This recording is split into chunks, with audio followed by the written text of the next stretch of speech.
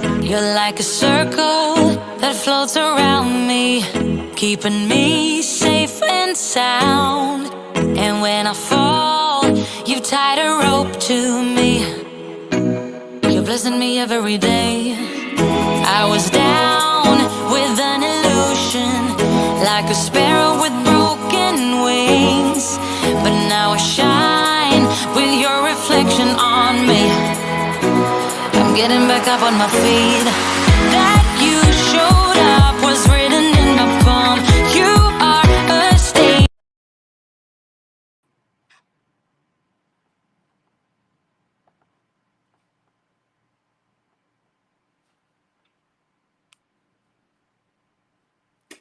Welcome to Stepping into Sisterhood. Oh my gosh. Hello, hello. Hey sis, hey sis, hey. Welcome to Stepping into Sisterhood. Thank you so much for being here. I know that you could have been anywhere else today, but you chose to be here with us, and it means so much. I am Andromeda. I am the founder of She Wins Society and your host for today. I can't forget to leave that out. I am your host for today. And since we're going to be spending, a little bit more time with each other, let's take a moment to get to know each other a little bit better. So like I said, I'm Andromeda. I'm the founder of She Wins Society. I'm also a certified master life coach, a 2-time published author as of this month. I'm a motivational speaker, and I currently reside in Orlando, Florida, with my husband and fur baby Lily, and I am super passionate about empowering and uniting women. Okay, so now you share a little bit about you in the live chat. I see some of the sisters are already commenting. I see Jasmine in the comments saying good morning, hello. Hey, I am my sister's keeper. So excited that you are here. This live chat is where you want to be today, okay? You want to make sure that you are in this live chat, utilizing this live chat to engage in the discussions. We don't want to just talk to you. We want to hear from you as well. So you can ask questions in the live chat. You can share your thoughts about some of the things that are being shared in the live chat, but also you can make some new friends in the live chat, right? That is what we absolutely want you to do here at Stepping into Sisterhood. Is to not only receive the resources and the information and the inspiration that is going to be shared today, that is going to help you to level up your life, help you to grow personally and professionally, help you to all around just rise higher and win bigger. But we also want to make sure that you are making connections, okay? We are stepping into sisterhood today. And what I know for sure is that connections are oftentimes greater than currency. Do y'all hear me? Okay. Every single woman who is here speaking today, I have some sort of relationship with them. Every single woman that you're going to see up here on this screen today, over the years has impacted my life in some way or the other. They have opened doors for me. They have presented opportunities for me. They have shared their platforms with me to share my voice and use my purpose. So when I tell you that connections are greater than currency, greater than our experience a lot of times, greater than the money that we have in the bank, our connections can open doors. Our connections can open doors, okay? And I'm so excited to share these ladies with you because, like I said, they've had such a major impact on my life. I know that they will have an impact on you too. So when they get up on the screen, definitely pay attention to what they're saying, but also make note of who they are, right? At the bottom of the banner, you'll see their names and their Instagram handles. So take some notes. Make sure that you have paper and pen handy so that you can take notes and you don't leave here without making new connections and without writing down something that is going to help you to elevate in your life and your career moving forward. I'm looking down to make sure I don't leave out anything. Okay, also, the live chat is how we will know if you are here and present when we're doing giveaways. So everybody who is registered, your name is in this cup, written down on a little piece of paper. And we will do giveaways throughout this event. So if your name is chosen, you have to be here in order to win, or we go on to the next person, right? So the live chat is how we will know if you are here. All right, sisters, so we're going to have a good time. Where are we at for time? 12:04. We are going to have a really good time while engaging in really awesome discussions and making connections with other women. So our first panel is going to be how to make time for adequate self-care. And that panel is starting in just about 5 minutes. So I'm going to go to the comments just to see what's going down in the comments. All right, let's see who's here. All right, so like I said, let's share, right? If you're here, go ahead and share where you're from, what you do, and what you are passionate about, okay? So I see that Catherine is here. I see Diane is here. I see Brittany Beeman. Hey, y'all. I see Anthea. I hope I'm saying that right. Jasmine, Janet. Hey, sis. Hey. Hey, sis. Hey. We're going to have a great day. Like, we are going to have a great, great, great, great day. Hey, Chantel. So I want to see somebody in the comments. I might start the day off with a giveaway. I need somebody in the comments to tell me what they do, where they're from, as we get prepared for our first panel to come in. And I see that one of our panelists is already ready to go. So I'm waiting for somebody to tell me who they are, where they're from, what they do. And let's talk about these giveaways, okay? Can we get into the giveaways really quickly? Because again, because of amazing women, this event is all the way powered by women for women, okay? And our amazing sponsors are giving away books, they're giving away memberships, they're giving away merchandise, they're giving away a billboard placement. We're going to talk more about that later. I think that's so dope. Hey, Natisha. Hey, Janet. So Janet said, hey, everyone, I'm a momentum coach and I'm from Virginia. I'm also the hospitality director of retreats. Yes, she is. That's our Jenny True. Shout out to She Wins Society. I was telling you guys about how the women who are coming up here on this camera today, how they have had an impact on my life, and my connection with them has helped open doors. But also the women in the comments, in the audience, you all, shout out to members of She Wins Society for sure, for, you know, being my tribe, helping me to fulfill my purpose, helping me to create spaces like this for other women to be empowered and to unite and work together. Hey, Cherise. Hey, Kat. Kat said, I'm from New Jersey. I'm an event planner and podcaster. I am passionate about sisterhood. Yes. Let's see. Anthea, I'm a professor and academic scientist. Wow. And a passionate STEM academic coach. Amazing.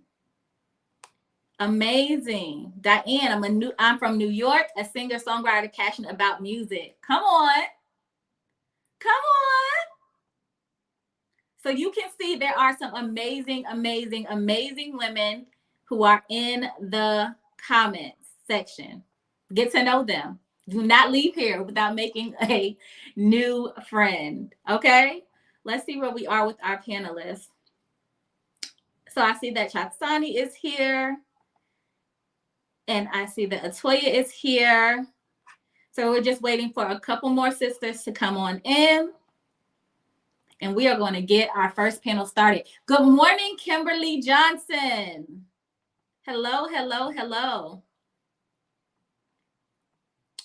Who else is down here? Hey, Monet from Texas, Dallas, Texas. She's coming in with the natural hair product line. Okay, y'all. All right. So we have some good things going in the comments. This is Stepping into Sisterhood, y'all. And here at She Wins Society, I don't believe I've said it yet, and I'm sure you have probably heard it, but our mantra is, when women support women, we all win. Okay? Listen, it's an equal equation. You pour into me, I pour into you. We all win. And that's so important for us to remember. Again, this is why our relationships are so valuable, because the world is always turning and we're always moving. And as we rise, which is the theme of Stepping into Sisterhood for this year, is lifting and rising, because we rise by lifting others. Right? So as I rise, I lift you up. As I grow, I build tables for you to sit at. And as you do the same, you do the same for me. And that is how we all win, right? But we gotta be connected. We gotta be tuned in. We gotta be locked in. We have to be intentional, right, about pouring into one another. We have to be intentional about checking in on one another. We have to be intentional about creating space for one another. Because if we have an attitude that we're just going to do it alone, or we're just going to take what we can get from others, that is not going to allow us to grow. At some point, we're going to run out of room to walk. So we have to keep creating connections to latch on to, for somebody to pull us up and keep pulling us up. But we got to keep reaching back and pulling the next woman up too. All right. So it looks like our panelists have arrived, most of them. So we're going to go ahead and get into our first panel, y'all. All right. So first panel, like I shared, how to make time for adequate self-care. So important. All right. So I am adding in Miss Kanisha D. McIntosh, who is the owner of My Tribe Essentials. Hey, girl. Hey, can you hear me? Hey, sis. I can hear you, but we cannot see you. Oh, no. I gave them access to my camera, but let me see what I can do. Hey, hey. And I'm going to let Kanisha introduce the rest of the ladies. I see some feedback. Okay.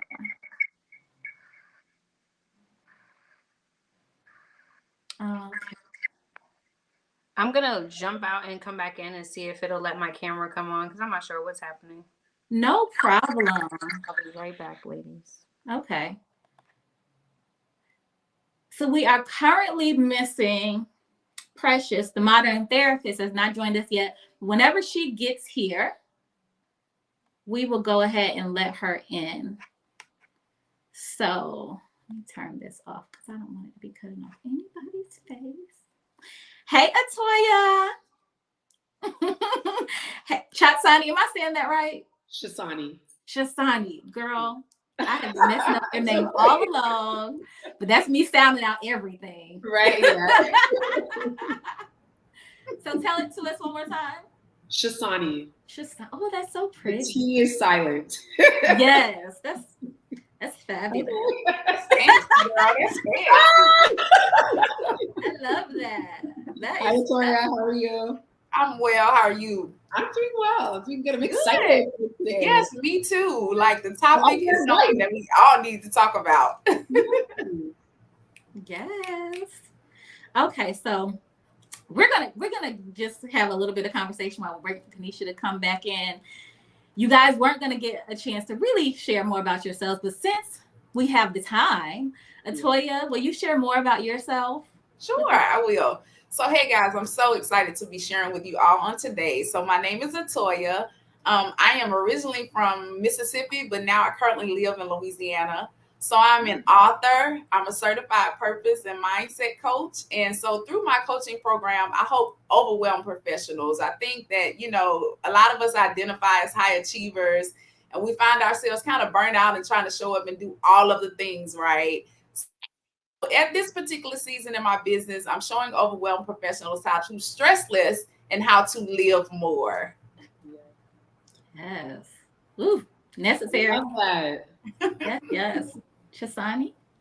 Hi, everybody. I'm so excited to be here. Thank you for having me. So my name is Shasani, and I am a thought leader, an author, and entrepreneur. I have a book called The Diamond Mindset Journal, and I'm also a motivational speaker and a coach.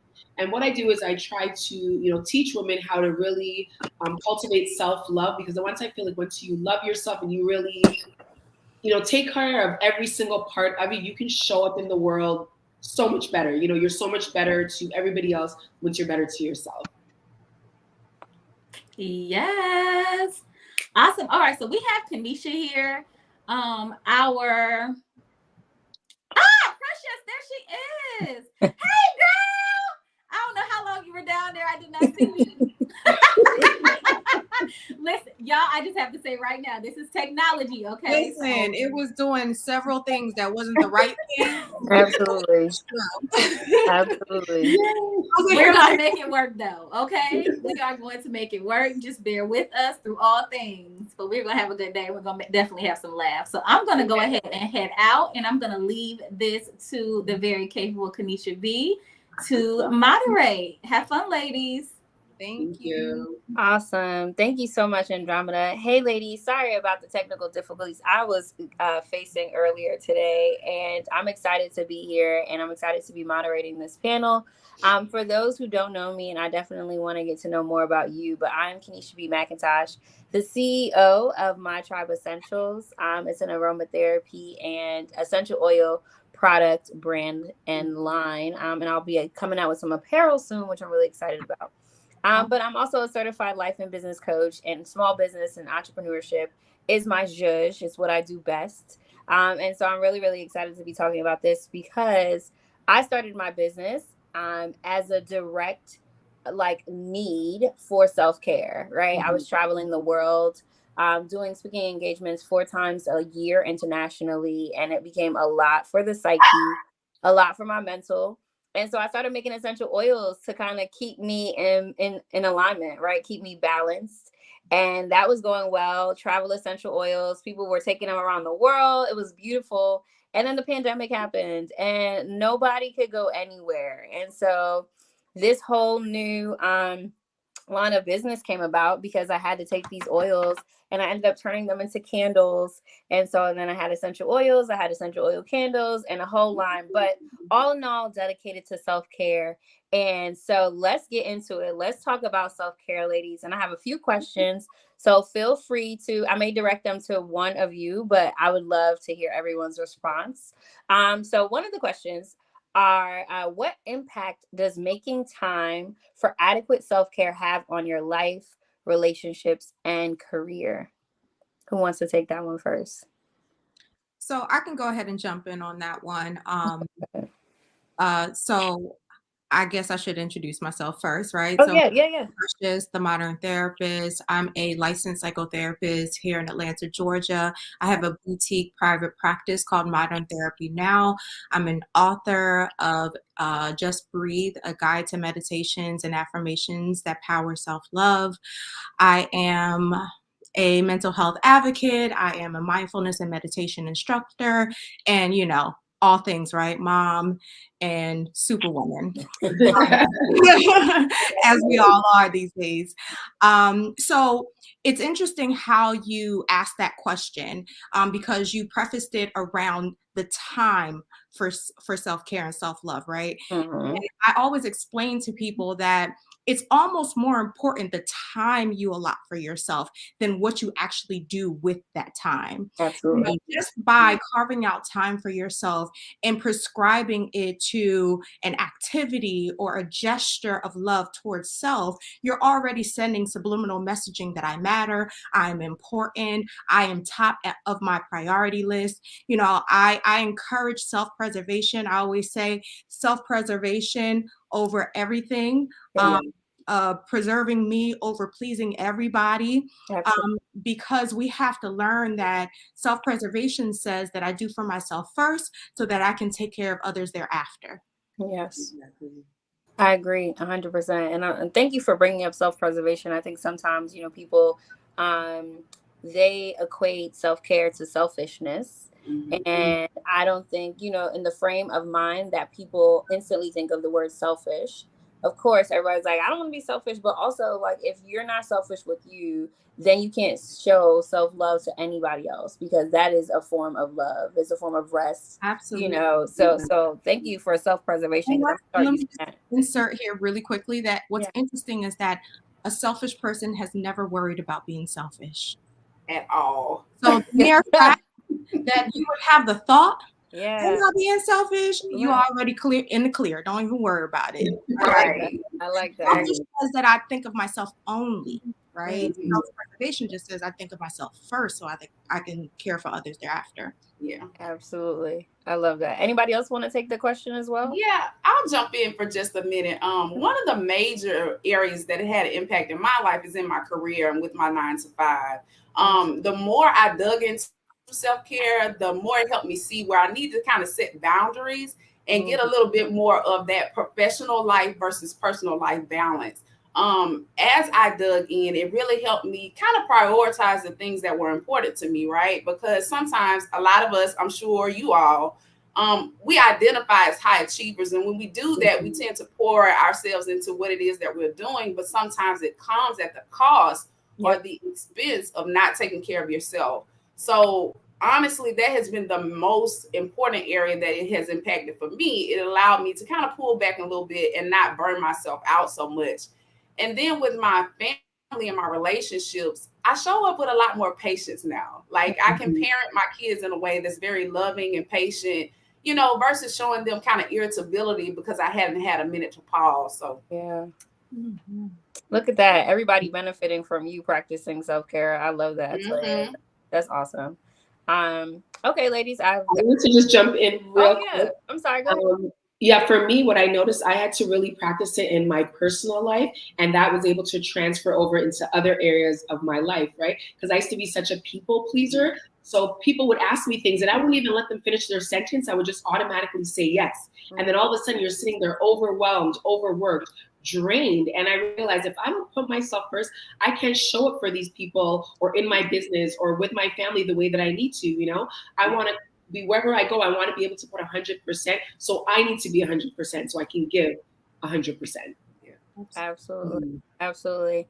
And I'm just going to interject really quickly because that hit home for me as well. I almost suffered a heart attack at 20 because I was working myself to the bone. I was working full time in DC on Capitol Hill at a hotel. I was at Howard University full time. This is my sophomore into my junior year. And I had worked through the summer, not sleeping, not eating properly, drinking coffee, going nonstop. It ended up like one night getting off of work and taking a bus up to New York, where I'm from, and got admitted to the hospital instantly. As soon as I got there, they took me in, got my vitals. I was on tons of IV. And the doctor, I'll never forget, he came in, he was like, I have 60-year-old male patients who eat pork every day who have better looking hearts than you. So you're basically a ticking time bomb. You're only 20. Exactly. I don't know how long you're going to last here if you don't make some changes. And so it was either like go through some heart, getting on heart machines and all these other things, or like literally stop whatever you're doing and just rest. And that was like a turning point in my life because I was a people pleaser. So I started like, no. No was the favorite word of that year. Yeah. The word no is a full sentence. No explanation. I was like, I almost was dead, y'all. That's crazy.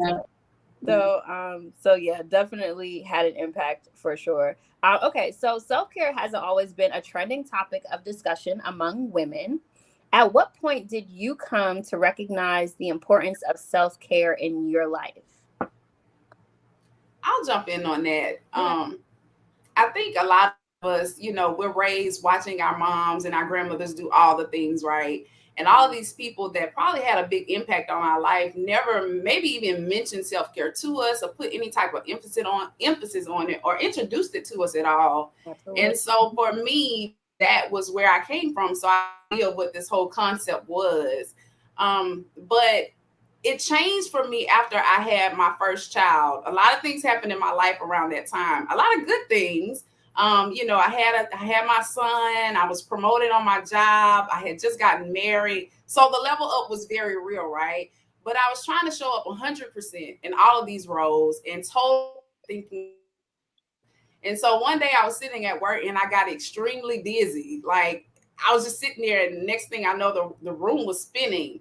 So I found myself like face down in an office on the floor, like, okay, what is going on here? But in that moment, I realized, okay, Atoya, something has to change. And it has to change with you starting to take better care of you. So it kind of like it was a scare that allowed me to see exactly how important it was to just take time out for myself and start realizing that I cannot do all of the things all of the time. without putting myself on the top of my to-do list. Absolutely. I'm grateful that you got that lesson early, sis. Oh yeah.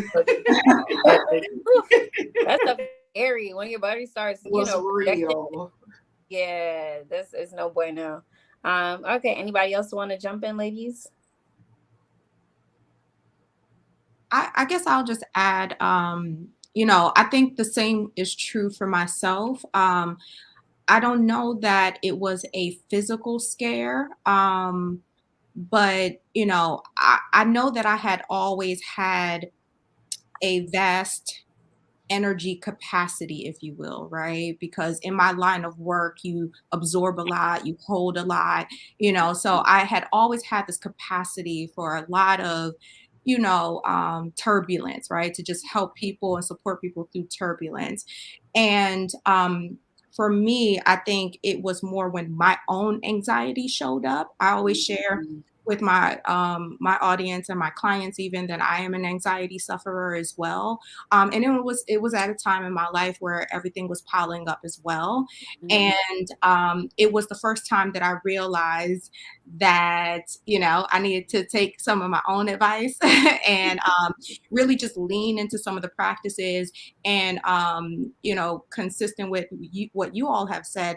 It then allowed me to thread it through in an even more substantial way in what I deliver to others. So I started to live a lifestyle that was supportive of my wellness and then started to incorporate external factors back in, right? So it's almost like when you like go on a crash diet and you're like, I'm going off carbs, I'm going off this.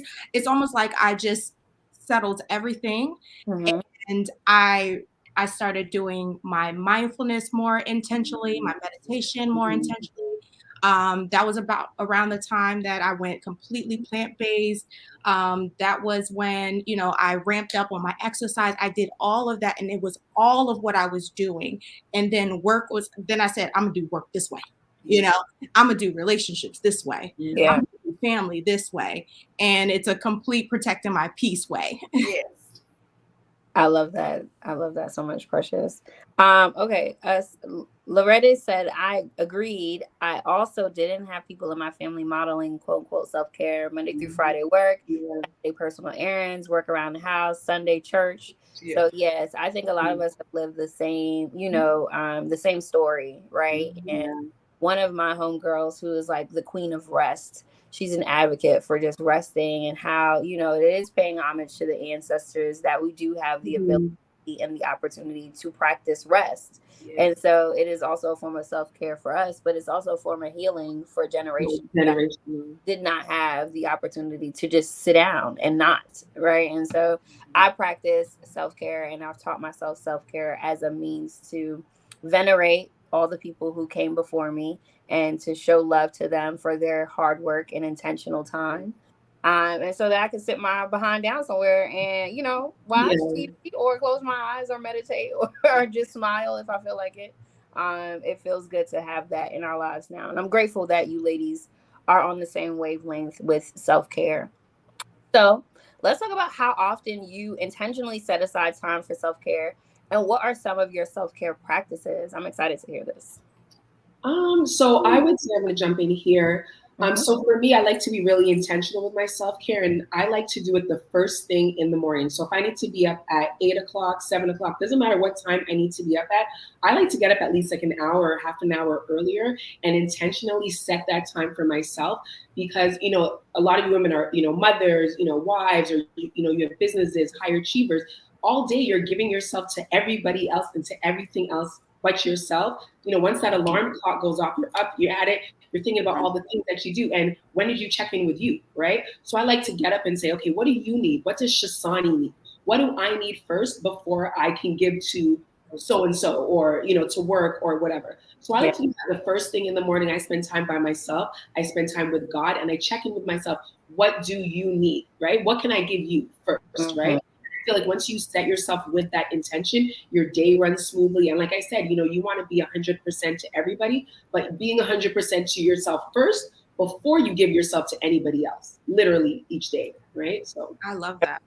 Yeah, I just want to piggyback on that because, I think I have my own practices, but you know, everyone has to find their own path to self-care. Yes. So what I encourage is that check-in, you know, that you just spoke about, right? So taking an inventory on self first thing in the morning is what will allow you to then honor your energy throughout the rest of the day. Wow. However you answer to yourself may be different.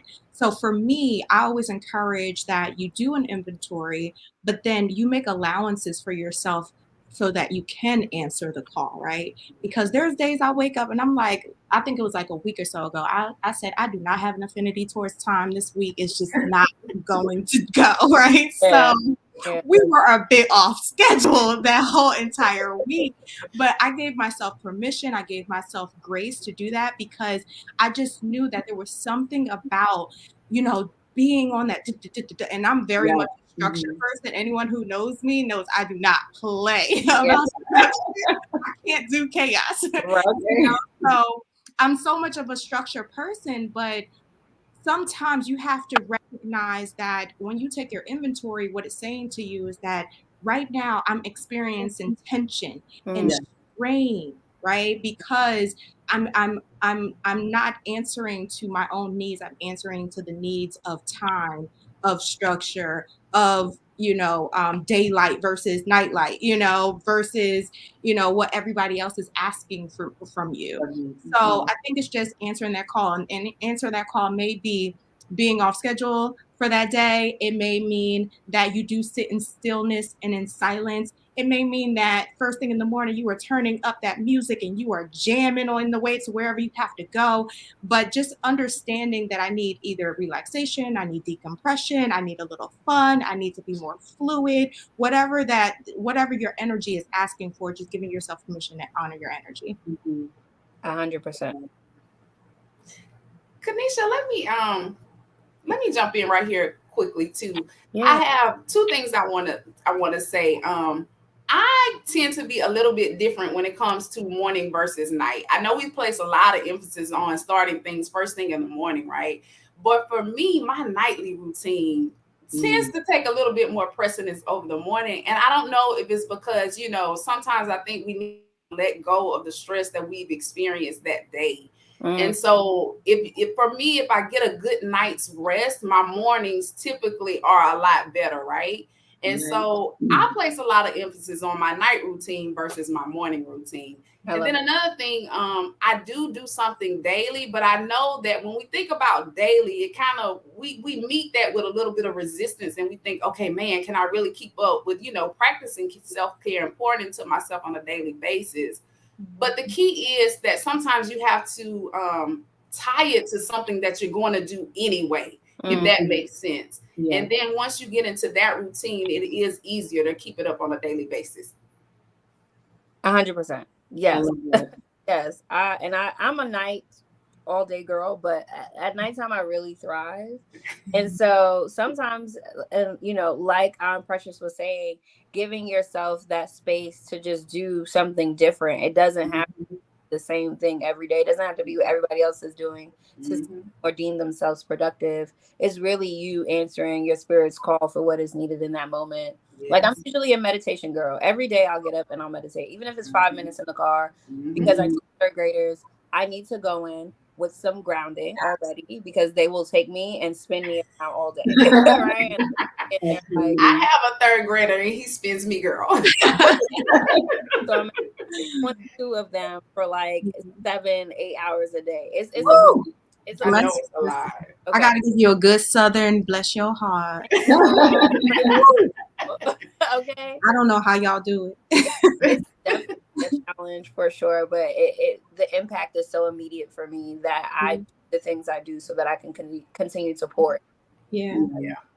But some mornings I don't have it, because I'm like, I gotta get to school, gotta get these lesson plans, gotta get these kids together. And I'll need the night to just get me down to a point where I'm like, okay, I can rest easy tonight, because it feels like my day was chaotic. So I always tell people, go with where your heart is going. Yes. I wake at 3 and do something different. So yeah, I agree with all of you ladies. And I just want to say this one last thing, that Self-care is also just in how you manage each moment and each task. Absolutely. There is always an approach that you can take that is going to ignite some things. And there's approaches that you can take that'll help soothe and calm all the way through it. So just managing the moment, the compassion and the grace that you lend to yourself is the ultimate act of self-care. Absolutely. Yes. Absolutely. And just being mindful. People think that meditation means you got to sit still, quiet.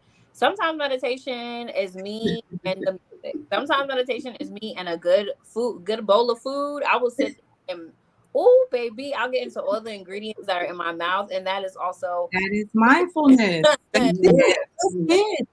I tell people that being in the same place mentally where you are physically is where that power is. Yes. The fact that we have a perpetual preoccupation with past or future that is causing that additional strain, but when we just root ourselves in our present moment and allow ourselves to just be full in that moment and to occupy space in that moment and just really absorb, Yeah.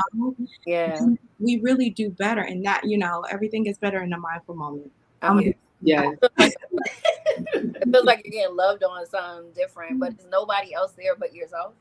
Yes. Exactly. It's like a secret, but it's like, it's like no one else knows that this is happening in my head right now but me and my body.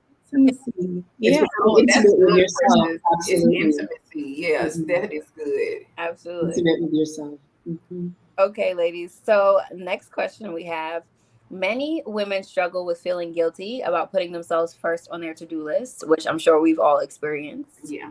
Have you ever felt guilty for prioritizing your self-care above other things? And if so, what did you tell yourself to overcome those feelings? This is a great question. So I'm excited. Anybody? I got some stuff to say. I'm just different with some stuff, I can talk about this stuff all day. But go ahead. Go ahead, Precious. Okay. Well, I talk, and preach. I'm gonna say I preach about the glorification of this like keep it moving culture. And this glorification of strong. And, we all spoke to it early on about the fact that being overworked and stretched too thin was something that demonstrated strength, right. For us culturally. And I think that we have in this day and age started to understand that that was probably something that was produced out of trauma. Yes. And what our attachment to that now is more so a trauma response, right? It's like intergenerational trauma that's getting passed down and down. So it creates this shame and guilt whenever we do give ourselves permission to rest, right? And what I say is that it has to start with confronting that belief system or that ideology first, understanding that your rest is a part of progress, right? So you being able to be functional and you being able to be effective, you must also rest. And, just to go full blown hippie for a moment, and that is sewn into everything around us, right? Everything in nature goes dormant for a time so that it can flourish and it can be everything we need it to be in another time. So who are we to suggest otherwise for ourselves? So I think we have to address that thought process first, and understand that it's almost dehumanizing for us to suggest that we don't get to give ourselves some time. But I'll say personally, even as I make that statement, I had my time with it as well, where, I had an issue with people's needs going unmet, right? So that's a feature of people pleasing, right? And this is a bit of an unpopular opinion, but I really do think that comes from a bit of a grandiosity. I always, I believe that we have to know that we are exceptional, but understand that we are not that grand also, that, you don't have to be the answer. You don't have to be the solution. And oftentimes you will not and are not, the answer or the solution. So it gives us some kind of peace if we can relinquish that requirement and that pressure on ourselves to answer each call and understand that things can go resolved, even if we are not at the centerpiece of the resolution, right? So giving ourselves permission to step back and doing our own replenishment is going to carry us a long way. Yeah. Kanisha, I just want to jump in there. Like, I just want to piggyback off of what Precious said, because actually yesterday I felt guilty. Exactly what you're saying. And, even just this space of, with all my growth and just being a self-aware person, you feel like, you've got to this level of healing, and it's like, no, you're still going through some traumas, right? So yesterday, just to kind of, make it short, I went to an event, and I had been going all week, all these events. I'm doing this, I'm trying to work, I'm trying to get ready for, this event here today. And I got to a point where I was in the bathroom and I just started crying. I literally just broke down. And I couldn't do it, right? And like what you said, Atoy, we there wasn't no nothing in my family or my mother or my grandmother, like, they're strong women, and all they did was just go, go, go, and they never rested, right? And like you're seeing, the process is in the rest. And I just looked at everybody and I said, I gotta go. I gotta go. And they just were like, what? And I didn't feel I need to explain. I felt guilty, but I'm like, I gotta go. I gotta take care of me. And I left. I came home. I rested, and I'm up. And now I'm able to give 100% in everything else I move forward in, throughout my day, right? Yes. So, and I'm just being, completely honest, but that was yesterday, right? So I feel like that guilt is always going to be there. But once you put yourself, and you remember that you have to put yourself first, no matter what, you know what I mean? It doesn't matter what anybody thinks of you or says about you, you'll be able to move forward. Yeah. I love that. And sis as well for that. I'm proud of you for seeing that, knowledge, being able to make some immediate changes. So shout out to you, girl. Thank you. Really quickly, I just want to say, I think one area or group of women that I know suffer with guilt is this mom guilt. Like, we feel like no one can parent our kids or take care of them the way that we can, right? And so I don't live in the same state with my family, but when I had my children, I just would not let anyone help me. Like, okay, I have to do it all. I have to answer their every cry, whatever they need. I have to be there for them. But at some point, as moms, we have to realize that showing up whole, showing up fulfilled, showing up rested, and taking the time to pause is almost the best thing that we can do for them. So I just wanted to kind of give a little bit of encouragement to the moms, like, be gentle with yourself. And don't feel guilty for taking that time, because, again, that is probably one of the best things that you can do for them, is taking a minute, and you're going to show up with so much more love and grace and patience for them. Yeah. Yes. I'm not a mom, but I'm listening. But You're not a mom. You were something to all them children. You right. Somebody's auntie, somebody's grand. You a surrogate something. I just want to quickly add to this conversation, and you ladies did a great point at hitting all the points on the head. For me, I think my guilt came because I'm first generation American, and there is a ton of stigma around parents that are from a different country who've come here to give you this life. Yes. And I'm firstborn, first generation, which made it 10 times harder because no one has done it before me. So they've like primed me, right, for these things. Yeah. I can't disappoint because they came all the way over here. Like, I gotta go up. And it was just this level of anxiety that I feel like I was born with. Being born in New York, I feel like everything is like, right? You gotta grind because you can't stop because the world is always moving around you. Right. And so it wasn't until I went to Howard and got out of New York that I feel like I breathed, like took a deep breath for the first time as an adult and let all of it go. Yeah. Everything that I thought I needed to do to be Kanisha, the firstborn, Jamaican American from New York, like every label that I had placed on myself throughout my lifetime and being, in school and seeing how my family worked hard, I told myself a lot of stories that no one had ever said to me. And when I got to college and I saw other Black people, living in just whateverness, I was like, oh, this is what y'all do?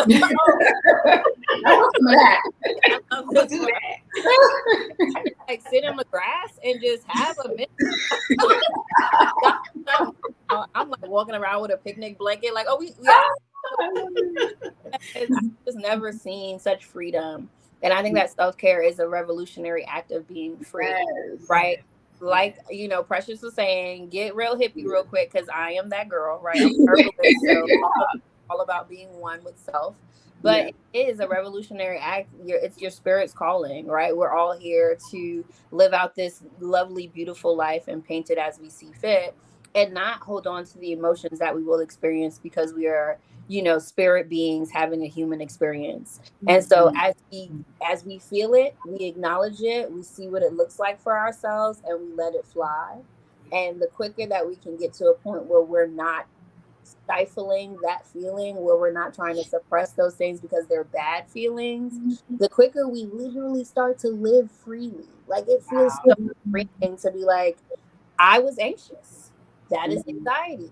This is what I do when I get anxious. I'm just gonna ground myself in this moment. I'm free. And it goes away. It's like, you know, like smoke clearing every day for me. And so I do feel guilty a lot of the time, you know, because I'm still the firstborn and I still have, you know, sisters and parents or whatever.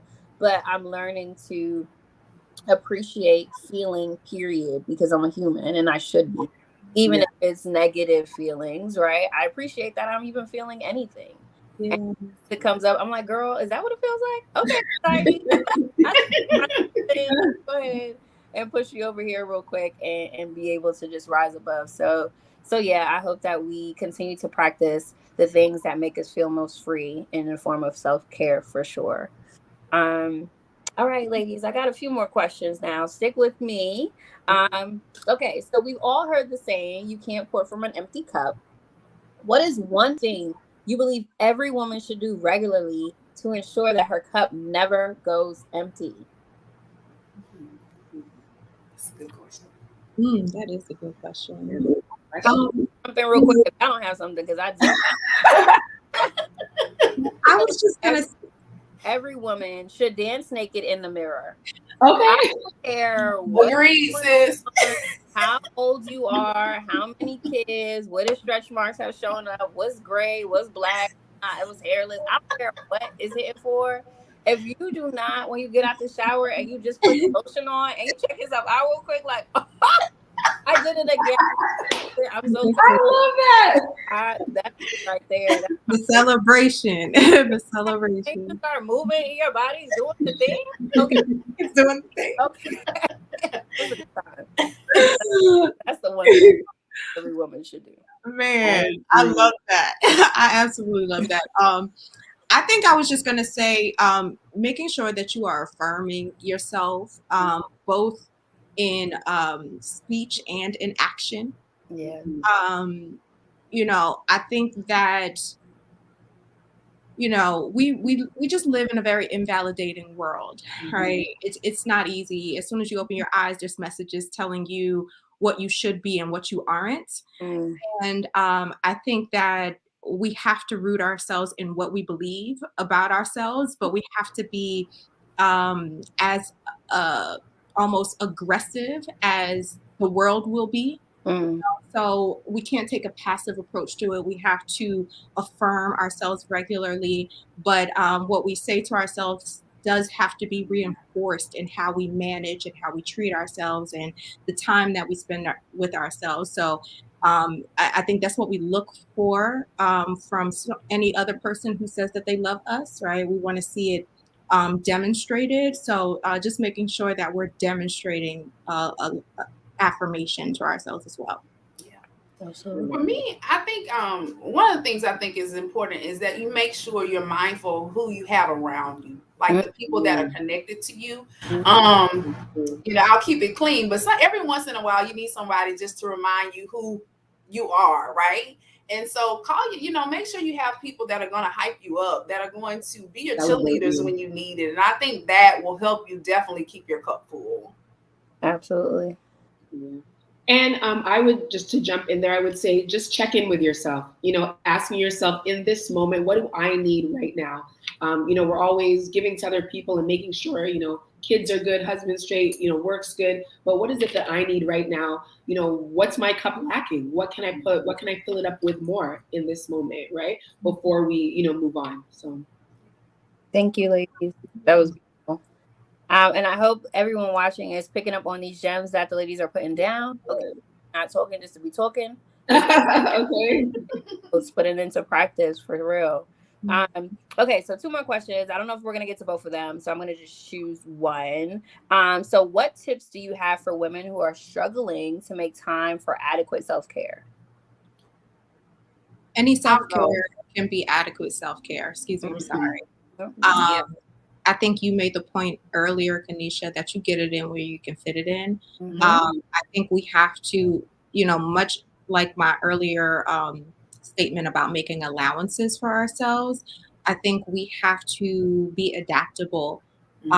Sometimes when we don't exercise our self-care in the exact form or in that ideal way that we would like to, I don't always get an hour of meditation like I would like, but I'm gonna meditate for increments, 3, 4, 5. They might add up at the end of the day to an hour, right?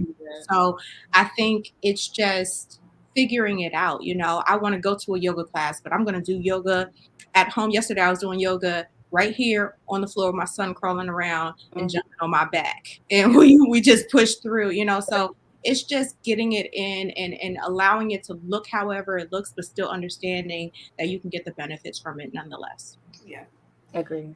My take on that is, and I'm sorry, y'all, I keep talking about moms because I really just have a heart for women with children because I know how tough it could be. But kind of going back to something I said earlier, if you start by tying it to something that you're going to do anyway, like, for example, we all like take a shower. All right.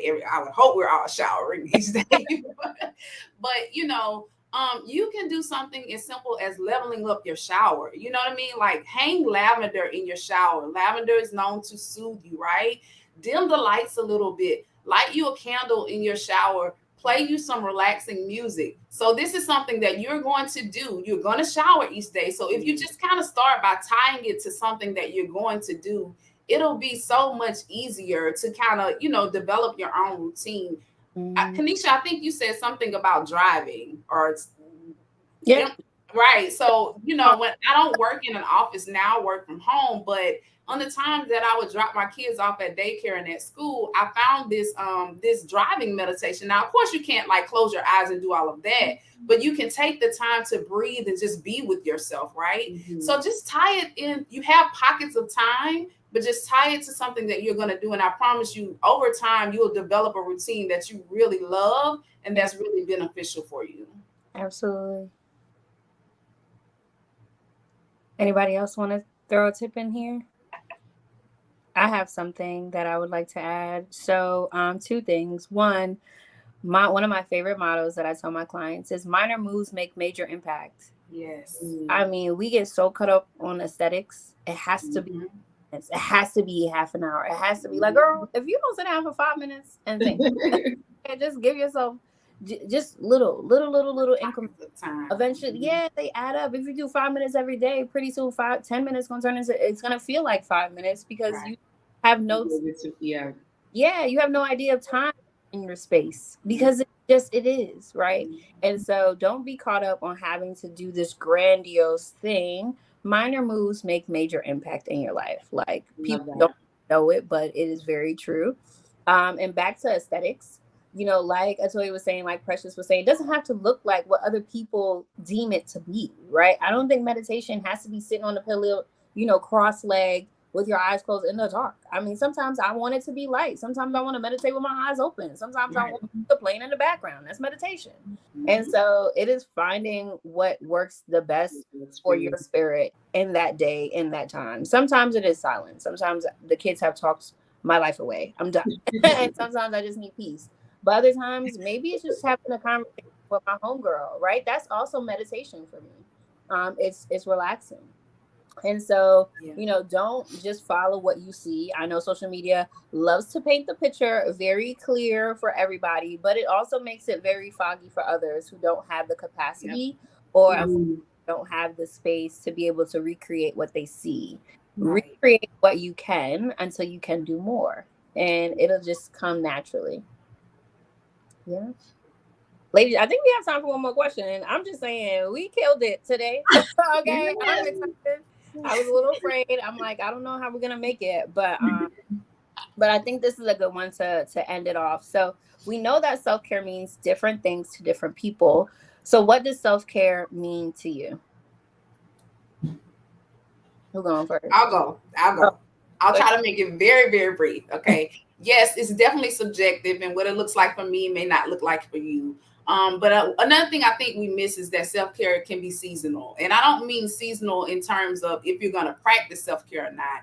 I just mean recognizing what you need at that particular point in time in your life. So, you know, if you are a new mom with a 6-month-old, you may need something different than if that child is 10, right? And so for me, self-care is really acknowledging the season you're in, understanding what you need in that particular season, and then honoring that in a way that allows you to feel physically, mentally, and emotionally whole. So that's my take. That's how I view it. What do I need in this season, and what can I do to honor that? For me, self-care means, you know, like I said before, giving the world the best of you, not the rest of you, right? So, and I'll just leave it there. Go ahead, Bars. I hear you. Y'all dropped a quick one for us. And I agree with all of you ladies. And I would just add that it is in the subtleties, you know, that I afford myself. It's in, you know, the kind message that I send to myself, the way that I speak to myself and my thoughts. It's in the grace that I afford myself. It is in my demonstrations of my greatness and me being able to live in my truth and take up space, you know, just giving myself permission to take up as much space as I may give away. I love it. Yeah, that felt good too, Precious. Thank you, sis. Yeah, that's good. And all of you ladies, thank you for your responses. And I will cap it off with saying my definition of self-care and what it looks like. It's literally my mind's practice of showing gratitude to my spirit, right? Like the way that I think, the way that I talk, the way that I move in this life, and showing gratitude to myself, to my heart that still beats, to my lungs that still work even when I'm not telling it to work, you know, like to the manifestations that are just happening, the synchronicities and the angel numbers and the guides and all these things. And so practicing self-care is literally like a smile, it's a hug, it's a kiss. It is all the things that say, I appreciate it. I appreciate that I'm still here, you know? And so every way that I can do that, even doing moderating a panel with you lovely ladies, this is self-care to me. This is self-care. Yes, It is, definitely. Right? And it's you know, our way of saying thank you to the universe for allowing us to be who we are and share in our gems with others. So from the bottom of my heart, I appreciate this conversation so much. Something today, which makes my day that much better. Yes. I'm grateful for each and every one of you for sharing your piece and your story. And thank you. You've done a great job. Amazing job. I want to shout out. So beautiful. Thank you so much. Ladies and gentlemen, everyone watching, make sure you connect on social media. Ladies, before we head out, definitely share your IG, Facebook, website, share where you are and where we can find you. Well, you can find me on Instagram at The Modern Therapist, spelled all the way through. My private practice's website is www.moderntherapynow.com. I have a retail store, a virtual retail store for beginner meditators, where you can go to www.shopjustbriefstore.com, and you can visit that page on Instagram as well at Shop Just Brief Store. Perfect. You guys can find me on Instagram at Shasani 2.0. You can check out my podcast. If you click the link in my bio, you can definitely go in there. I talk a lot about, self-development, growth, self-care, self-love, and all that good stuff. I also have a Diamond Mindset workbook journal, which kind of, helps you along the journey to find and become your best self. And you go to my website at www.bizbeautybrains.com. Great. Uh-oh, Toya. She's frozen. Toya. Toya. Uh-oh, okay. We have her info. Okay. You got to shout her out. Oh, she's back. She's back. Okay. Toya, I was just talking away. Y'all didn't hear me. we can hear this. Girl, no. Okay, let me make it quick. My Instagram is Atoya Follins. My website is also Atoya Follins. If you happen to be in my area, which is Baton Rouge, Louisiana, on Sunday I am hosting a self-care yoga session called Black Women Breathe. Would love to have you if you are available. And then in June, I'll be hosting a challenge called Sustainable Self-Care. But you can find all of my information on Instagram and on my website. Okay. Well, I just followed all y'all. So I'll be doing the same. I will be sharing and posting. And again, so grateful for all your love today. I hope everyone who tuned in has picked up on something, and will also share this with someone else in your network, in your tribe, in your home. This is the way that we elevate. This is the way that we get to the next level, is when we tap into each other and share. So follow all these lovely ladies on social media. My handle is Kenesha B. McIntosh, and my website is mytribe-essentials.com if you would love some lovely candles or some oils or some tea or whatever it is that you need, even affirmation cards. I've got it all. Just, a vibe. I'm a vibe. So Are a vibe. Oh, vibe. So let's head out, and I'm gonna wait for Andromeda to come back in. Thank you, ladies, again. It was such a great time. Thank you, guys. Hey, girl. Thank you so much, ladies. Oh my gosh. Excellent panel. Great way to start off stepping into sisterhood this year. Wait, I'm muted. Am I muted still? No, you're No. I got so many things happening. Y'all don't even know. I'm like, okay. Thank you so much, you guys, for an amazing panel. Great discussion. Thank you so much, Kenesha, for moderating. I got a whole story about. Just thank y'all for y'all help. If y'all have seen previous Stepping into Sisterhood, I'm like trying to do a million things. I got smart and got more help. And so I thank you all for your help. And thank you so much for your time today. You are so much appreciated. Awesome. Thank you. Thank you. Fun. All right, bye. Bye.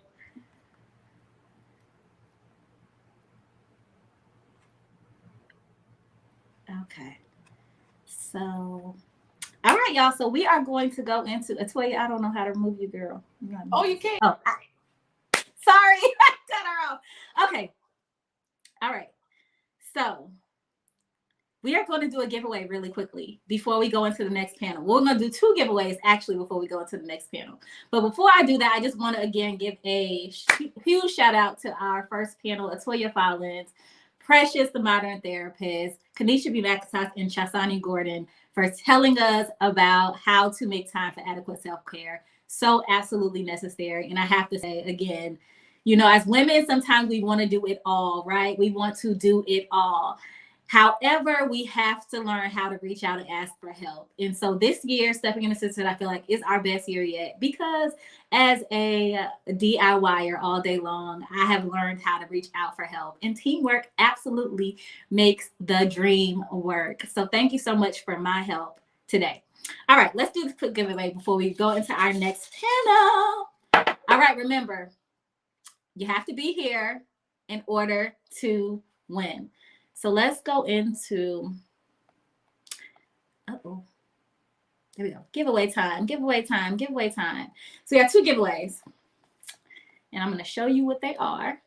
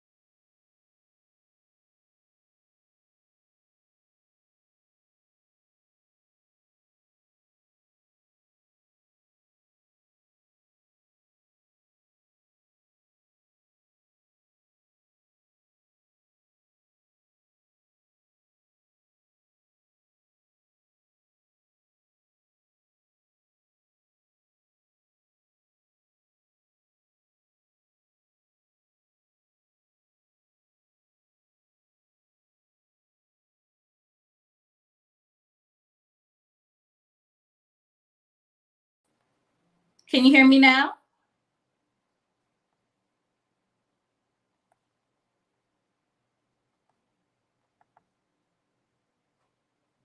Uh-oh. Can you guys hear me now? I'm back now? Okay. I don't know what happened. Did you guys hear me while the picture was up? I'm just trying to see like where the sound went out.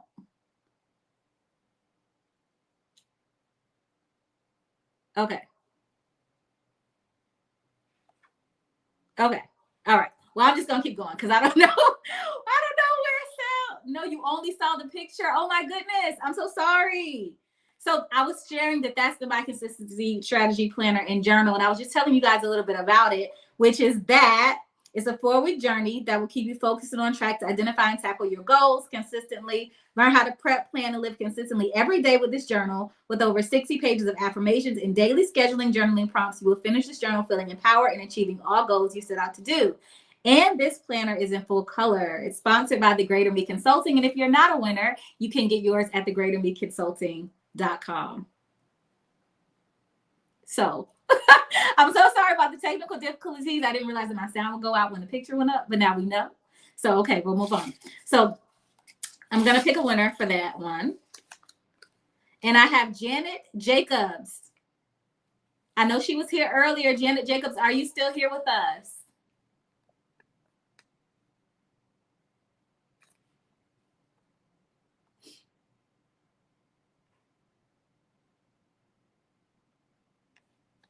All right, Jenny, you have like 2 seconds to respond, and we have to move on.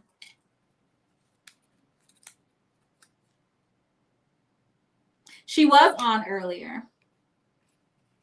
I saw her. I think I'm just going to let her win anyway because she was here earlier. Maybe she ran to go do something, and I think she's... Ah, there she is. Okay, she's back. Janet's back.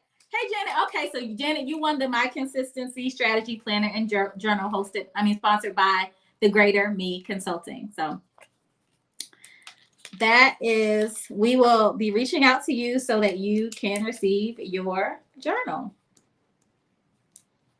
All right, so next up is, and I know this time to come back after the picture.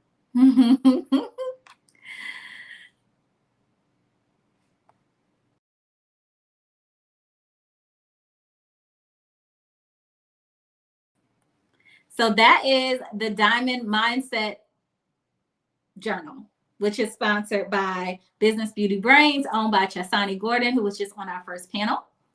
And this workbook journal is for women who wish to make personal life changes using the guided journaling experience, filled with inspirational quotes, affirmations, powerful questions, and thought-provoking activities. Chasani Gordon will lead.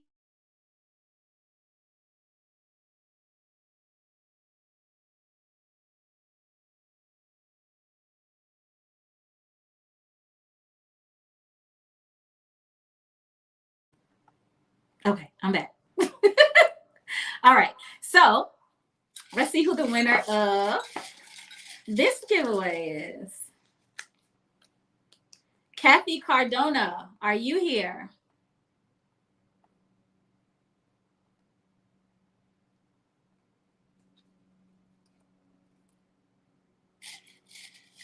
I think y'all can hear me now, right? I hope so. Anthea said no sound, can't hear. I hope that doesn't apply right now. Hey, Portia Witherspoon. She says, congratulations. But I didn't see Kathy here. So we're going to move on to another winner. Okay. Thank you, Janet. Okay. So I'm just decided to say, Kathy Cardona, come on down. Tanya Rutherford, are you here?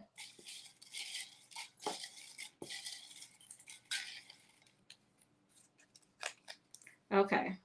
Anthea Akins. I see Anthea. Anthea, you win. You're the winner of the Diamond Mindset Journal. So we will be reaching out to you as well to win your giveaway. All right, our next panel is in session. I see the ladies back there ready to go. So I am going to go ahead and let them in.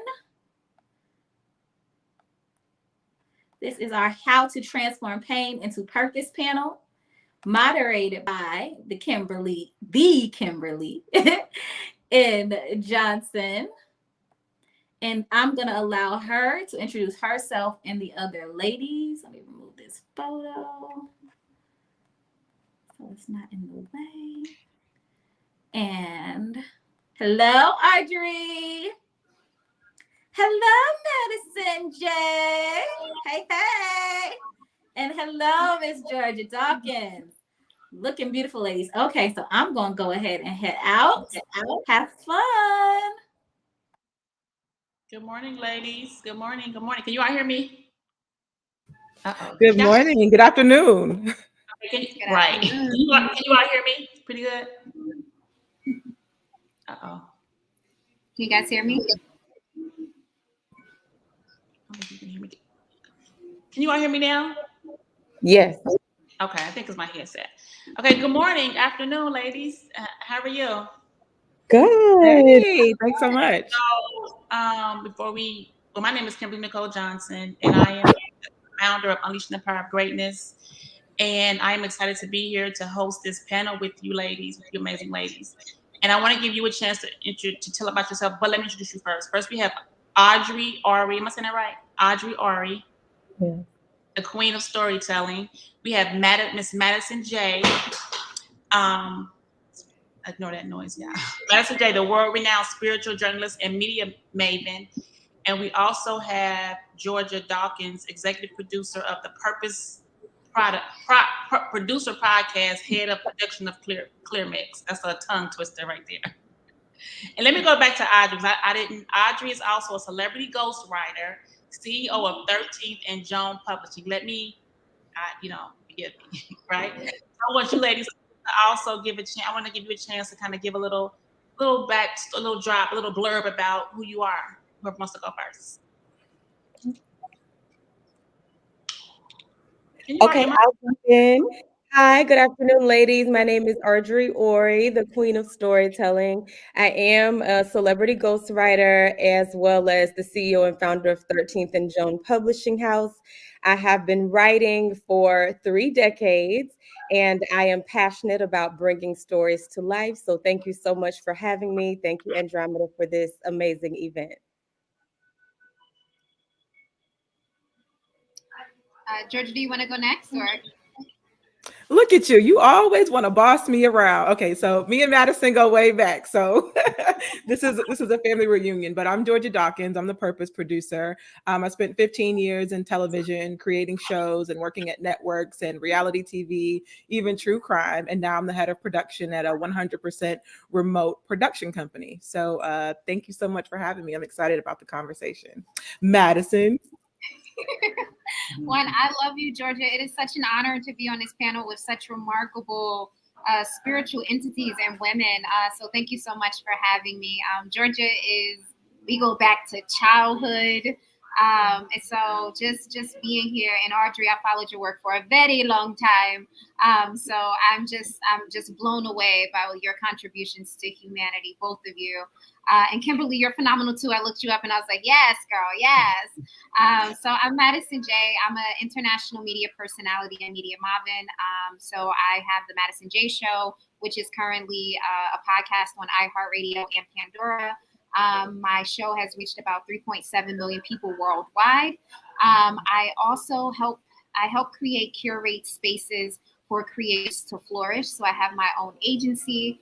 And I believe in helping people find their soul and finding who they are beyond the flesh, who are they as spiritual beings, and then monetizing off of that, creating a currency value to really shift the vibrational frequencies of humanity, whether that be through storytelling or helping people structure and really build and understand who they are and what we're here to do, because we're all called to something. So I think that sums it up. That's awesome. That's awesome. Everybody, all these women up here. I mean, you all have some amazing. Just your introduction and alone is like wow.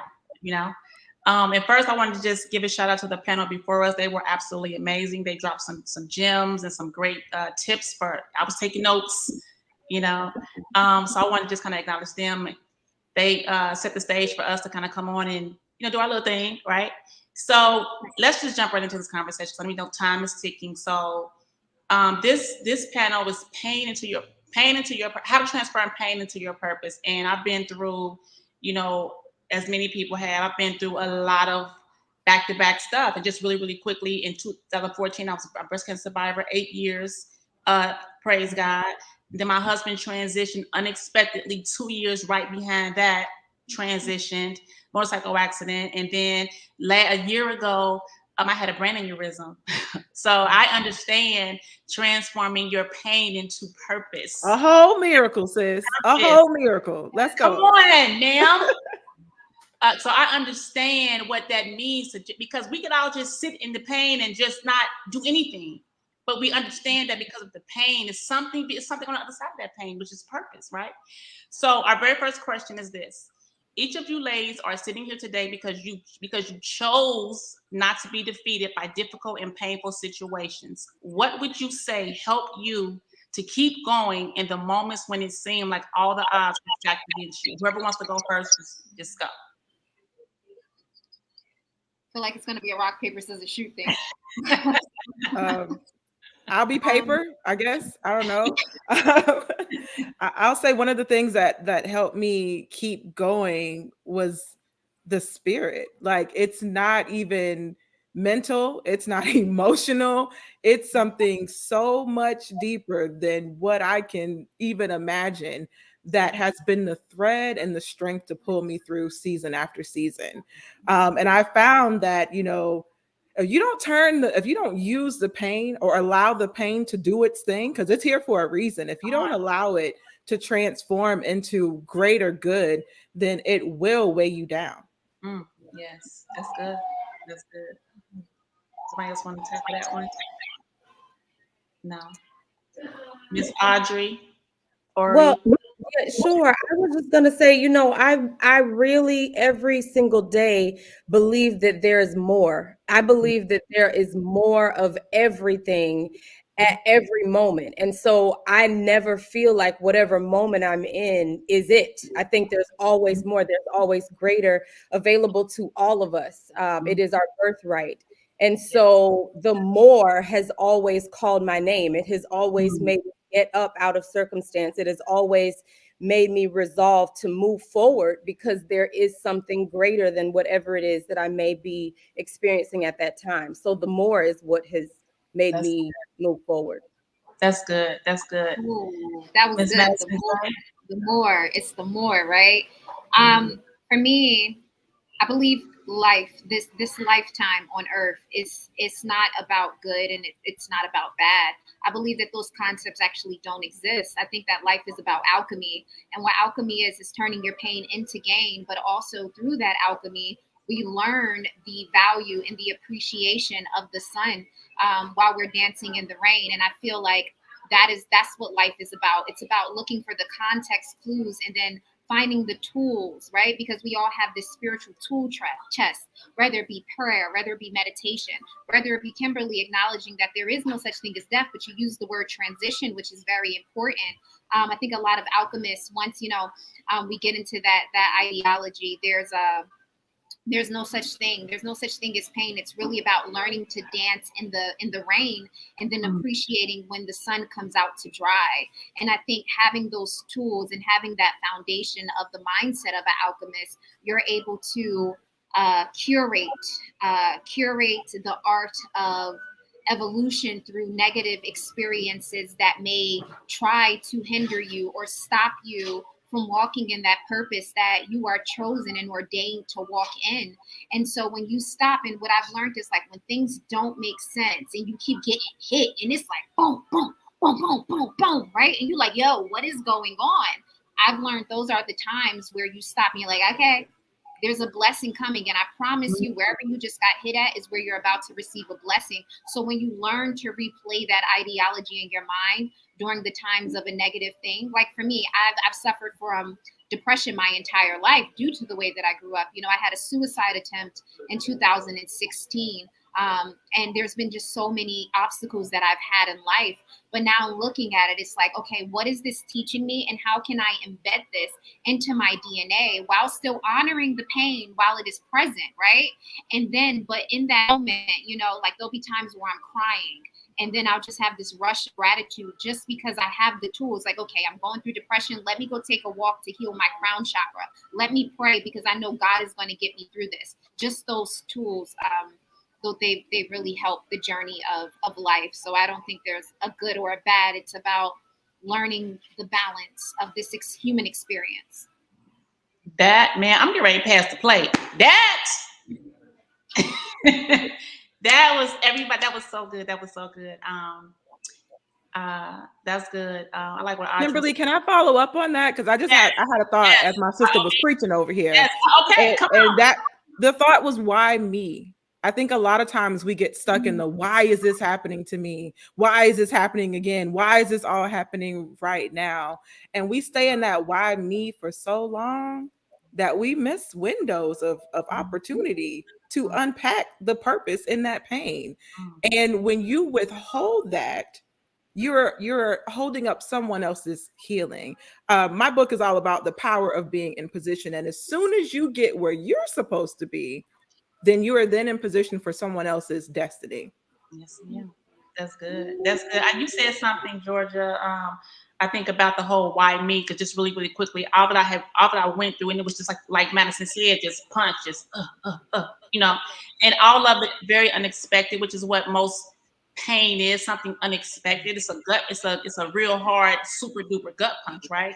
And for a moment, I did have moments of, God, are you mad at me? What did I do? Because I feel like I didn't, you know, again, breast cancer survivor, and people survive and people also die, right? And so for me to go through that and win, and then we have all these plans, my husband and I, and then he's just gone. Motorcycle accident, just gone. He's just not here. Made no sense to me. I'm the one who went through the thing that's supposed to kill you, but yet he's not here, right? And then to follow that up, years after that, 3 years after that, I have a brain aneurysm. So it was like, what, what? So I like what you both said about, and then what Audrey said about there's more. Yes, there's more. There's more behind all of it. There's more, right? So that's good, ladies. Some good stuff. Okay. So our next question is this.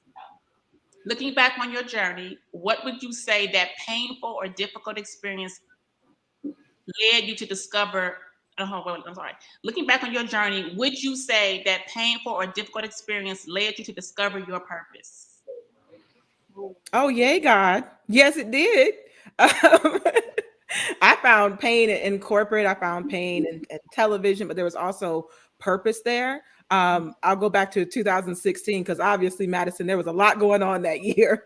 2016, I was laid off, and then 2 weeks later went through a breakup, like a massive, I'm gonna say massive because it hurt real bad, and fell into this deep dark depression where I felt like I was worthless. You know, the things that I tied my value to went away. So what else do you have for me to do?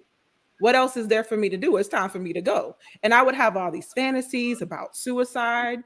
You know, I say fantasies not because it was something that I desired, but something that was always playing in my mind is, how do I get out of here? How do I get out of this? This is too much. And it turns out that there was more. Audrey, it turns out that there was so much more for me to do, and that God was dreaming a bigger dream for me, because I was able to survive that period of depression. On the other side of that, not even 2 months later, I got the opportunity to create a talk show hosted by four African American women on national TV. And that's something that I couldn't do if I didn't go through that pain. That's something I wouldn't have seen my value, what I could bring to the table. I didn't know what I was capable of until I came out of that season. That's right. Yes. That's good. That's good. I just want you guys to know, like, I'm a fan. I'm a huge fan. Like, I know Georgia's my friend, and Audrey and I have worked together before, but like, this was ordained. Like, being on a panel with them, like, one, Georgia is probably one of the best speakers that I know in existence, and I've witnessed her story. So I just want to make sure that I'm honoring my sister and knowing what what she's personally been through, and just being on a panel with her and seeing that evolution is amazing. And you know what? That's another thing with pain, right? I think as Black women, we tend to not see one another, or when we see the greatness in others, we kind of get intimidated by it, or we're not giving one another our flowers. Like sometimes those flowers you don't know how much that can help somebody, and you think someone's like strong, and most strong people go through the most alone, and we really all need one another. 2016, like that's when I lost my aunt, who Georgia knows, like that was basically my mom. And I like to say, like, I think a year and a half later, me and Georgia reunited, right? And I remember it really felt like I was in a dark moment, like a really dark moment. And like the way everything turned out, that she just happened to be in New York City, and we danced in the rain that day, literally, and we got caught under an angel number, and it just felt like she sent her to me. And so just that alchemy alone of knowing that, like, our ancestors, they're always with us, and they'll send you a friend. They'll send you a soul sister when you need it the most. And that's like one thing that has like really helped me get through pain. It's like those friends showing up for me when I needed it, or I didn't even know it, and they just were there dancing in the rain with me, chasing angel numbers. So we really do. That really does help with the pain part of it, is like showing up and honoring one another. And it's not there's enough for all of us. Like not being intimidated by that, but just like seeing the essence, like, yo, I see the queen in you. Like, that inspires me. Like, I'm gonna highlight you and highlight us, because like that may just help. And if your spirit makes you feel moved to reach out and just share love to somebody, please just do it. That's that solar plex chakra, your intuition, that spiritual brain. And you just don't know how much that could help somebody. That could literally take someone off the edge of suicide. So just reach out to if you read in this, reach out to the first sister that pops into your mind and tell her that you love her and you're proud of her. That's good. That's good. That's good. Yeah. And I'm going to say, I think having platforms and things like this, stepping into sisterhood, it's really important, because it's funny, Madison, you talked about being in a dark place, but the only thing that I've ever seen from you is light. Amen. So I think it's really important that we also, recognize those gifts and talents and things that other people see in us, and that we honor those, and that, when someone gives us genuine compliments, we're not like, oh, no, I'm not, don't turn it away. You need that. I truly believe that when you turn away, when people are trying to honor you or say things to you, you do disrupt the energy that is supposed to be in motion for whatever is supposed to be happening. So accept those things and, say thank you. It's not being too much to accept when someone wants to grace you with that. As far as pain for me, it came in the form of childhood domestic violence. It came in the form of growing up in a home without a father, which that's a story for many, but the end result of that is often not feeling enough, not feeling worthy, not understanding why someone did not want to stay because of you. And so in that space, there was great pain, there was great uncertainty for me. And I found that there were a lot more people like me. There were a lot more people who had gone through that. When you're going through pain, you often feel like you're in isolation. You feel like you're the only person. And so that for me, the first time I spoke out about feeling that way, there were people who said me too.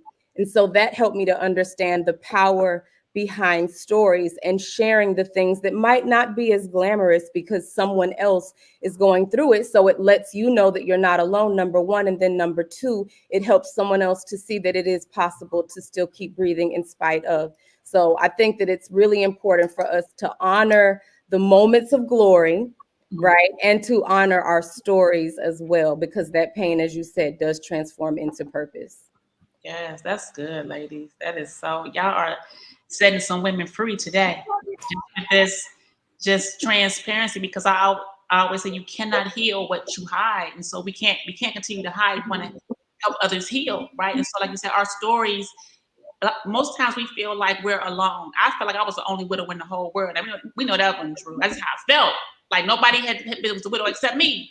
And sometimes we feel like it's just us, right? So with us sharing this pain, and it has launched us into who we are now, who we're walking in now, all glory to God, right?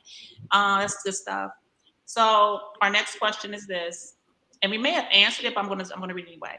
How have you transformed pain? How have you transformed pain into purpose in your life? And how have others benefited from your pain? Sounds, kind of like, but I think that's a really really good one. I think I want to piggyback off what they're saying, like relatability. Um, it keeps people going, right? So we all have our success. We have the good. As far as like everybody here have these huge accolades.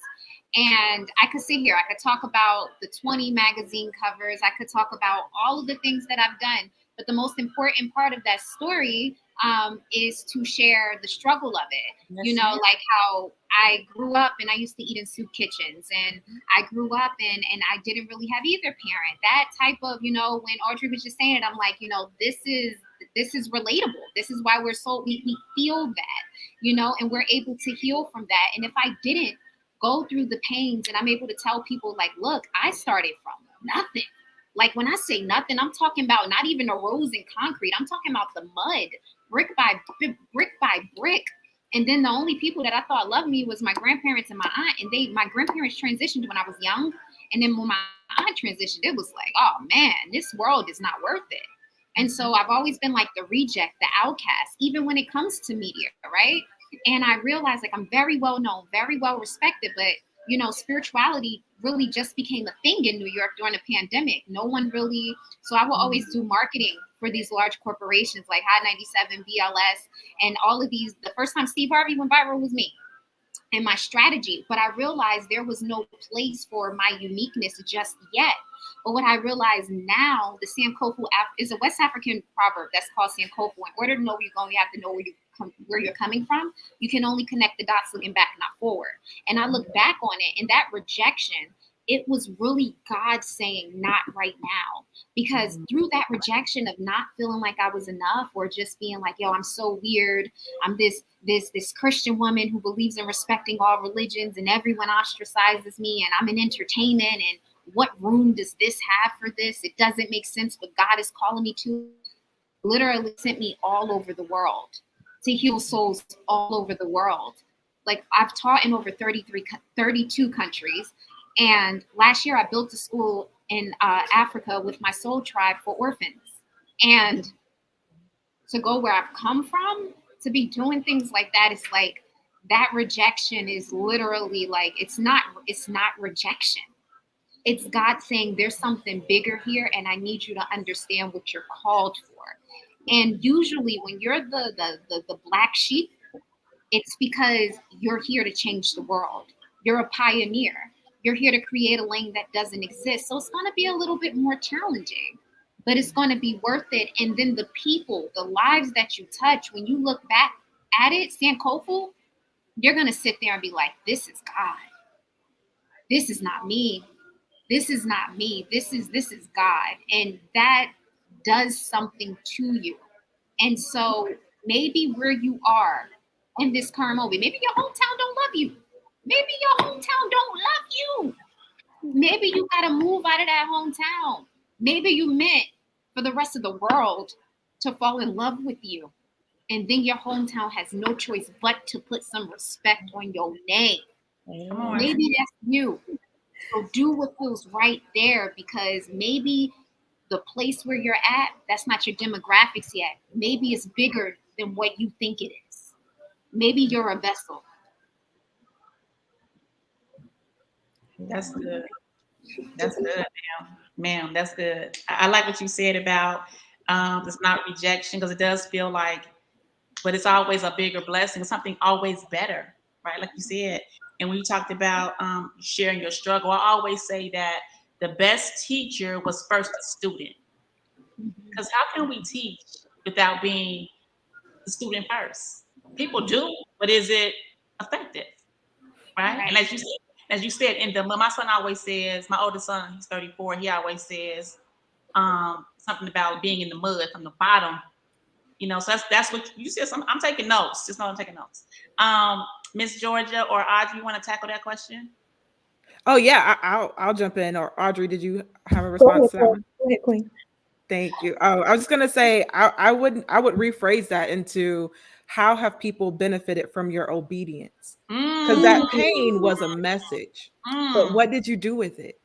What did you do with that divine message that you got? That thing that you felt internally, that stress that broke your skin out, that had your hair falling out, that had you staying up all night. What did you do with that message? Because somebody is waiting on your obedience. And so I'll say for me, some of the stories that I hear from people who've read my book, that's the most vulnerable work I've done. That's the first thing that I can say that I own. I've created television programming for millions around the world, but that's the first thing that I can say that I own. So when another Black woman comes up to me and says, I was thinking about taking my own life, and then I heard your story, that's you cannot withhold the message that the pain is here to give you. Yes. Because that may mean someone else's life. Yes, ma'am. Love. I need to pass the plate around. We need to get some coins on this church. We a Love. church. Absolutely, Oh, absolutely. this is good. This is good. Go ahead, Georgia. And I would just say, with books, it's all about setting stories free. So the publishing house, 13th and John Publishing House, I initially built it as a company that would be a home to my work. I did not anticipate it being a home to others. But after researching the industry and being in the industry for so long, I recognized that there was not a lot of opportunity in the traditional sense for us to write and publish our books the way we wanted to tell our stories with seasoning and not watered down, to make sure that we were able to deliver high quality products as well to the market. And so I always feel like if you don't tell your story, you're bound, broken, and wrapped in chains, right? And then if you're able to set your story free, then you are loosed. And so I feel like because of we've published over 250 books and counting, that's so many hearts and souls that have been loosed. And so that is the remnants or the manifestation of the obedience that Georgia speaks of, is allowing other people to be set free. And that's really why we're all here. We talk about purpose. What is my purpose? The purpose is very simple. It is to set others free through your experiences. And so anytime we're able to do that, then we're walking divinely in purpose, on purpose. And I'm very thankful for the opportunity to be a vessel in this space. This is so good. This is good. Our next question, and some of these questions we may be, because I know we're just flowing, right? We just allowing, we just flowing, right? So we may be answering the questions. Some of the answers may be in some of the questions. But here's the next question: when did you first realize that you could turn your personal struggles into something that could positively impact other people? When did you realize, oh wait, this is for someone else? I can say there were two instances. I think we all have, a few defining moments. But for me, I was a little girl who talked a lot in class. Probably many of us are, the one who got in trouble for talking too much. But I had something to say, like we all do. And I got called out of class by a lady named Dr. Harris. It took me down the hallway. I thought I was in trouble. And she said, I need you to create something. It seems like you have some free time on your hands. I need you to create. There's a message in that for all of us. With free time, create.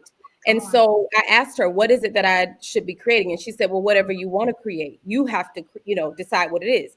So anyways, I thought, well, I'll write something because that's as close to talking as I can do. I'll talk to the pages. And so one of the things I recognize is that in my community, I did not see that I knew of Black women who were examples of excellence. I saw a lot of white women, but I didn't see a lot of Black women, but my community was Black. And I felt like there were other young ladies like me who did not. So I went out, I searched, that was in the phone book. Some of you are too young to know what a phone book is. I had to look in the phone book to find these ladies. I had to call them. I asked them if I could interview them. And I then went back and wrote the interviews. I didn't memorize anything or I didn't write anything down, but I went back and wrote the interviews as if I were them. And so at that time, that was writing for other people, didn't know what that was. Fast forward, many, many years later, that's the same thing that I am doing for a living. I published that book. I called press and media, invited them out. And I learned two things about stories. One is that they make people stop. Anytime a story is in motion, people stop and listen. So you have the attention. That's something important for everyone to remember. Your story is something that can help you to command attention. The second thing is that it can be monetized. Once documented one time, you can then get residual income over and over again. And so I learned some very important things about that, but that was at 10 years old. And so that was the introduction to purpose.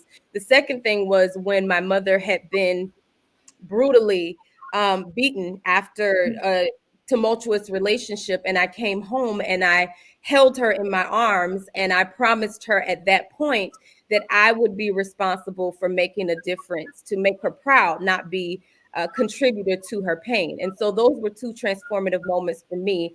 And that story of domestic violence, of surviving that, of the domestic violence loss, all of those things also became the basis for the second book that I wrote that catapulted my career. So those were two important moments, but it's always obedience. Georgia, thank you very much. Yes, that's good. Madison or Georgia, you want to tackle that? I don't know if I can top that. That was excellent. Okay. Madison, you want to share? Yeah, I have two that I can think of where like my pain. I'm sorry, can you reiterate the question again? When did you first realize that you could turn your personal struggles into something that could positively impact other people? Okay, good. This one is I have two that come to mind. First one, I wanna piggyback off what Audrey just did, like the adolescence and then the personal experience. So the first one, so I have a twin sister, right? And I like to say, like, when we look back, our purpose is embedded in us since childhood, right?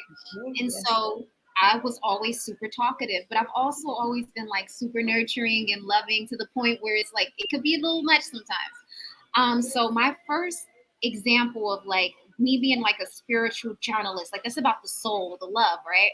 So it actually has to do with me and my sister. We were in Florida, and my sister had a thing where she would like, don't laugh, she would rip her teddy bears' heads off. And so she would rip the head off. And so she would cry afterwards. And I was just such a sap. Like my little sister could get anything from me. And so that's actually how I learned how to sew. And I learned how to sew. I would cut out a paper heart and I would put it in the stuffed animal. And then I would sew the head back on just so she would stop crying because I could not stand seeing it. And then I would give it to her and I'd be like, look, you just ripped the head off. Not funny. You ripped the head off so I could give it a heart. And looking back, that was the first time, one, not just of my career, but also my sister's, like, because my sister's a stylist now. And I look back and that was the first time of me nurturing someone's soul. And that was like the first time where I look back and I'm like, wow, that was spiritual healing within itself. At like 5 years old, I'm literally spiritual healing. And then the second one, I want to give honor to my first international tour. So another panelist was actually, we did the tour together, and she just believed Brittany. And so life coach Brittany, back in 2016, like Georgia said, was just that year of, I want to go with that Georgia word, that obedience, right? And so I remember I was at the radio stations and I was doing marketing, and I always knew I wasn't supposed to just be in one place.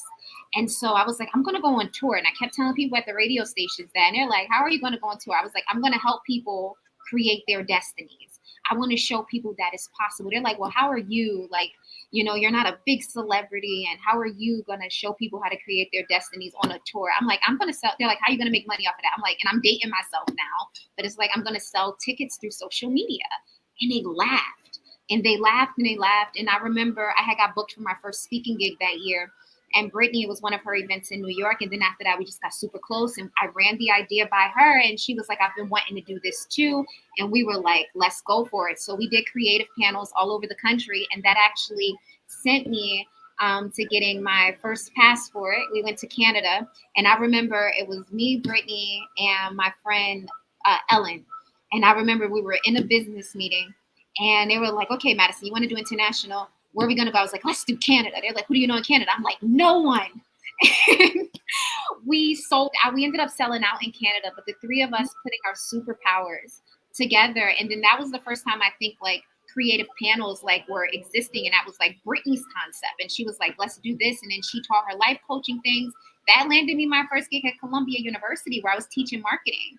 And I realized that this vision that everyone laughed at, and they said that I couldn't sell tickets online. And I know it sounds crazy in 2022 saying this, but the courage of those two ladies and all of us just believing in this crazy idea, it literally helped change so many lives, not just around the United States, but in that moment we realized like, this is bigger than us, like this vision thing. And it was, I'm not gonna lie, that pain fueled me. I'm like, y'all wanna laugh at me? I'm about to prove all y'all wrong. Y'all about to get this work. But it fueled me. And I had these two sisters that believed in me and also had the same vision because they've been wanting to do that themselves. And then we just put our superpowers together. And the crazy thing about that tour is we did it in 6 weeks. Yeah. We did it in 6 weeks. So that would be like when I'm talking about like spiritual destiny, helping people like on a global scale, which is now my business. And so is Brittany's and Ellen's. And that was the moment, that tour. Yeah. And it wasn't just about us. Everybody in that was a panelist or in the audience, like looking at the people that took our classes. It's literally like that tour pioneered game changers on a global scale. So that would be the moment. So shout out to Brittany and shout out to Ellen because that was big for all of us. That was something else. Wow, got us an accelerator. He does his time is he from the back to the front, just like that.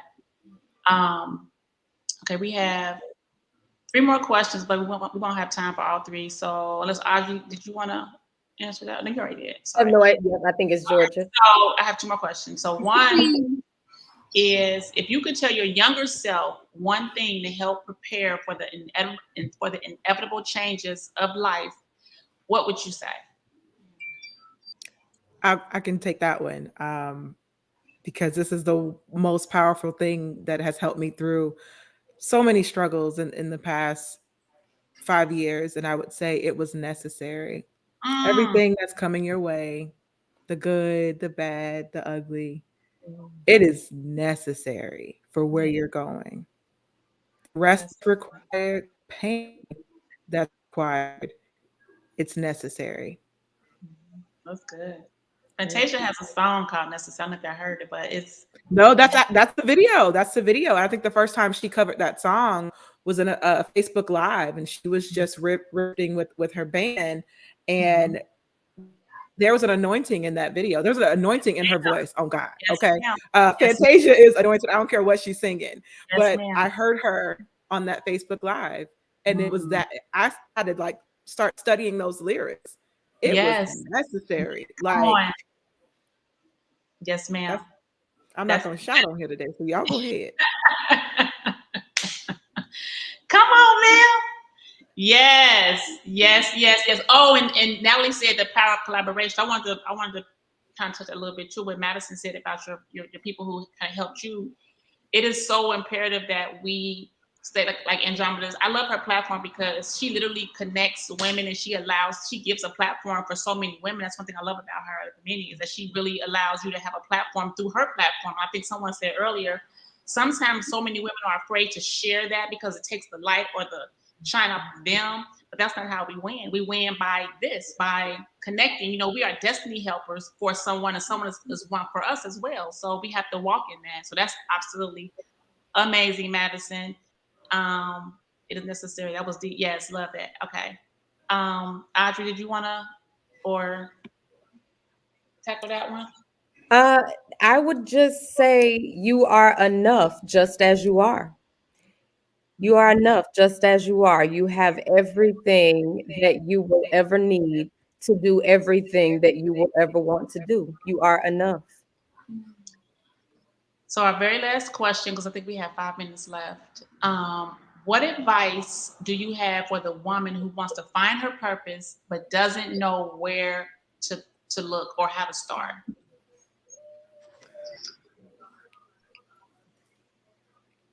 Okay, I'll go. I wasn't gonna say that, but I get this question all the time because my book is about purpose and people, I'm a purpose producer. So obviously I know the roadmap. There is no roadmap. Okay. The roadmap is you.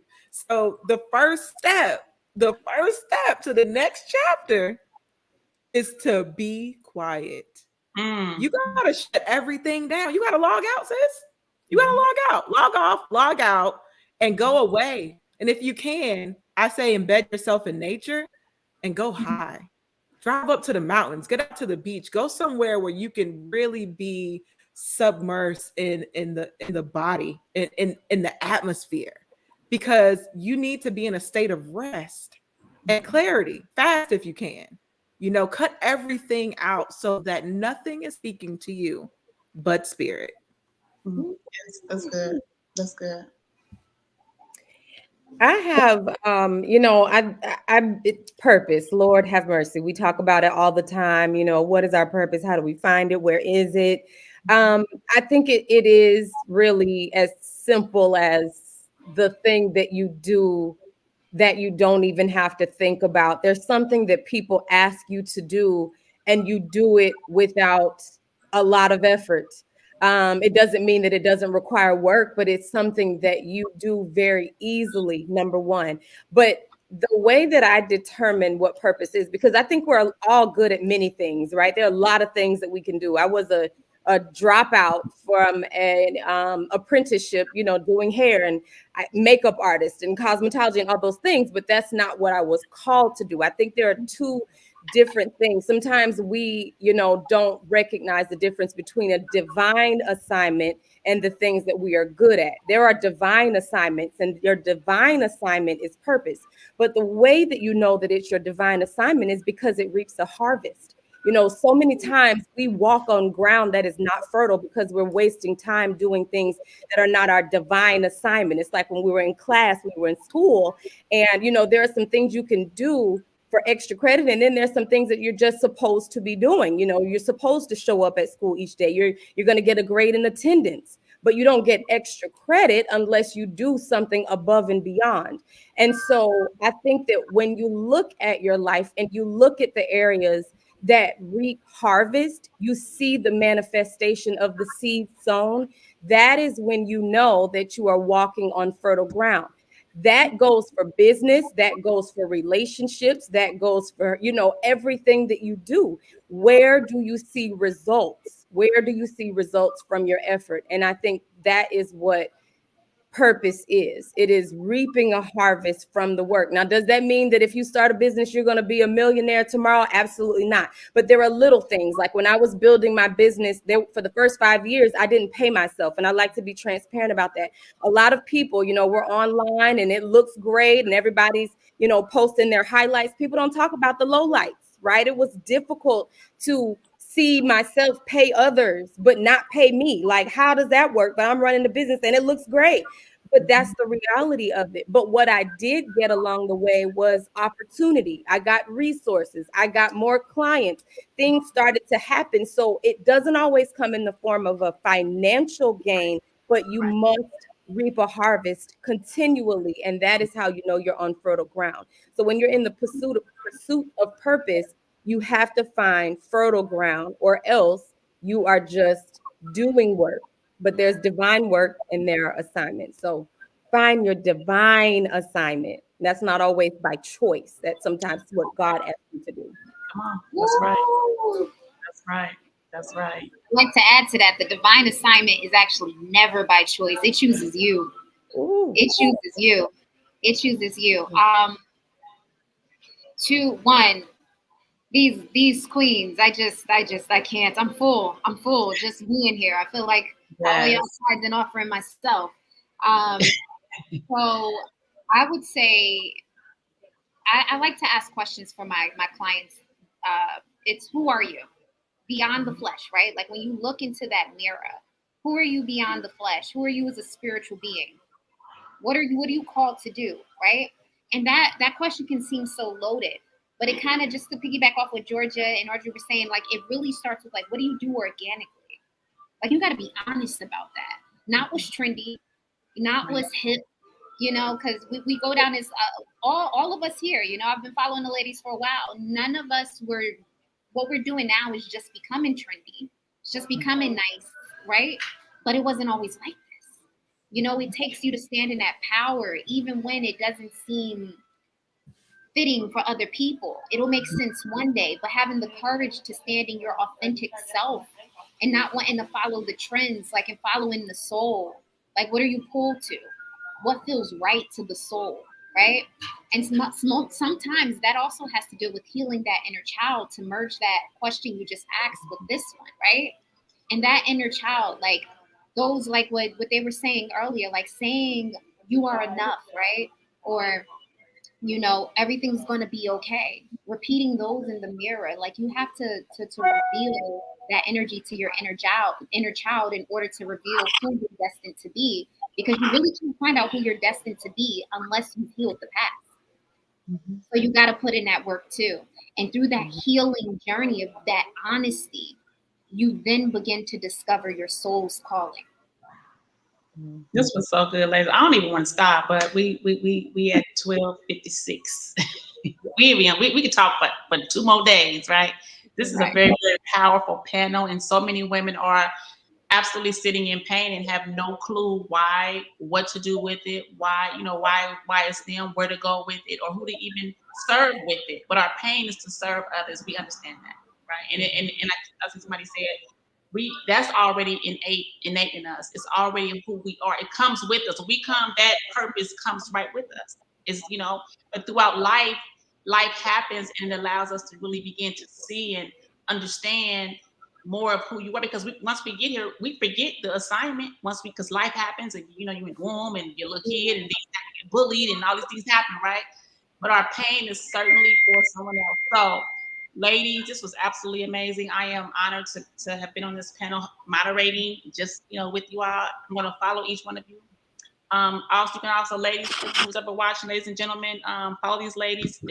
Their handle was on the ticker. Scrolling by on the ticker, or you can pop in the chat and we get their information in the chat. But this was absolutely amazing. So thank you, ladies, for taking this time today just to share and to pour into these women, you know, who are absolutely wondering what their purpose is and what the pain is for. So thank you. Thank you, Kimberly, do we have time for like a final word? Yes. Yes. This has just been weighing on me so heavy. There is no filter for purpose. And purpose cannot be measured with the amount of followers, the amount of likes, the amount of shares. I think a lot of times we're looking for people to affirm our purpose, and that is not what it's about. Your purpose is as raw and as natural as the pain that sent the message about what you were supposed to do next. So stop looking for outside affirmation and confirmation from other people. It's a you thing. Yes, ma'am. This is good. I don't even want to let y'all go, but I have to. So, ladies, have an amazing, amazing day. This was absolutely amazing. So, it's Miss Andromeda. Thank you, ladies, so much. Why am I echoing? I don't know. But thank you, ladies, so much for your time. Am I echoing to you guys? Like I'm loud over here. Okay, never mind. Sorry. But thank you so much for your time. Thank you so much for all that you shared. Definitely, I know y'all blessed some lives today. Gems were dropped. I'm gonna have to go back and watch the replay and take all my notes. Thank you so much, you guys, for your time, for your energy, for your experiences, for your hearts. Thank you so much, so much, so much. All right, we are gonna head out, guys. If you didn't already, make sure that you write down their IG handles down here at the bottom. Y'all can go through and tell us really quickly where we can find you before we head out. And then we're going to go into our next giveaway. At Georgia Dawkins and at The Purpose Producer on Instagram. That's my main source of communication. And if you would like to get a copy of my book, Everybody Knows the Power of Being in Position, it's available at georgiadawkins.com. But I heard we have a giveaway today. So thank you so much for having me, sis.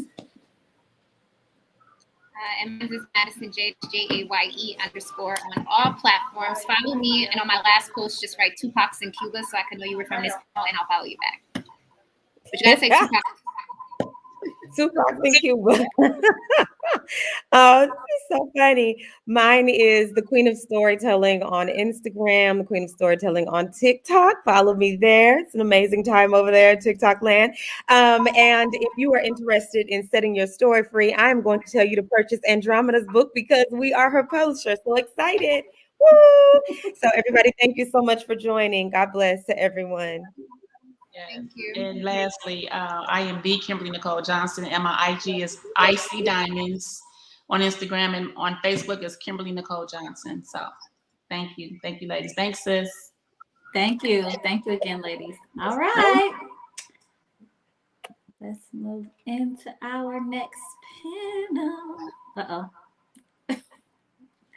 All right, so we are going to go into our next giveaway really quickly before we okay, sorry y'all, I'm just trying to make sure all the things are working. I wish y'all could see like my whole setup back here. This is a truly live event, right? So we are dealing with some things to make sure all this looks amazing for you. All right, so we're going into our next giveaway, which is going to be Secrets of a Confident Woman. All right, so let me share a picture with you here.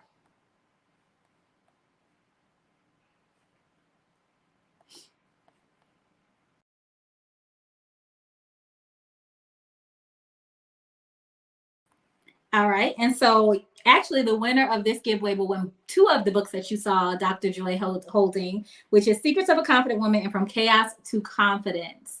Okay, and so Secrets of a Confident Woman chronicles the personal challenges faced in the workplace, relationships, and at home. And From Chaos to Confidence, How to Triumph After Traumatic Experiences, Dr. Joyvina Evans writes about how God revealed her purpose and restore her confidence after traumatic life experiences. So both of these were sponsored by the Confidence Academy, and you can get your copy at confidenceacademy.info. All right, so let's see. See, I knew there was an echo. We fixed it though. Thanks, Nat. I was like, I know, am I the only person who hears this echo in my ears? But again, technology, gotta love it. We just keep moving through it. Anyway. Okay, Stella, are you here? Stella. All right. Markeisha Bosley, are you here?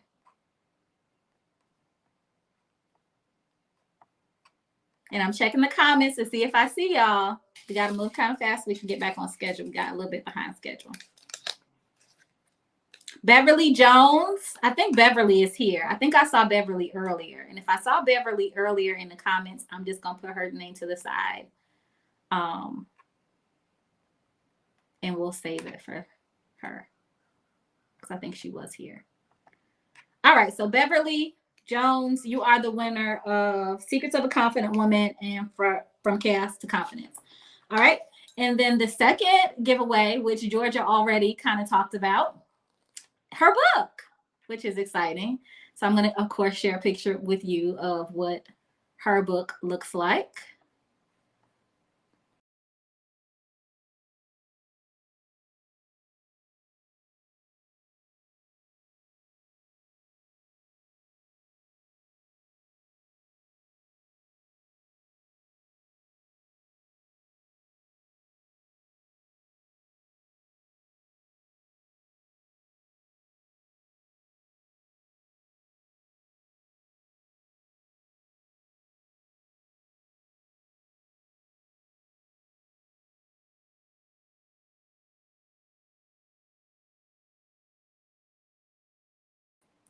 I did it again. Sorry. Okay, so Georgia's book, everybody knows the power being positioned. Her debut book, journalist and television producer Georgia Dawkins reveals the moment that shifted her faith forever. Everybody knows the power being in position is a story of hope, redemption, and spirituality. Okay, so the winner of this is Lakeisha Thompson. Are you there? All right. So now I'm just going to pick a name that I see in the comments because we have to kind of get back on schedule. So I'm going to give this book to August Staldup. I think I'm saying that right. Thank you, Georgia. You are amazing. So August, you will win Georgia's book. Oh, Lakeisha's here. Okay, so we had actually that works. That works because Georgia's giving away 2 books. So Lakeisha and August, you both win a copy of Georgia's book. Yay! Okay, so I have you guys down. We'll be reaching out to you after the event to get your copy from Georgia. All right? All right, so we have a virtual vendor coming up, you guys, really quickly. Jenny True is in the building. Hi, everyone. Hi, first of all, I would just like to say thank you to Andromeda, my big sister, and to the entire She Wins Society, both moderators, Kimberly and Kanisha, and just all of the panelists. I have truly been getting my cup filled this entire time. So first, I would like to just, well, I've already said thank you, and I hope that you all have been taking notes and just getting your life the same way that I have. I'm actually going to talk about 2 different products. I am a ZCI certified momentum coach.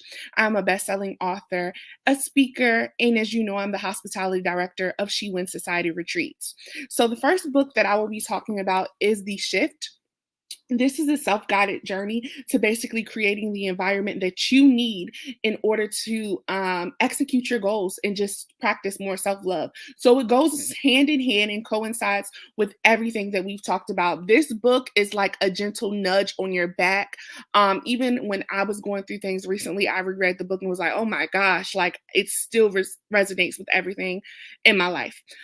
Andromeda also wrote the foreword to this book, and right now, currently, before stepping into Sisterhood, this book is on sale for an investment less than $10 on Amazon. And I'm also going to be giving away this book as well. So whoever Andromeda decides to pick, you will get an autographed copy. The second thing that I would like to talk about, because, you know, the first panel we talked about self-care, and this is a 30-day mindset mastery journal. And I decided to go with this cover because as they talked about earlier, growing up in a household where you're used to just women making it happen and never really taking time for themselves, I decided to go with the subtle cover to make you want to say, like, you know what?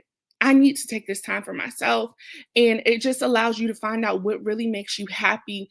It makes you more mindful of interactions throughout your day and how to change any situation into a better situation. Just like Kimberly, I am a triple aneurysm survivor. I've had to relearn how to walk over 17 times. I've had multiple surgeries. And so I had the potential to allow bad things to make me feel stuck. However, as a momentum coach, I'm here to help propel others so that they don't have to feel stuck. And just like Andromeda said earlier about reaching out for help, this is exactly what both of these items or both of these books will help you do. It'll just help you realize that there are great things around you. And regardless of what's going on in your life, you still have potential and you don't have to wait for others to validate you. That you have everything that you need. You're already equipped. You're empowered. So therefore, you can propel and help others. So thank you so much, Andromeda. I'm not sure who will be getting these 2 today. I'm giving both of these away. However, you can also purchase both of them on Amazon, and I will be putting my flow code inside of the chat. And I love y'all all. Thank you so much, Andromeda. This has been so amazing. Hey, sisters. All right. Thank you so much, Janet, for this awesome presentation. So we'll have to just add this to the list of giveaways, y'all. It's a lot of giveaways happening right now.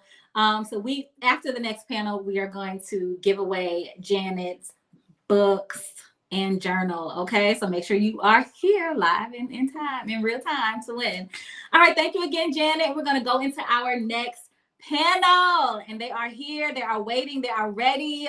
Oh, thank you for your patience, sisters. Today has been interesting but fun. I hope that you all in the audience are enjoying yourselves, despite a few kinks, but we making it do what it do because it's technology. All right. Let me change our banner down here. And this is the How to Harness the Power of Collaboration panel, moderated by Linda Ari, the People's GPS. So once, okay, there's Ashley. All right. So Linda, I will let you take us away, sis. Awesome. Good morning, sisters. Is everybody fired up or what? This last two panels just got me taking notes, chills, and everything. And can you hear me okay? Awesome. Andromeda, are we missing one person? I see. Hi, Dr. Ashley. No, I'm on the panel. Girl. Yes, you are. Oh my goodness. I'm awesome, ladies. Yes, you are. You see, that's my my memory loss is setting today. But I am so excited, to kick off this panel. And I locked in since at noon. I've been taking it in.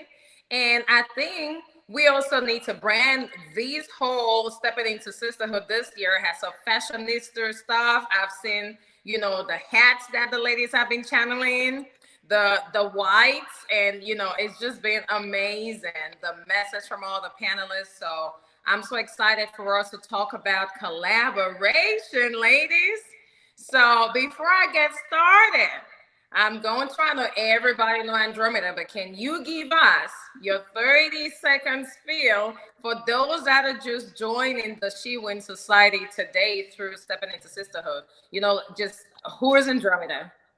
Sure. So hello again, ladies. I gave a brief introduction in the beginning, but just in case you are coming in a little bit later, I am Andromeda Rahim. I'm the founder of She Wins Society. I am the visionary behind Stepping into Sisterhood. I'm also a certified master life coach. I am a 2-time author. I am going to share more with you about my book that 13th and Joan published, Queen Audrey Ori, who was on the previous panel. And I am a motivational speaker. And I absolutely love and enjoy and am passionate about uniting and empowering women. I had to sit on this panel simply because the power of collaboration is why we are here today. Yes. The yes of every woman who I reached out to, the interactions, the connections that I have had with these women made all of this possible. So I definitely wanted to share my thoughts on that. Awesome. Thank you, sis. Thank you, sis. Fancy. Just a little spiel about who you are for our audience today. Okay, greetings. I'm Fancy, and I'm the award-winning editor-in-chief of Swagger Magazine, which is an empowerment and lifestyle publication for the Black woman that likes to keep it real in life and in business. I'm also one half of Theories and Thoughts podcast and TV show, and I am transitioning into a visibility coach. Awesome, sis. Yes, a lot of powerhouses here, right? And then I know her as a serial entrepreneur, That's my sis Ashley right there. Sis, tell us, who is Dr. Ashley? Good afternoon. My name is Dr. Ashley Little. I'm an award-winning serial entrepreneur and 16-time best-selling author. I'm excited to be here on this amazing panel again this year. Thank you to my sis, Andromeda, and She Wins Society. So I'm just thankful to be here. And Linda, of course, and Fancy. Hey. I'm excited. Hi, ladies. And again, I am Linda Ray, the People's GPS. I am the founder of Women in Leadership Development and Empowerment. I am a nonprofit business consultant, author, and I really just enjoy the power of what we can accomplish when women work together. So it was a no-brainer when Andromeda said, can you moderate this panel? Each time she calls, it's a yes, by the way, because that's just the power of collaboration, right? So we're going to get this party started. Let me get, how excited are you guys? Let's see it in the comments. So I'll go right on with the first question. And Andromeda, since we're in your house, if you can give us the honors in responding to this first question, okay? If you want to go first. And I'll read it verbatim. It says, You all have successfully used the power of collaboration to build your brands over the years. When was the first time that you were impacted by the power of collaboration? Andromeda? Whew, okay, so that's how my life stands out extremely clearly. This is before I was the founder of She Wins Society, got into entrepreneurship. You know, none of this was even a thought to me at the time. I was working for the state of Florida as an accountant, and I had been, networking throughout the years. I finally had got to a point where I wanted to get this position that I felt like was the salary that I wanted to get, but I didn't quite have the experience for it. So when they say, like, you don't always have to be qualified to get opportunities, it's about who you know, not what you know. Sometimes they'll open doors. That is what I discovered. And so this position became available. And it turns out that it was a woman, a Black woman who I had worked with at my very first job that I got for the state of Florida. And she was actually like my supervisor. She was leaving out of this position. And she reached out to me and was like, hey, her boss, who was a Black woman as well, she's willing to provide you with this opportunity. They actually provided me with the interview questions, y'all. So when I went into the interview with her boss and with the woman who was going to be my boss and her boss, which was a Caucasian male, I was fully prepared for this interview. So, like, I blew him away, right? But we all knew that we had conspired together to get me this position. You Then had on top of collaborated that, together. my boss at the time, like, she asked me when it came time for like references, she was like, how is he gonna be when you get ready to leave? And I'm like, and honestly, I don't know if he's gonna like try to be salty, because at the time I was struggling to be on time. So I was like, he might want to try to throw a wrench in this thing. And so she was like, no problem. So she just went to HR and got my file, and she never even talked to him at all. And we just made it a smooth process for me moving from one position to the next.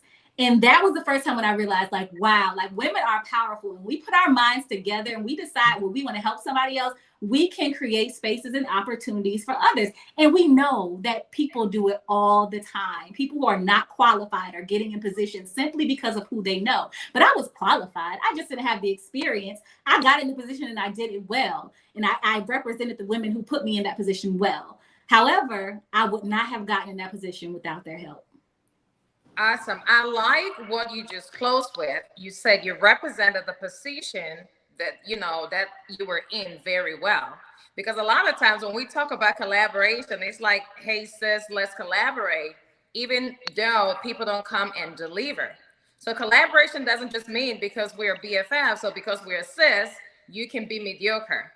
Part of that collaboration is also holding the integrity of the women that trusted you to be in that position. So I really like that. Dr. Ashley, I see you shaking your head, so I know you got something to say. So when can you explain the time when you've been impacted by the power of collaboration?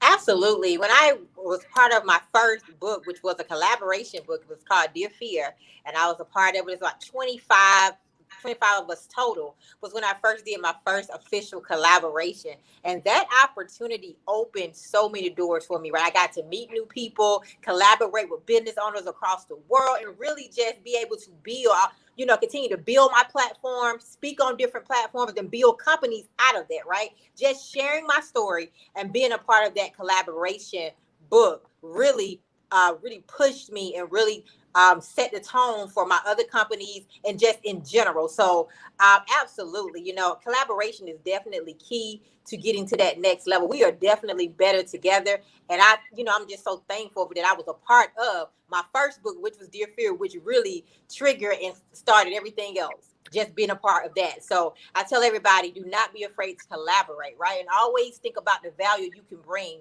to whatever table you sit at, right? Always think about the value that you can bring.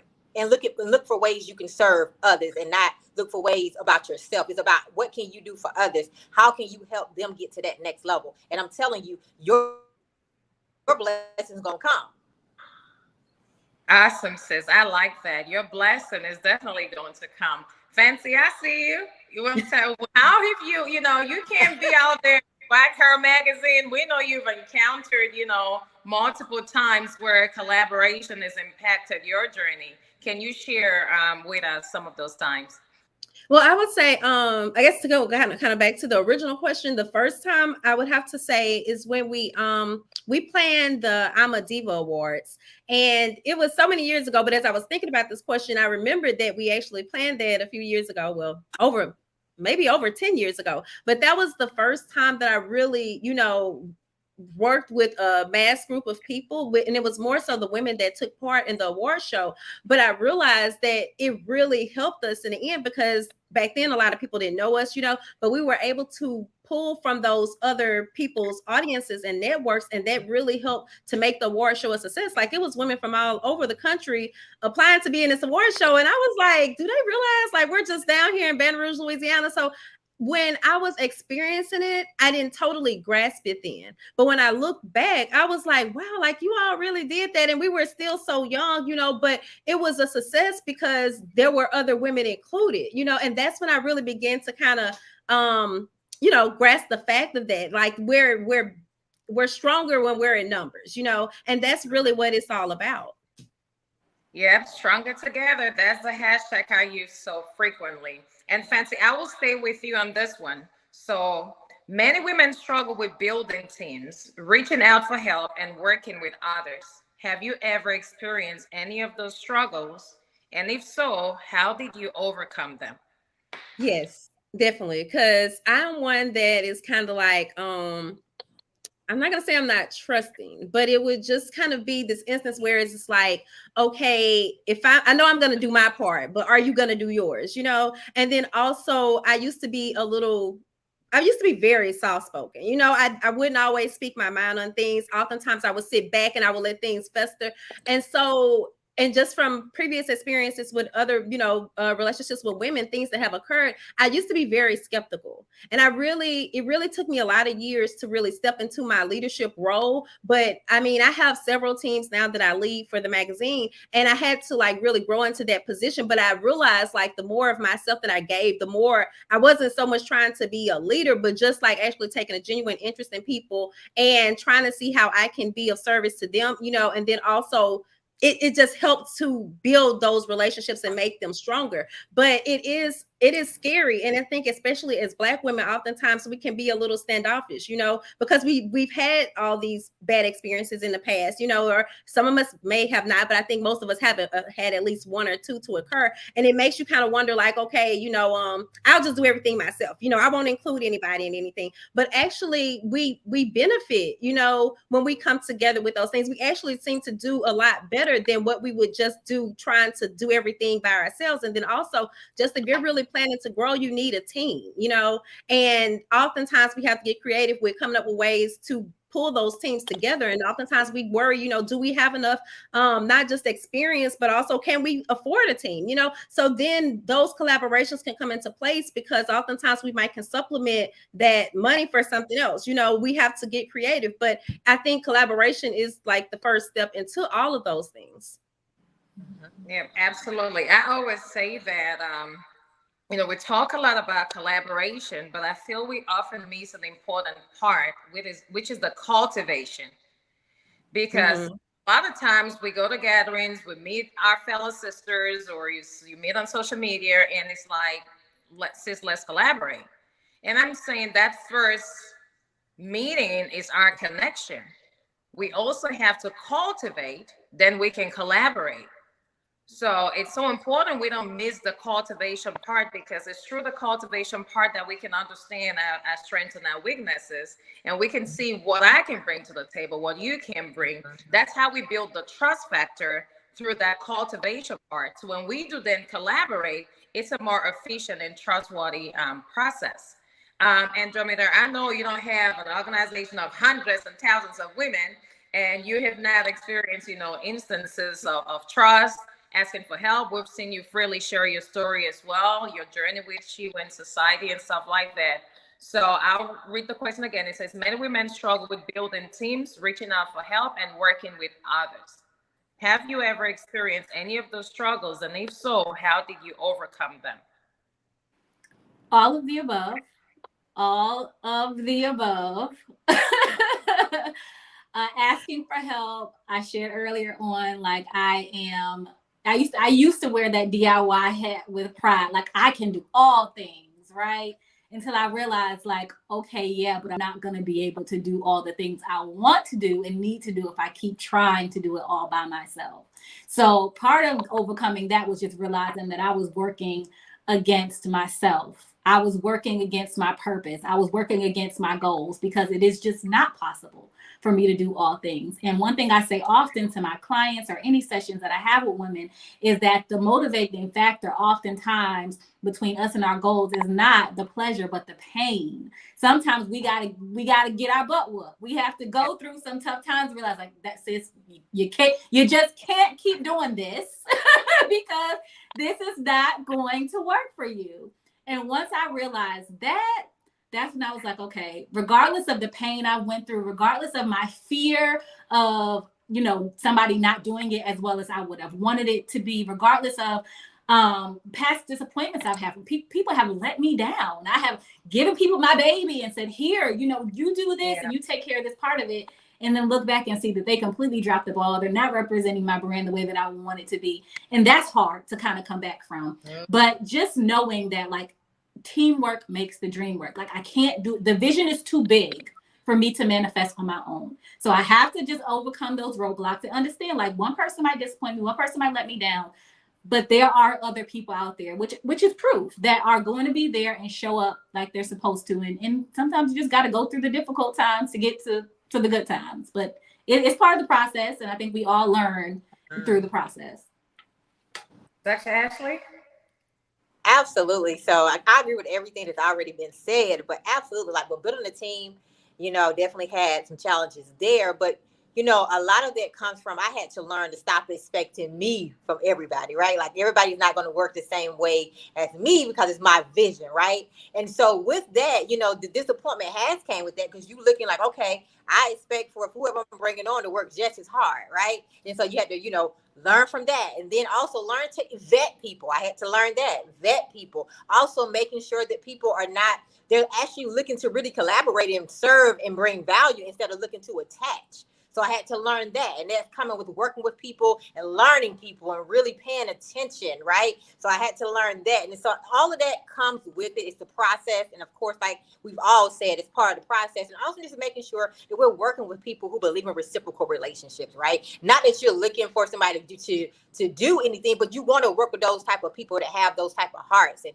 heart for serving, heart for bringing value, where you can really build together effectively. And also asking for help. I definitely agree with that, because, it has been hard, but I've learned to delegate as I continue to build a team and be able to, give some things to other people to be able to, like we all said, if you don't have a team, I mean, your vision is too small. So we have to have that to get to that next level with the visions that we have. So definitely I had to learn the art of delegating as well. But it also comes with making sure you have the right people at the table. And I went through a lot of disappointment to get to where I am today, but it is part of the process.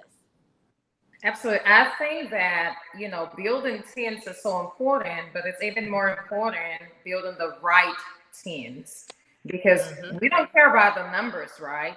You can have thousands of teams, but if it's not qualitative people, then you turn around and realize you're building this empire where if you're not there, it crashes. So can our empires withstand if we're not in it? And I think that's one of the ultimate goals as we go about doing this empire building. And I really think that's an important question we need to ask ourselves. That's a question that I asked myself at some point in my life, looking at my teams. If I remove myself from it, would it withstand? Unfortunately, the answer was no. So I realized I had to do things differently. So as we build teams, I really think it's important.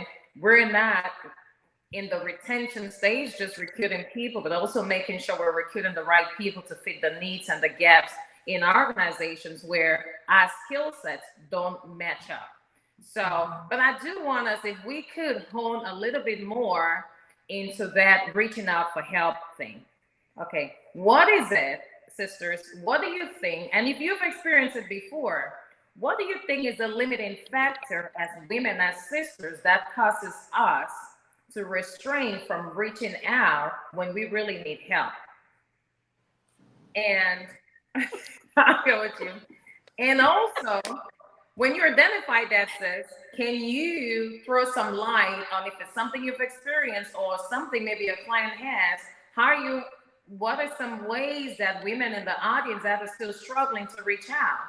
I saw a post one sister wrote earlier that from the last panel. She said, I have all these ideas and I'm struggling with quantifying them into using them to bless people. I don't know which sister wrote that, but I read it and I'm saying, you know, there are so many women in this call right now that have probably walked the journey she's planning on embarking on. And so, what is it that causes us as women to refrain from reaching out? And what advice can you ladies give for a sister in this community or somebody that will be watching this another time to say that, sis, if this is how you can help overcome that fear of reaching out for help? Andromeda.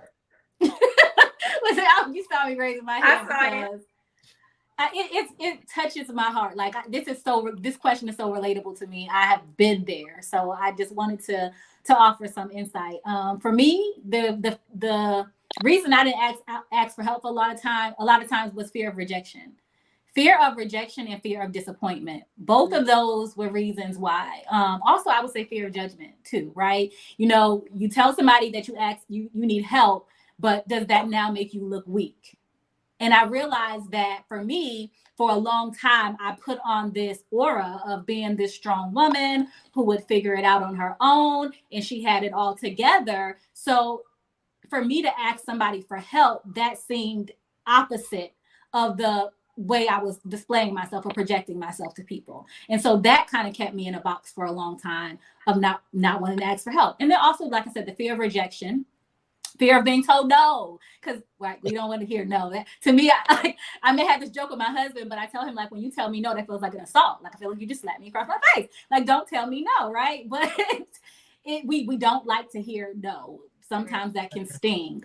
And so for me, I talk a little bit about this in my book, but the way I got over that was actually just putting myself in more positions where I had to do it.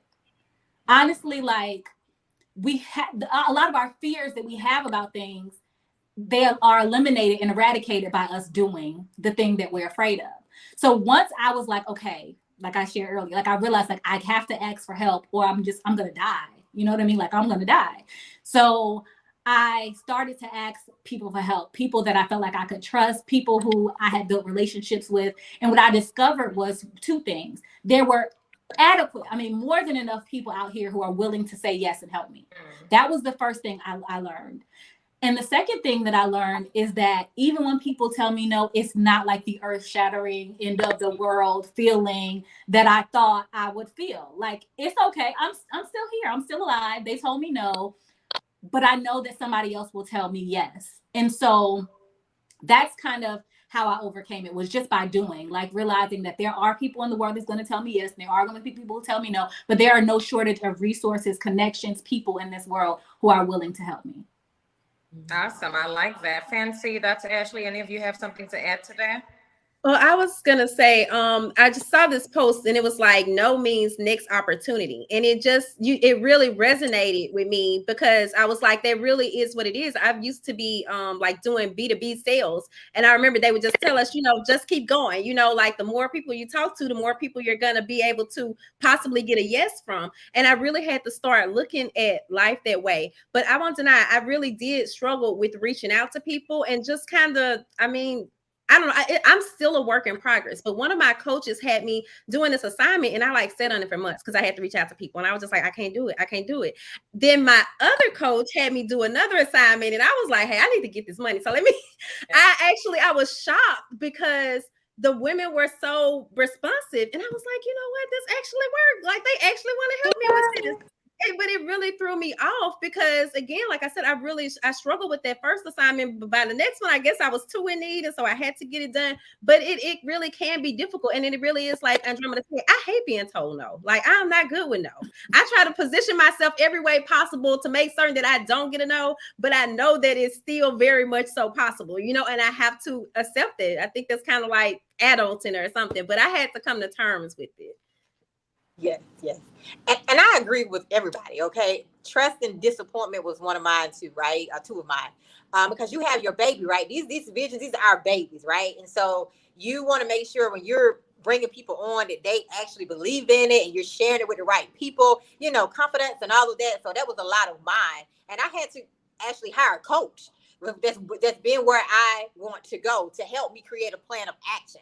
So I invested in a coach to really help me overcome that fear, because I'm telling you, like, you have, and we know this, you have to be careful who you share your visions with and things like that. You know, that's your baby. That's something you have to hold close. So that's why, you know, it's so important for us to build the right teams and be collaborating with the right people. But yes, you're gonna go through some different challenges, as well as we stated before. That's part of the process. But I had to create a plan, and I also had to learn to manage my expectations as well. That, you know, this is my vision. You know, so everybody's not going to work as hard as me. You know, I'm going to work hard, right? And so I had to learn that I got to manage my expectations, and that took me a while. I like that, manage expectations.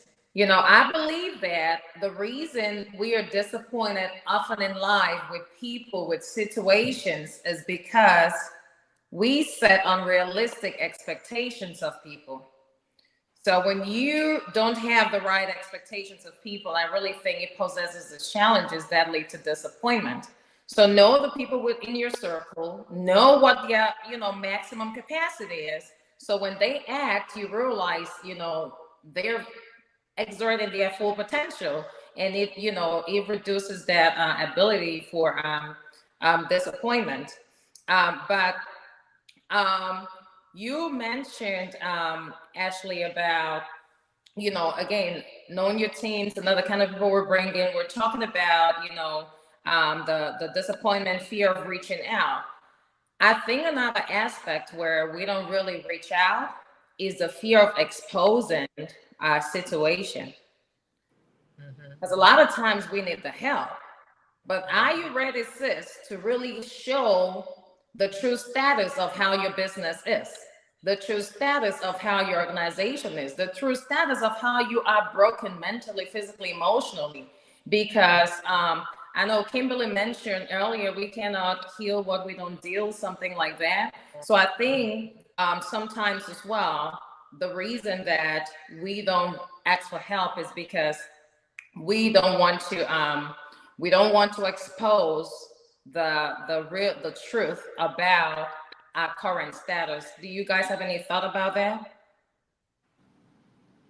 I would definitely agree with that, you know, because oftentimes, I mean, especially like, I'm not saying, oh, we're one of the bigger names magazines, but people do have expectations of us, you know, and oftentimes there might be something that we can't deliver. But my point is that it's a little uncomfortable when you have to go to someone and ask for something and be like, hey, we don't have this in order, you know, because it's kind of like saying, hey, my house isn't in order, or this isn't, you know, something that I even knew about. But as I'm learning, like, it really, and then there's also the situation. Sometimes we don't even know what we don't know. But what I'm learning is that the more we're putting ourselves out there, I feel like the universe is going to start like working with us, almost like Andromeda said, conspiring with us, you know, to help us get into that position. But we do have to first acknowledge it.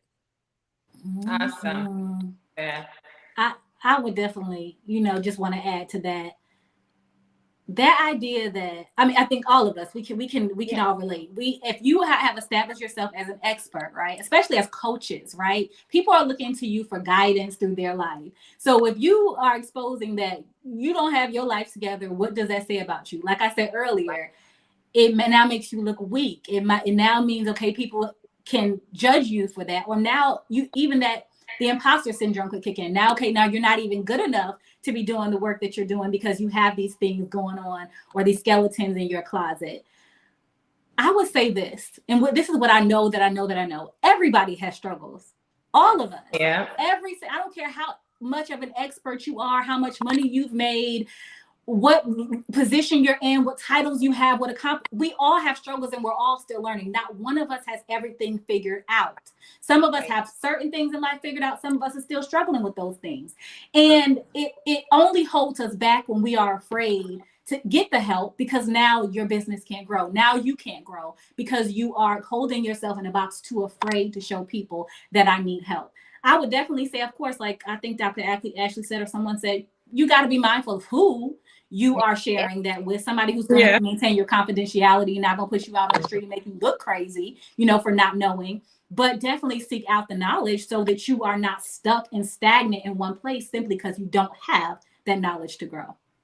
Absolutely. I like that. So everybody in the call, listening, watching later, if you're feeling stuck, if you're feeling afraid to reach out for help, just know that you're not alone. Everybody has been there. It may have been in different stages, but the very stage you are in right now, somebody else has been there and been overcome. So do not be afraid to reach out. Do not be afraid of the rejection, because it's either going to be a yes or no. So, and if you want to grow, it's a journey. So please feel encouraged. I hope you're really fueling yourself with all what the ladies are sharing here today. We're going to move on. So what, if any, challenges have you run into when collaborating with others? Dr. Ashley? I would say, as I said it before, making sure I'm vetting people too when you're going into the collaborations, but also just making sure you're collaborating with people who,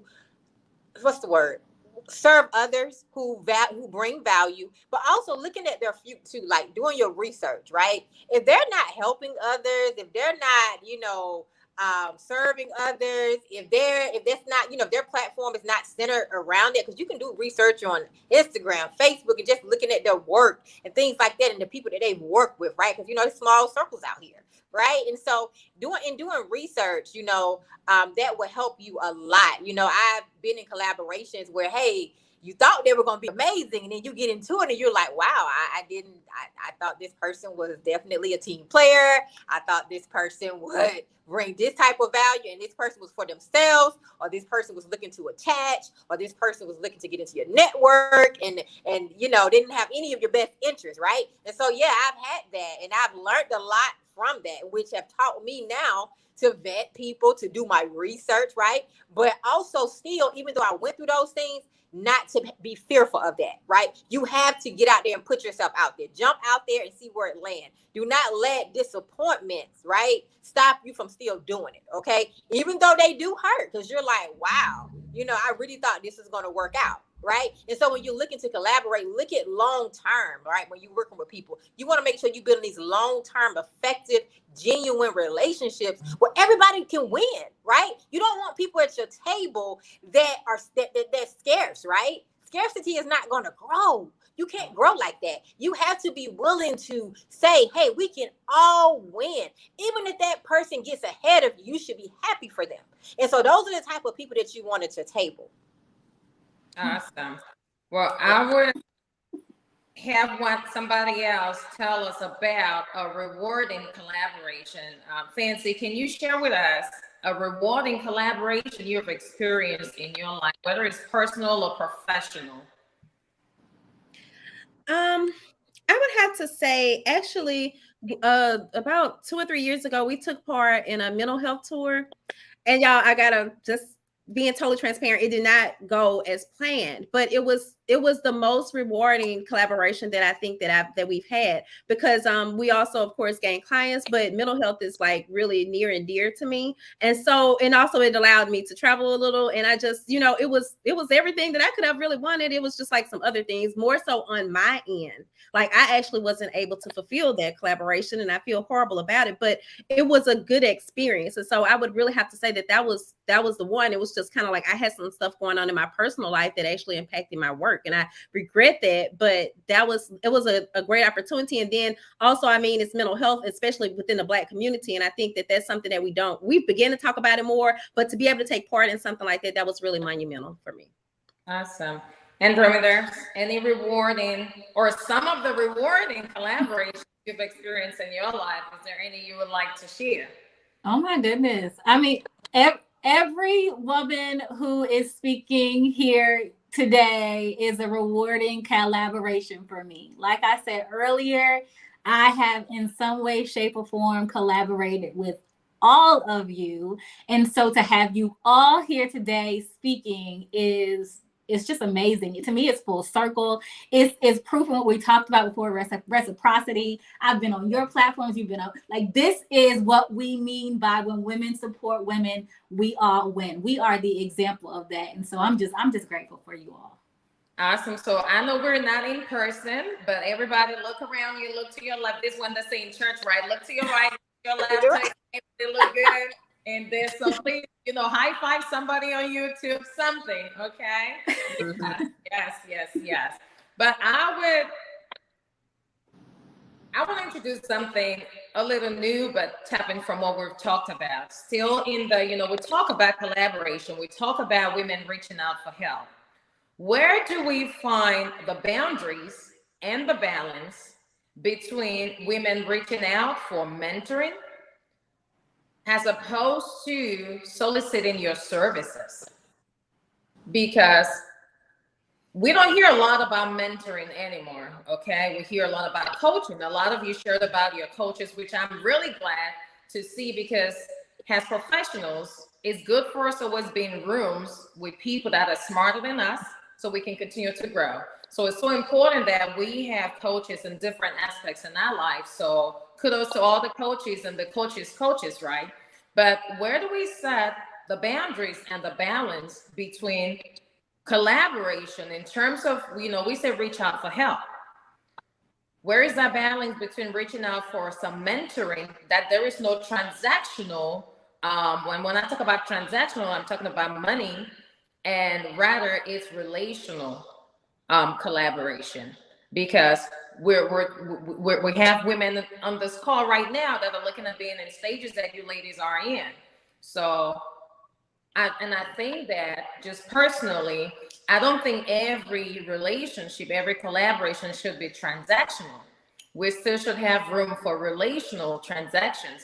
But how do we set that boundary so as women are reaching out, they feel comfortable that I'm asking the right questions? So I will do that, this as a free for whoever wants to take that one first. I have one word that comes to mind with that, and it's capacity for me, right? I'm one of those people who if I have the space, the time, the energy to give, I will. How also I have created services and things to help people so that when I'm not available, they have access to them. So for me, it's about capacity, meaning, okay, I've created a lot of free spaces where you can get a lot of free game from me. And so if that means in this particular season that I'm not available for mentorship because maybe I just need to focus on myself right now, or my family, or whatever the case may be, then I can refer you to that free game.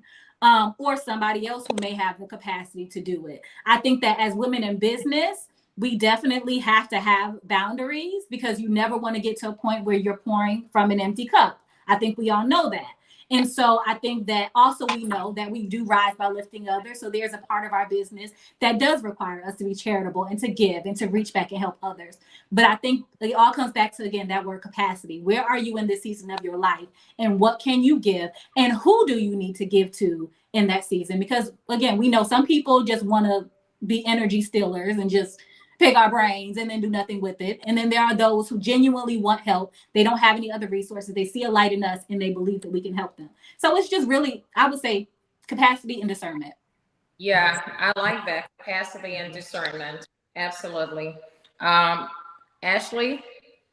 I agree with everything that was already said, capacity and discernment. And also just back to that, making sure when you reach out to people that you're really looking for mentorship too, right? So just be honest about what you're looking for. Don't say you're looking for mentorship and you really need coaching. You're just trying to not pay for services, right? So you just got to be upfront. Even with my mentors, even though they're my mentor, they're helping me, get to this next level. I'm looking at ways I can still serve them, ways I can still bring value to them. So it can't be a take.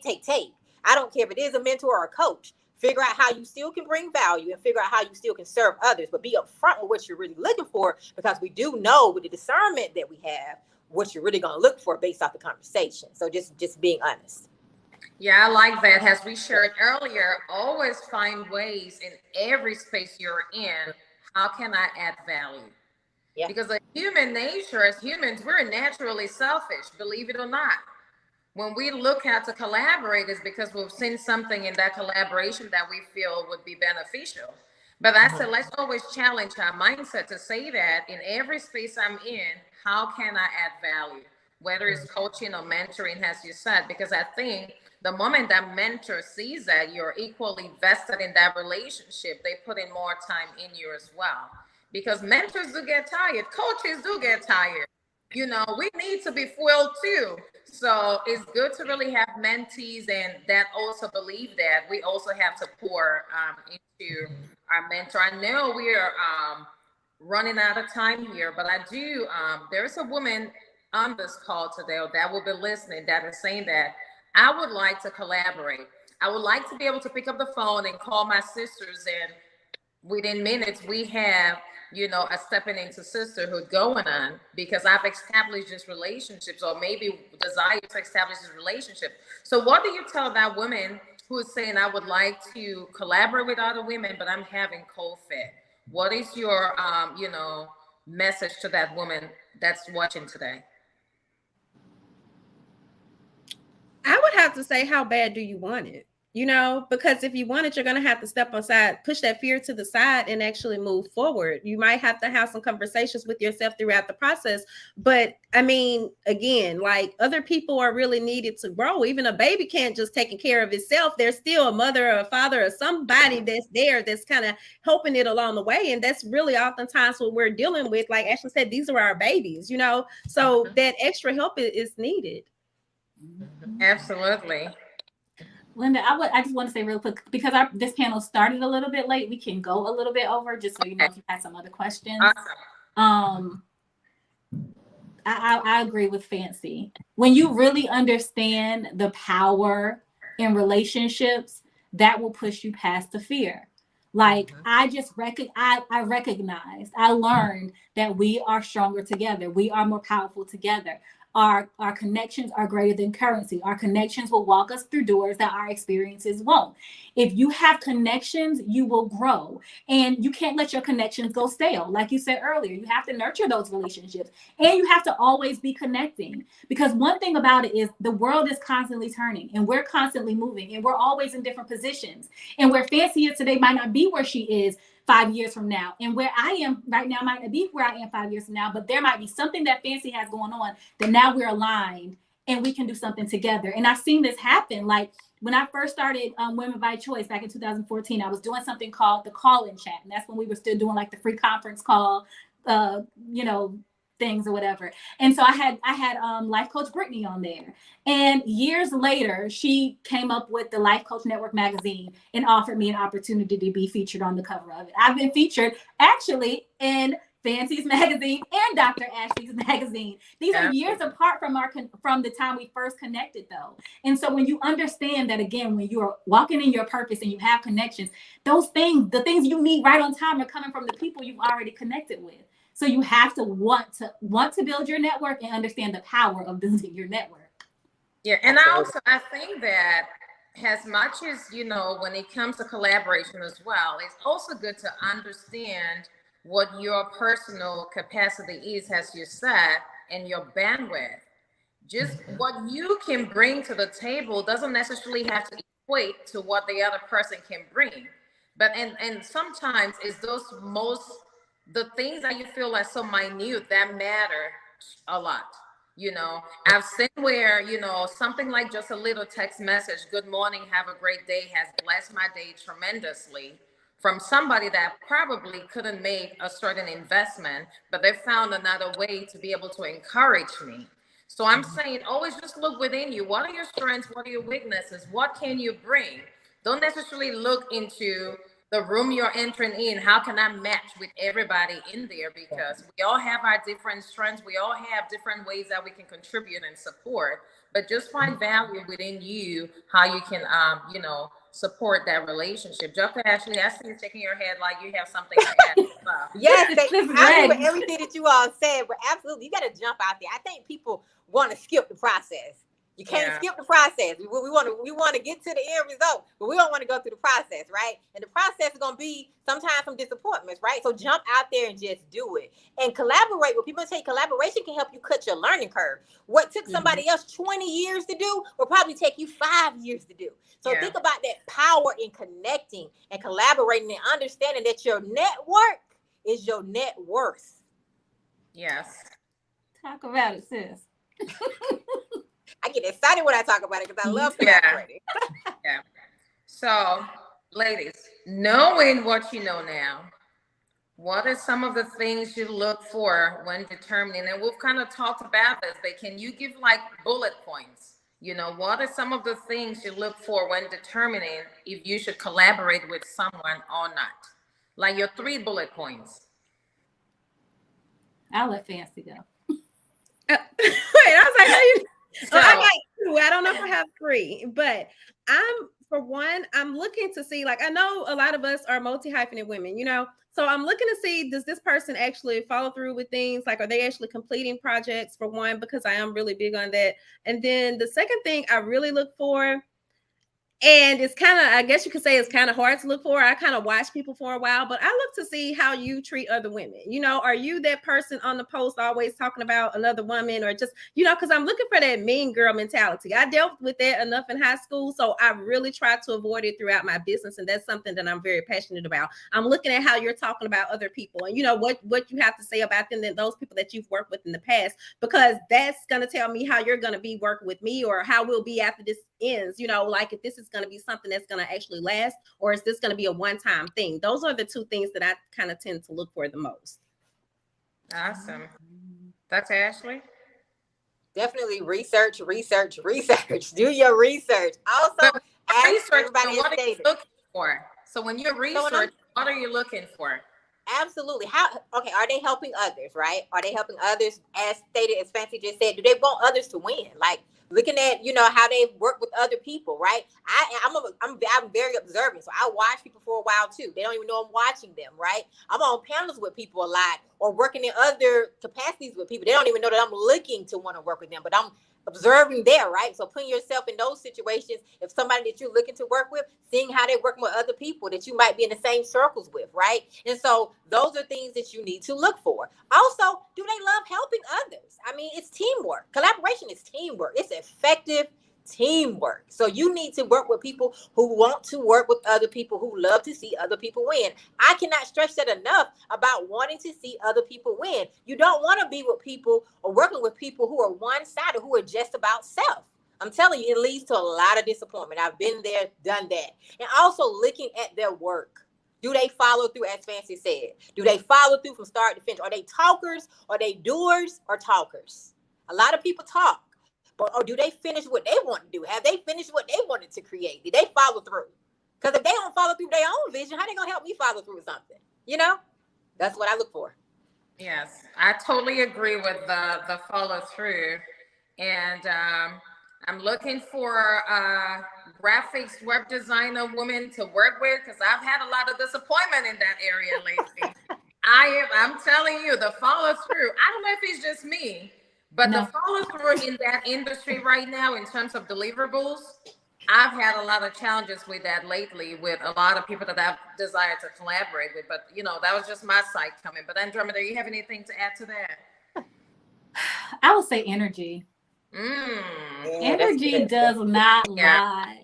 There are red flags. Like, you can feel them in your spirit. Like, you guys share, like, paying attention how people move, but also paying attention how they make you feel. Like, that is not something that should just be like brushed off your shoulder because you feel it initially and you say, okay, but this is going to be a really good collaboration. This is going to be a really good opportunity for me. And then you keep taking steps into this situation, and now you in it and realize, like, oh my God, I knew I should not have done this. I knew, and now you're in it. So I would just say, like, listen, our intuition does not lie. When it doesn't feel, I say, if it doesn't align, you must decline. That's my saying. If it does not align with my spirit, if it does not align with the season I am in my life, if it does not align with my purpose, my values, I must decline. It's not for me. Give it to somebody else. Absolutely. Yes, ladies. I have totally enjoyed this panel. As we conclude this particular discussion on collaboration, what do you think, or how do you see the world? Can you describe the world where women are actually working together and collaborating? So it says, what do you believe would happen if more women choose to collaborate over competing? And I'm one of those where I have, mixed feelings about the collaborating and competing, because I also believe there is such a thing as healthy competition. So I would like to think that we're talking today about that negative competition, because I believe we really truly can grow through positive competition, which is encouraging each other. Maybe it's your goals. I have a friend of mine, we said our revenue goals monthly, like who's going to meet this, beat this goal or that. So I do believe there is such a thing as healthy competition. But when we talk about how do we see the world if more women are collaborating over competing, I'm asking mostly about that negative competition where it's about bringing other women down and stuff like that. So that's Ashley. I'll start with you. What do you believe would happen if more women chose to collaborate instead of competing? This is your powwow out. So this is our last question. You know my answer. I'm all about winning. We can take over. Like it can really be a takeover. If people really, that's my answer. It could really be a takeover. If women would really take yourself out of it and really look at ways that you can work and help others. You have to serve your way to the top. I don't think people understand that, right? The serving part is so critical to your success. But unfortunately, some people don't want to serve. They just want the end result. But at the end of the day, people have worked hard for their visions, their babies, right? To just give it to you, right? So why not? If you served, then they want to work with people who want to serve too and who want to bring value too, right? And so I would just say it would be a takeover. If everybody would just really focus on serving and bringing value and really being happy for others and taking that scarcity mentality out, it would really be a takeover. There is more for everybody. Yes. Fancy, your thoughts?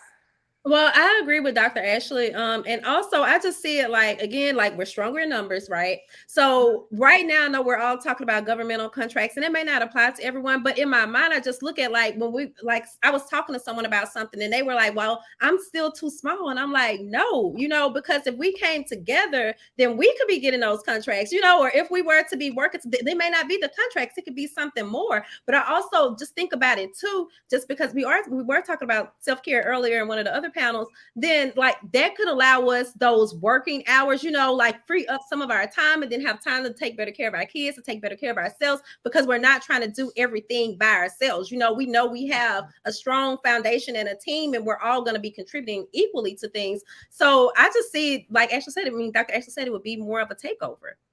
I just see us all winning, All right, Miss Human Society. Well, don't let me get into Beyonce, okay? We want you to. That we're here. Come on, ladies, let's get in formation. Yeah. Okay, y'all. I could not say any better than the ladies who came before me, but God gave me this very clear vision. When I started down this path, God showed me just how much more powerful we could be in our personal lives, in our communities, in our families, if we pull together our knowledge, resources, connections, everything that He's given us. If we pull that together, we can change the world. Women run the world. I know it looked like some other stuff, but we run this. We do. We run this. And if we would really just put together, like I said, our talents, our skills, our knowledge, our genius, if we would come together, we could make unbelievable impact in this world. I have this clear vision that we are all pieces of a puzzle, right? And each of us, when we fit into the spot that we were created for, that means when we are operating in our purpose, when we are being who we were created to be, when we are expressing ourselves authentically, we create this beautiful picture. But the problem with that we have right now is that some of us are trying to fit into spaces we don't belong in. And what does that look like for a puzzle? When you got this space, this piece over here, and it don't belong there. Now that person can't even be in their space, and the whole puzzle is jacked up. Truly, there is room enough for all of us to win. We are all God's children. We are all his daughters. He wants all of us to win. And so when we frown and we have an attitude, or we try to compete with or tear down our sister, we're not doing ourselves. We're blocking our own blessings. I shared something the other day that God will not catch me hating on another one of his daughters for how he's blessing her. Amen. Because when my time come around, I don't want to be sitting there with my face all frowned up. I want to be there ready to say I was celebrating my sister. I was clapping her on. I was supporting her. Oh God, you got something for me too. Oh, thank you. You know what I mean? Like there is space enough. Not even space enough. We were all created to win. That is our divine destiny. We're all here for a reason and a purpose. So there is no reason for us to feel like it's a scarcity. Or if she's winning, that means I'm losing. Like, there is room for all of us. And all of our gifts are meant to impact one another. All of our gifts are meant to change the world. So if we can tap into that fully and just be like our sisters keepers truly, we will change the world. Absolutely. I say there is room for every woman. There is room for everyone, but not every room is for you. Right. So I think that's a confusion, because a lot of times we keep finding ourselves in the wrong rooms. And because we believe there's room for everyone, we tend to accept the room we're in, even though that's not the room for us. So there is room for everyone, but not every room is for you. Find your tribe, sis, okay? Find your tribe. Because it's calling on you, it's waiting on you. Find your tribe, because there's a community that you are meant to soar within. Just find your tribe. If you feel you're in the wrong room, sis, get out, okay? And you would know if you're in a space where you're not growing, you're with women that are not encouraging you, like all the women have shared today. You're in communities where people are not pushing you or supporting you. Find your tribe. And maybe create your tribe. It may be, there is space for everyone. Just make sure you're in the right space. Andromeda, I thank you so much for the opportunity to moderate this panel. It's always an honor to be in your house. And as I said, every time you call, I answer. And I know for a fact you do the same for me, because you've done it before. And you continue to do it. Fancy, nice meeting you. Dr. Ashley, always a pleasure. But ladies, how can people find you? You've shared all these things. Women that want to continue to collaborate with you, how can they find you, Fancy? Sorry, I thought I accidentally hit something in the comments, but you guys can find me at Swag Her Magazine. That's SWAGHER.net. And then as far as all our social media, Swag Her Magazine. And on the ticker, there's an H missing from my handle, but it's Fancy Swag Her. So SWAGHER. Awesome. Dr. Ashley. Yes, you all can find me on Facebook at Dr. Ashley Little, on Instagram at _Ashley A Little, and you can go to my website at www.ashleylittlenterprises.com. We all know where to find Andromeda, but for those who are just logging in today, where can we find you, sis? You guys, make sure y'all follow Fancy at Fancy Swagger. Oh my gosh, I can't believe I made that mistake. Don't worry about it. SWAGHER. Okay, y'all. But definitely SheWinSociety.com. I think that's how most of you got here. And follow She Wins Society on Instagram. And my personal page, Andromeda.wins, but I'm always on She Wins Society. So awesome. And I am Linda Ray on all platforms. Through Linda Ray, you will find all my other communities. Thank you all so much. Stay beautiful. Keep bringing. I need to go get me a hat after this. Okay.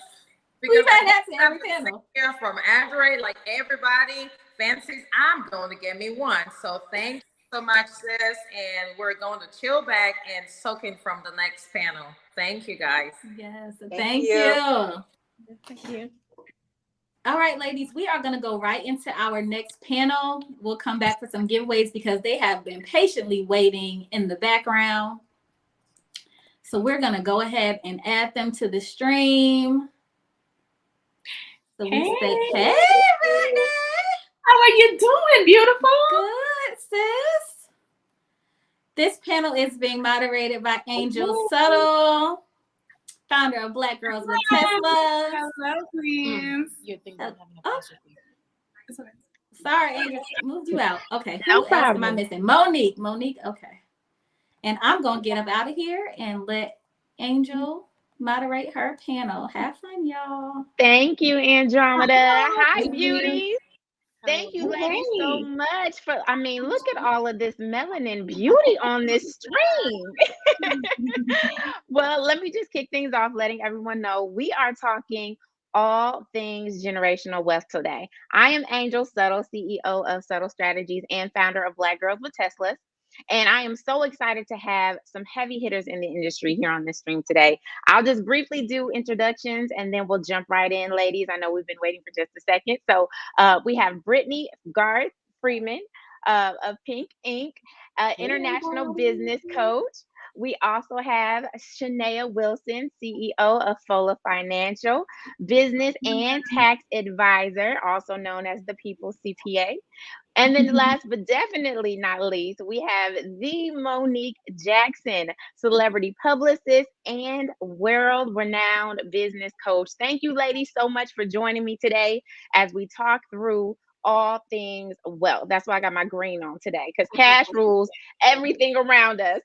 So we're getting into the details. Cream, get the money. Dollar bill, y'all.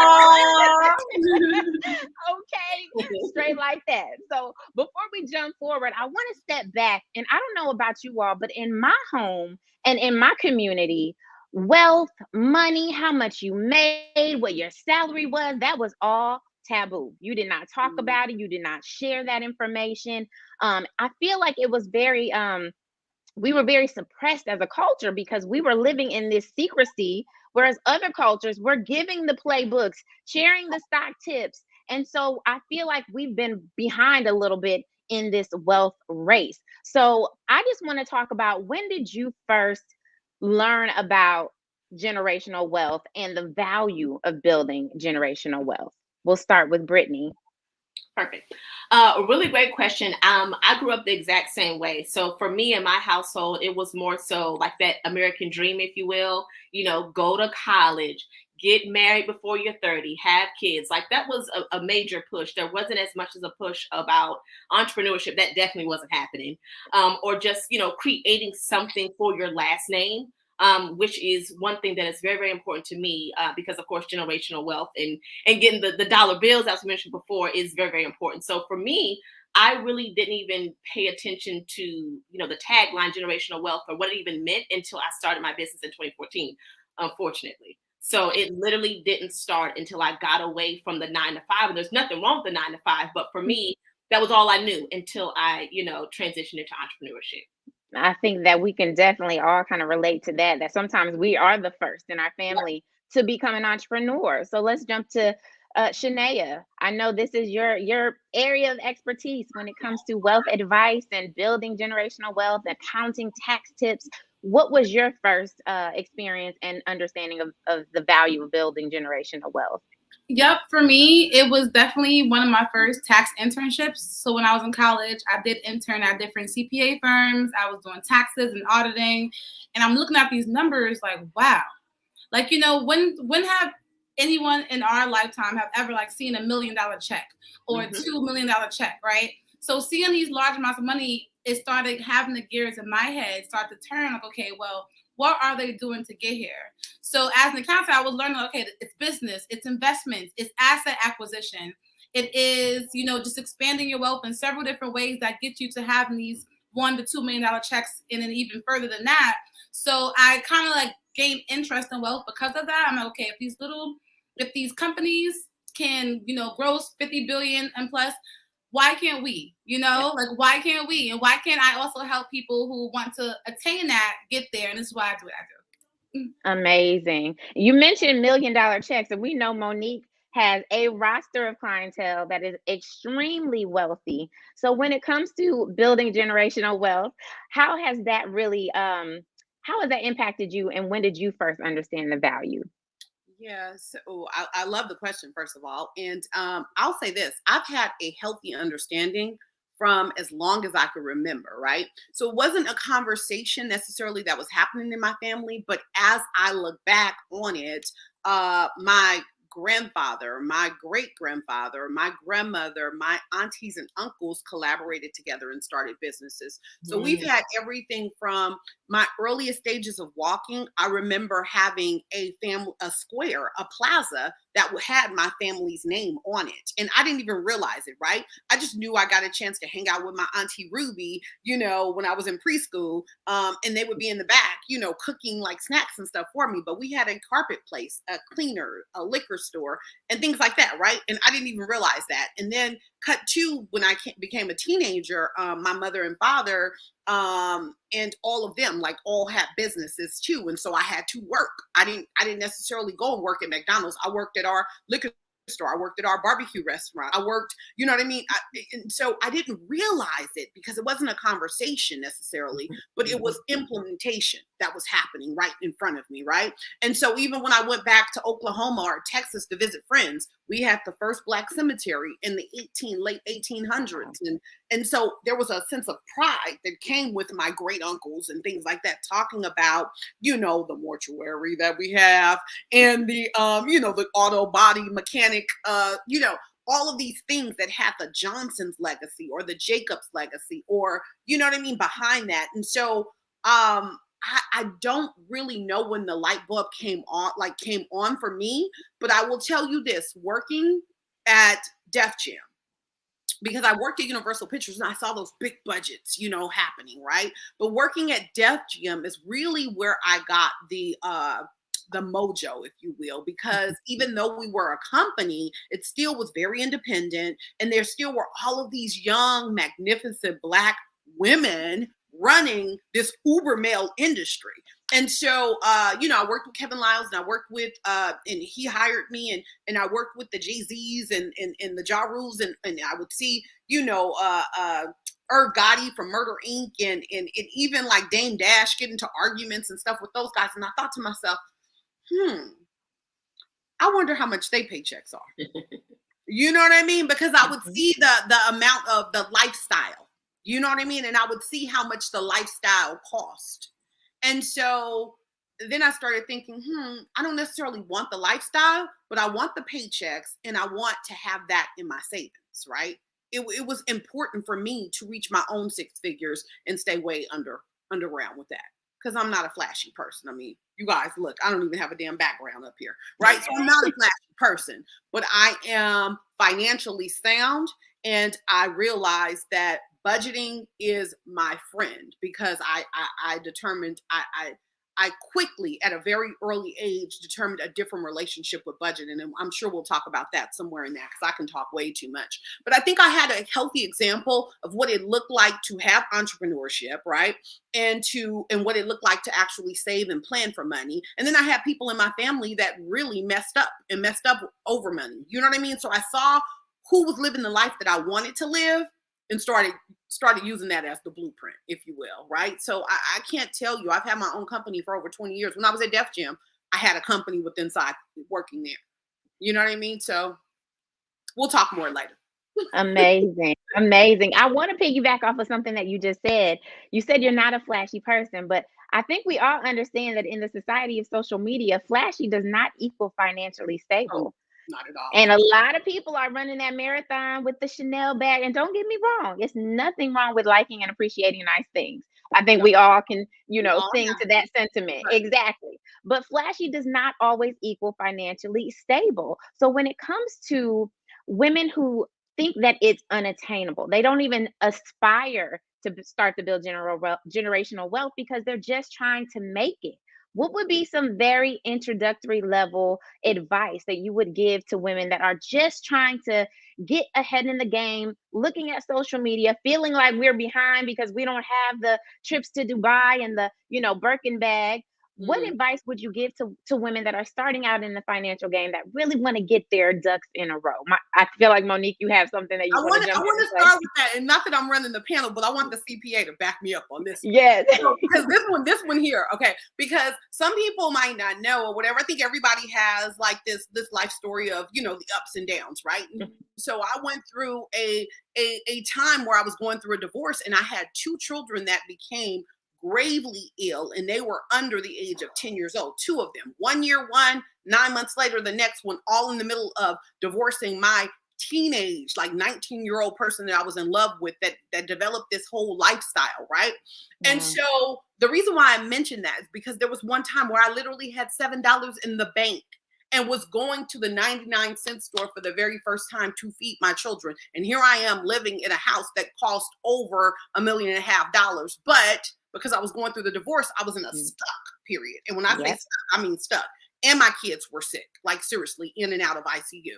So I was in a very stuck period. But something happened.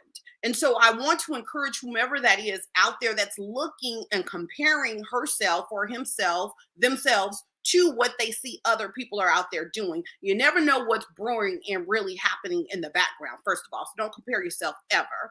And then stay streamlined, focused on what it is that God promised you, right? And do the work.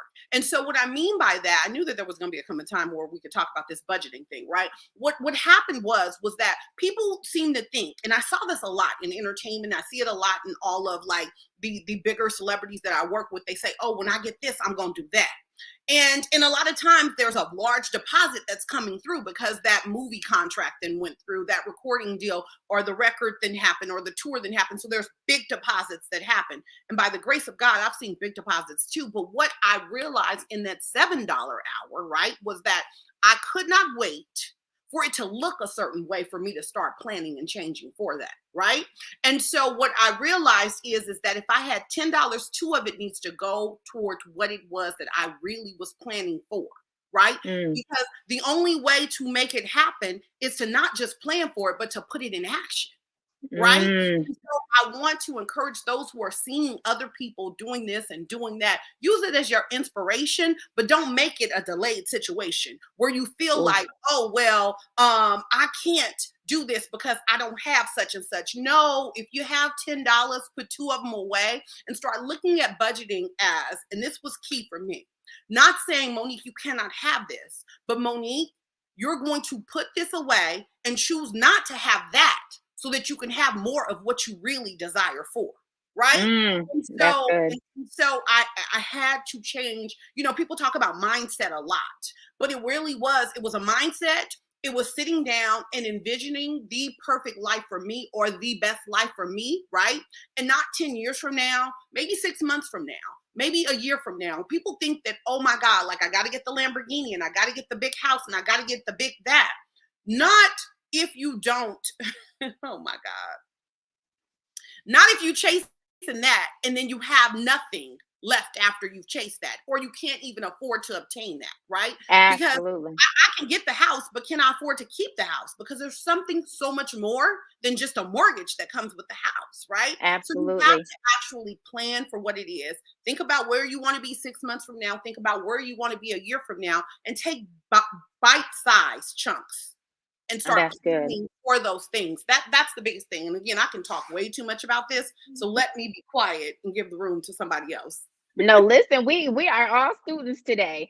Brittany, I know that you are a business coach. You have your own company. What advice would you give to a woman? Because we're gonna round it up with Shania, because I know she has the analyticals for us. But what advice would you give to a woman that just doesn't understand how she can even start to build generational wealth?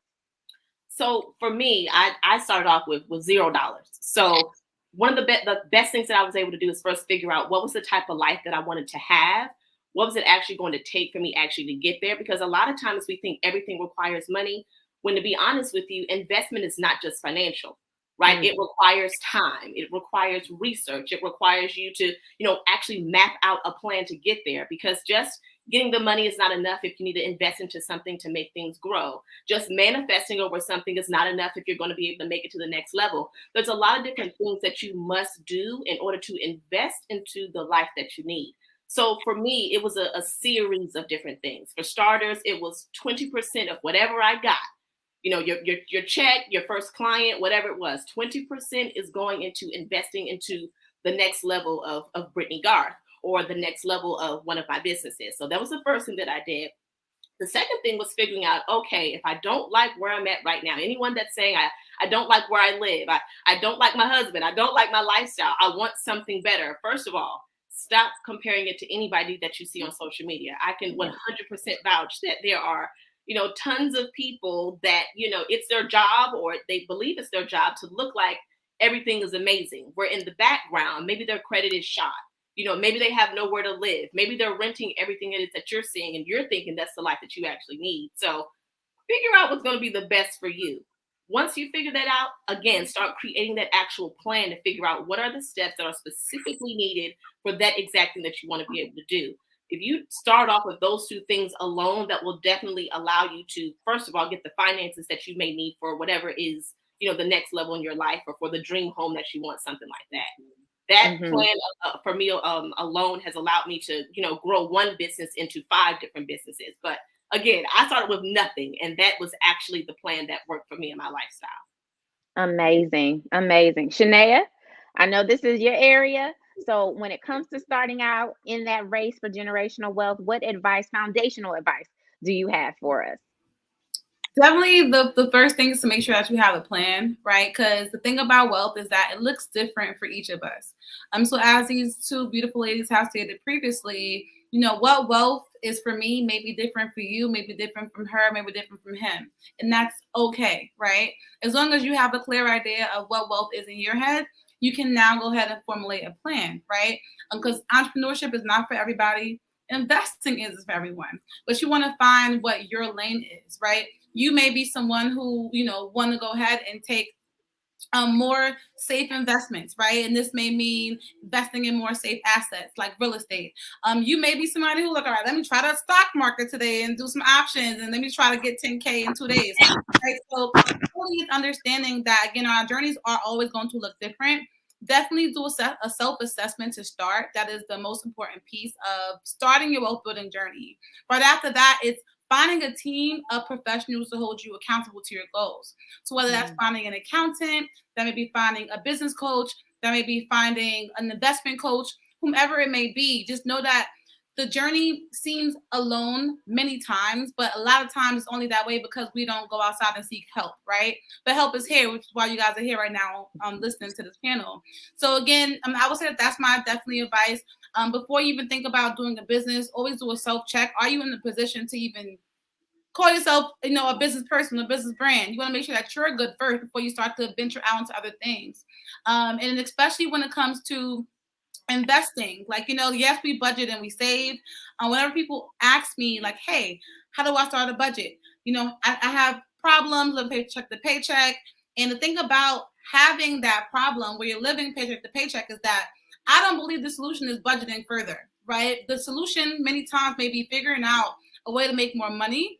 And that can be through creating another stream of income. That can be through investing. But let's not downsize our life desires for our budgets, because money is just a material thing. We are abundant beings, right? So if you are someone who believes that you deserve abundance, make that happen for yourself.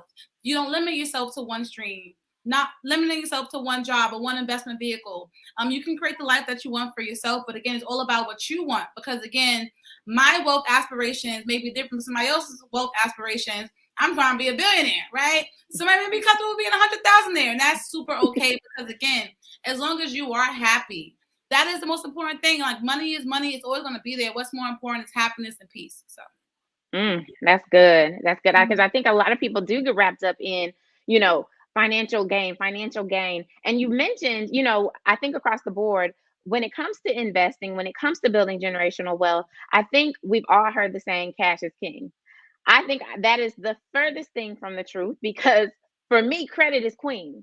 And if you don't have credit, I think people are out here starting companies, bootstrapping, using their tax returns, and there's nothing wrong with that. Pulling yourself up along the way so you can first be your first investor, or that 9 to 5 can be your first investor, but then capitalizing business funding. Can we talk about how you ladies were able to leverage your corporations to now catapult you to the next level, and ultimately what you have diversified across your platforms for generational wealth? So let's start with Brittany this time, and then we'll work our way around. Okay, am I unmuted? Okay. So for me, as I mentioned before, I knew nothing about entrepreneurship my very first day. I was really kind of thrown into entrepreneurship to really survive 8 years ago. So I did the bootstrapping route, not because it was the best route to go, but was because it was the only information that I knew. So I initially started off with the bootstrapping, and what I learned was I had to do everything myself, and it took a lot longer to hit my initial financial goal of 6 figures because I wasn't able to invest into someone, early on to teach me the ways. I didn't know anything about business credit and how you can get different credit cards or loans or, SBA loans, grants, different things like that. So it took me a long time. Now, after I learned about these different resources, after a full year had went by, I started off with grants. I got maybe 2 or 3 grants my very first year. From there, I've never really been able to get like investors or anything like that. But it wasn't because it's not a good idea. So for anyone here that's thinking about it, it is a good idea if you're not able to necessarily have the business credit that you need or the personal credit that you need. But I was able to get the funding that I needed to invest into one business that was able to grow. I was able to invest in actual professionals, experts, that were able to do my marketing for me, that were able to build a better website, because I created my first website and it looked like I did. You know what I mean? It looked a mess. So, I needed that capital in order to invest into experts that allowed my finances and my revenue to grow. And then from there, I started just strategically really investing into commercial real estate. And the very last commercial property that I got was a $1 million property, but that alone now is going to allow me to leverage for other things in the future. So that was a route that I took. It was a long road, but if you're just getting started, go the route of not bootstrapping. If you do not have to, get the resources. The resources are definitely out there now about business credit, getting a professional to help you to make more money a little bit quicker as far as DIYing everything. That's good. That's good. And now I think that what this platform is so powerful about is the fact that we're able to share these gems. I feel like for so long, people were very tight-lipped about trade lines and how you build and how you look credible on paper and how you structure your formation of your incorporations and all of that. So let's jump to Monique. What is your take on how you were able to really build a foundation and diversify your investment strategy with your companies? Yeah, so I love this, but I'll say this though too for everyone out there listening. Understand that the foundation is always shifting, so you should always be building, right? So Yes. I'm listening to what Brittany is saying and how she is saying, oh, the grants and things like that. That's something, ironically, I've been in business for over 20 years, and that's something that I haven't like seriously dove into just yet, right? I've always thought it was safe to do it for nonprofits, but I've always been scared to do it for other reasons, right? Just again, mindset, right? And knowledge is power. So I appreciate you, Brittany, because you just reminded me of a goal that I had set for myself that I honestly can see across the room, my paperwork and stuff out to start looking at government contracts and things like that. That's on my agenda for this week. So I appreciate that reminder and that confirmation. But I will say for me, I started a company within a company, right? So I was at Def Jam, and I knew that there was a need for something, right? And so, we as business builders, business owners, we are, as entrepreneurs, we have to supply the demand when it's there. And so I knew that there was a specific need for certain talent. And so what I did was carve that out. And so before I even started my business, I tested the waters. I threw a couple of pitches to a couple of people, and before I knew it, literally I had a full firm. So it was a little bit different. I was highly favored in that sense, but so I didn't have to start with my own money or anything else. It just kind of like, this is the service. And it's different though too. When you're doing a service-based business, the capital and the overhead is a lot lower than what you're doing a product, type of a business, what have you. So I have a service-based business and would love to get into products, but right now it's still a service-based business. And so I was able to say, this is what I can offer you, and this is the reason why you need it, and this is how it's going to change your life. And if you need proof, go call this person, this person, this person, this person, and all of those people you want to be like any damn way. So what you doing? Exactly. Oh, And that was an amazing way to leverage where you were in your 9-to-5 in your corporate career through your relationships and get the leg up from there. That's brilliant. Yes. So I love that. Before I even quit my job, which was 3 years later, I didn't quit for 3 years later, but before I even quit, we had already made over $1 million. So amazing. I wasn't, yeah. It was good. Wow. Yeah. Wow. Shania, for you, when it comes to that introductory level, when you were building, when you were trying to get those investments, and also currently diversifying, what has been your strategy and advice? Mm-hmm. So this is a subject that I feel like is very subjective to the entrepreneur. And also this is subjective based upon where you are in your entrepreneurial journey. For entrepreneurs who are just starting out, when it comes to funding your business, I believe that it's very important for you to like figure out how to create a sustainable way for yourself to continuously self-fund your business in the beginning, right? You shouldn't thinking about leveraging, other people's money and stuff until you have proof of concept, right? Now, proof of concept doesn't mean $1 million. Proof of concept can mean you made 10 sales and that you have 10 satisfied customers. That's good enough for me. But like a lot of people like to jump into like getting into business credit right away when they don't have proof of concept. And now when they launch their business, they're just in debt and no sales, right? So rather than you can prove yourself, because remember, like getting clients from social media, that's just new. This is 10 years. Before that, people were using different ways to market their business, the guerrilla marketing being the most common way of doing that. So if you have a product or a service, how about you go outside and you give out business cards and you give out QR codes so people can scan and find your business. Because I do feel like because of social media, people think that entrepreneurship is easy, and it's not at all. And a lot of entrepreneurs, even like a lot of my clients, they start businesses and they fail within 3 years. As you can see, they say that most small businesses fail within the first 3 years, 80%, something like that, right? And I believe that is because of the lack of proof of concept. You just don't start a business by just jumping online and posting. It's about market research, about figuring out the target audience. It's about figuring out what is your why. Why do you want to do what you're doing? More importantly, why would your clients want to buy your products, right? So once you establish that and you get your why, you get a good customer base, you definitely want to start seeking funding because that's when you're at the stage when you can start to scale. And for sure, the good thing about leveraging business credit and business funding is that you're using OPM. And most times, OPM does not affect YPM, your personal money, right? That's right. So when you get business credit, the beautiful thing about it is that it does not reflect on your personal credit score. So you can run that Amex up 200 bands and your personal credit score is still at 800 because it's not affected by then. But again, the thing about having a lot of money versus none is that it doesn't matter the quantity. If you don't know how to handle $7, you can't handle $1 million. So again, getting that proof of concept is of utmost importance. And then when we're in that scaling stage, remember the things you need to do to establish business credit. So if you guys have your pen and your papers out right now, definitely take notes. So number one, most people cannot establish business credit because they don't have a legitimate business. You need to be an LLC or a C corporation. Number two, you need to have an EIN number, and essentially you want to get a DUNS number as well. Number three, you need to make sure that your entity information matches up across the board. So you can have a different address on your EIN than you do on your articles of incorporation, than you do on your bank account statements, right?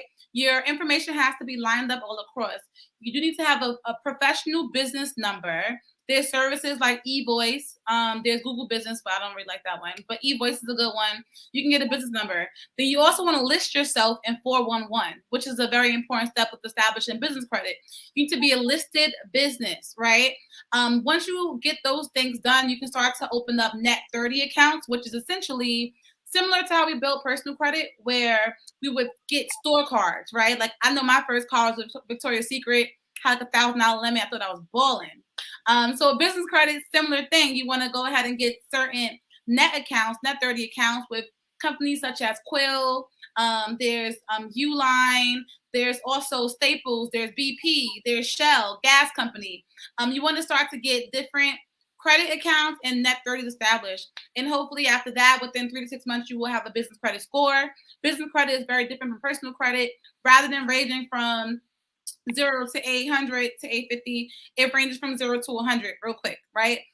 So even though it ranges that much, you can lose it real quick as well. With business credit, rather than personal, what makes it really different is that personal credit, we pay our bills like once a month, every 30 days. But business credit, pay that bill within a week. You got to pay that bill within the first 7 days to maintain your business credit score. Very, very important. And the most best part about having business credit is that it is non-taxable income, right? The reason why wealthy individuals do not pay taxes is because they get their money from credit, from equity, from things that give you income, but however are not taxable income, right? When you earn revenue, it's taxable. When you get an equity loan on your property, or if you get a business loan from your business, this is forms of non-taxable income. Liabilities and equity are not taxable. So that is the key to like building wealth, but also to maintaining and saving in taxes. Now you just gave the entire blueprint. I hope everybody had their pen out because she just dropped some major, the whole playbook right there. Now, when you mentioned the fact that this is how the wealthy do it, you know, this is how they leverage, this is how they propel their businesses and their children's businesses and their children's businesses without paying taxes. Now, we just came out of, you know, tax day was just last week. I know you know, Shanae, because I know you were probably swamped with your clients, you know, handling their taxes and things. But I think culturally, some people feel like, oh, you know, I'm going to use my tax return, my tax return, my tax return. If you really want to leverage in real estate, you cannot show zero income on your tax forms, your tax documentations. You have to show revenue. You have to show that you didn't just write it all off, because when it comes time to really acquire a property, commercial or, you know, personal, how do you leverage, and what is the magic, I guess, number that people have to understand that you have to show to be able to compete when it comes to being able to qualify for real estate investing? Yeah. And yeah, we'll go around because I Yeah. know all of you have firsthand experience in real estate investing. The number one thing, especially as a CPA and someone who works with small businesses, and most of my, you know, my clients are of minority communities. And the biggest thing is understanding like their mindset are not conditioned for business, period, to be for real. Like I have a background, I worked in corporate America, worked at a big four accounting firm. So, you know, I understand the conversations of wealth and currency. Now, my clients don't understand the concept. Like they want to make millions of dollars and like, I don't want to pay no taxes, right? That's everybody's desire. And it's like, okay, now the goal is, granted, once you get to the point where you can leverage equity and credit only and not have we can get there. Like I have clients that do not pay taxes at all, right? However, those same clients that don't pay taxes, they don't have to because they have assets that feeds them income passively, right? Now, if you are somebody who's still working actively, you're gonna have to pay taxes until you build up passive income, right? So you want to make sure you're reporting income on your taxes, because think about it. Imagine you are the lender and you reported zero income in your business on your tax return. Are you going to lend to you? And be real about that. No, why not? You obviously don't have any more disposable income to pay back the debt that you owe me. So I'm not going to lend you anything. So when it comes down to a magic number, it really depends on the type of asset that you want to acquire. As a business owner or individual, same thing. Whenever you go to get a mortgage to buy a property, they're looking for the last 2 years of your tax return. And they perform this thing, they do income averaging. So they take your income over the last 2 years, you know, add them together, divided by 2, and that income is what's going to qualify you for whatever you're going to get. So of course, the least you report, the least you'll qualify for. And think about it, is right now we're in the bubbling real estate market. So if you want to go ahead and qualify for a decent property, you have to report that income. Now, granted, this is what tax planning is for, because like with clients that I work with, you know, we tax plan based upon their goals. The client's like, hey, I'm trying to buy a building like, you know, next year. I make sure the tax returns look nice and healthy. We're going to pay some taxes this year. We're going to have some high income. Once the asset is closed, we can now be a lot more aggressive with our tax planning strategies. But again, you just don't do this thing all willy-nilly. You need to do this with a plan in mind. So again, that's why I said the most important piece of building wealth is to have that plan, because your professionals and your guidance and help, they will only help you based upon a vision that you already created for yourself. So. Good stuff. I'm taking notes mentally, but I'm trying to stay present with y'all. Y'all are dropping some gems. Monique, what's your take on when it comes to getting into real estate? I know you had mentioned you had, you know, a significant asset and then went through divorce, but I know you also are a savvy investor. So what is your take when it comes to really being prepared when it comes to real estate and qualifying for purchasing commercial or personal property? Yes, so I've done both by the goodness of God. But I want to say this though, don't be intimidated. A lot of people think that it's something like, oh my God, like I don't want to own a house because there's so many responsibilities. Yes, there are. But there's also so many benefits too, right? There's so many benefits. I purchased my first home when I was 23. And from there, just keep through a divorce, through not divorce, whatever, like real estate is my friend. I personally love it. I love it to the point where honestly, I had my real estate license at one point and I used to like lease places out to a lot of the celebrities, right? Because I just love real estate. But the reason why I love it is because it's an asset that most of the time, almost 100% of the time, is going to appreciate. And so what I have to tell the people that are listening, if you could just give me 2 seconds here, even after like even in your hardest times, what you want to think about is this. In LA, let's just say it costs about $3,000 a month to rent a great 2-bedroom apartment somewhere, right? So at the end of the year, you've given away $36,000, right? That you're not going to see any type of gain from. But if you were to go buy a 2-bedroom apartment, right?